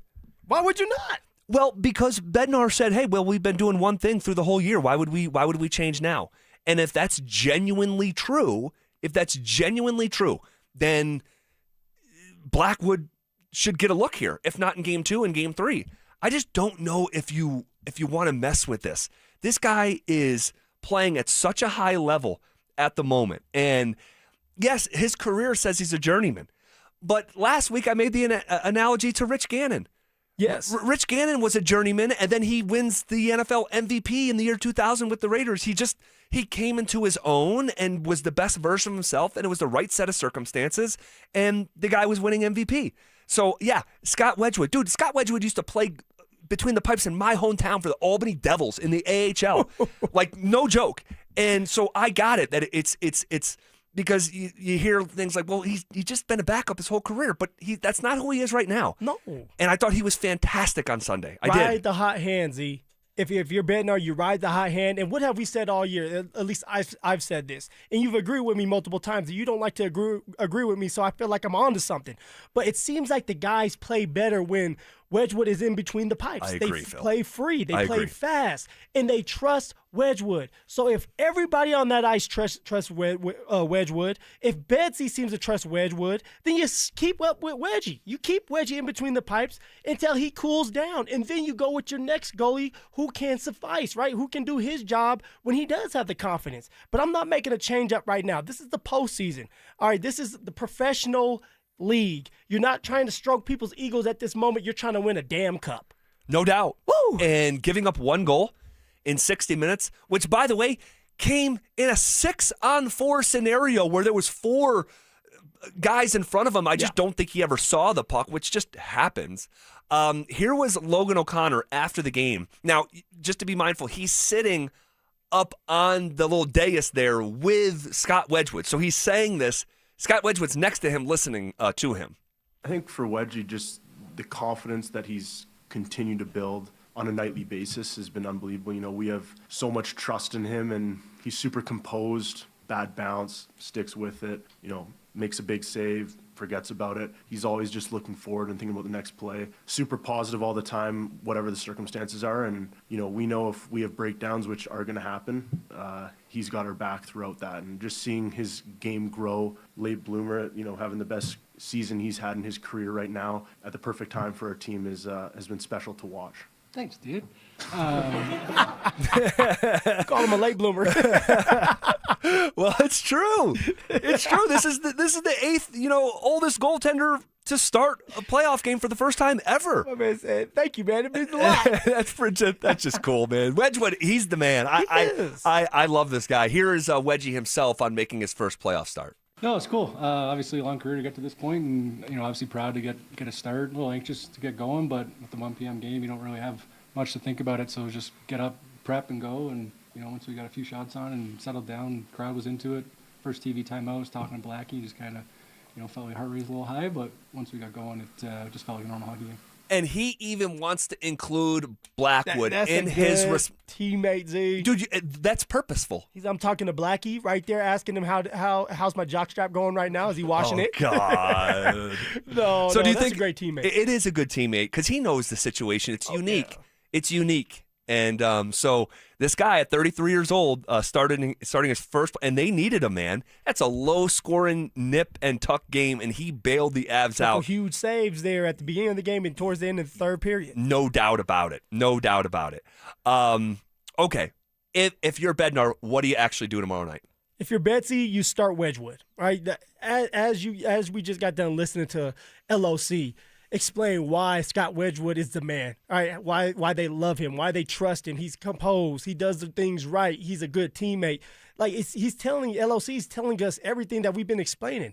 All right, they trust Scott Wedgewood. Betsy trusts Scott Wedgewood, and so now moving forward, it's Scott Wedgewood's starting position to lose. He can either be the superhero or he can be the villain at the end of this.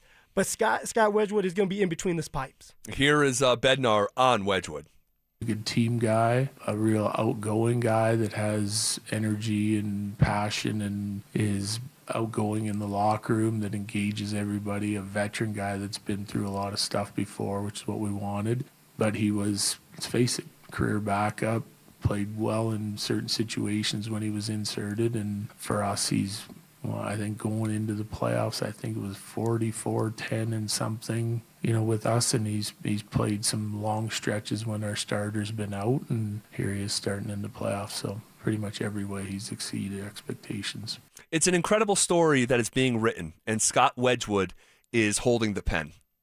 Gotta love it, man. It's the best. And if the Avalanche go on to do what I believe they're going to go on to do over the next couple months, Scott Wedgewood's name is going to live forever in Denver sports lore. Man, you can't make that up, man. No, what a you story. can't. Yeah.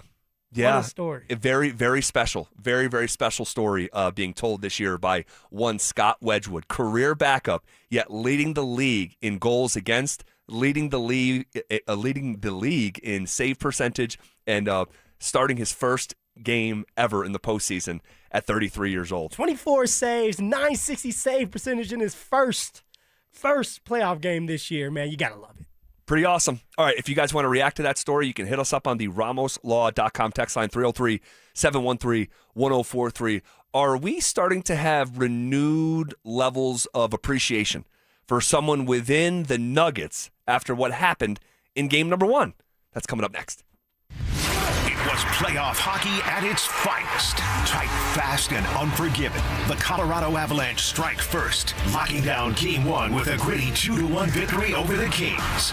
Big saves, timely goals, and a statement made early in this series. The Avs defend home ice and take the lead. But this battle is just getting started. Buckle up, Denver. Avalanche hockey is back, and the tone has been set. Denver Sports 104.3 The Fan. Denver's playoff headquarters. Hey guys, your boy Stink here. Are you considering GLP-1 injections for weight loss? Before you start, ask yourself this. Are you prepared to spend $3,000 to $5,000 per year and stay on the medication long-term to maintain the results? Many prescription weight loss injections require weekly shots, and when the medication is stopped, weight regain is common. And here's something most people don't realize. Research shows a significant portion of weight loss can come from muscle, which may slow your metabolism and make keeping weight off even harder. At Colorado Fat Loss, they take a different approach. Their doctor-developed program helps men and women lose 20 to 40 pounds in just 60 days safely and naturally. No injections, no synthetic hormones, no long-term dependence. Instead, they use real food to reset your metabolism, control hunger and cravings naturally, and help your body burn fat, not muscle. Right now, you can schedule a free phone consultation to see if the program is right for you. Go to coloradofatloss.com. That's coloradofatloss.com. Results may vary. I've never put much stock in astrology, but with the new multiplier scratch, the stars are aligned for some pretty big prizes.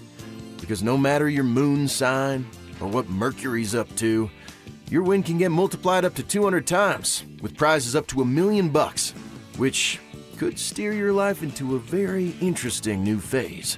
New multiplier scratch from the Colorado Lottery. Multiply your win up to 200 times. Must be 18 to play. Hey, Broncos country, I'm Terrell Davis, and I'm here with Donnie, owner of the Fitness Gallery. There is nothing more important than your health. That's why I made the smart move to invest in fitness equipment with Fitness Gallery. It's a game changer. Work out on your schedule from the privacy of your own home. I have a true treadmill at home. It's the smoothest and quietest I've ever been on. If you're ready to make fitness fit your schedule, don't wait. Secure pre-tariff pricing today. You never regret buying quality. Visit Colorado's largest fitness store, Fitness Gallery, and get started on your goals today. Hey, it's Mike Evans, and if you missed the filing deadline again, or maybe you haven't filed in a while, the consequences can be substantial, and the penalties, huge. After 5 months, you'll owe late filing penalties of 25%, not to mention interest. The recent IRS tactics include prosecuting more non-filers, sometimes even criminally. Don't gamble with the IRS, it's just not worth it. You can avoid the stress and worry of not filing your taxes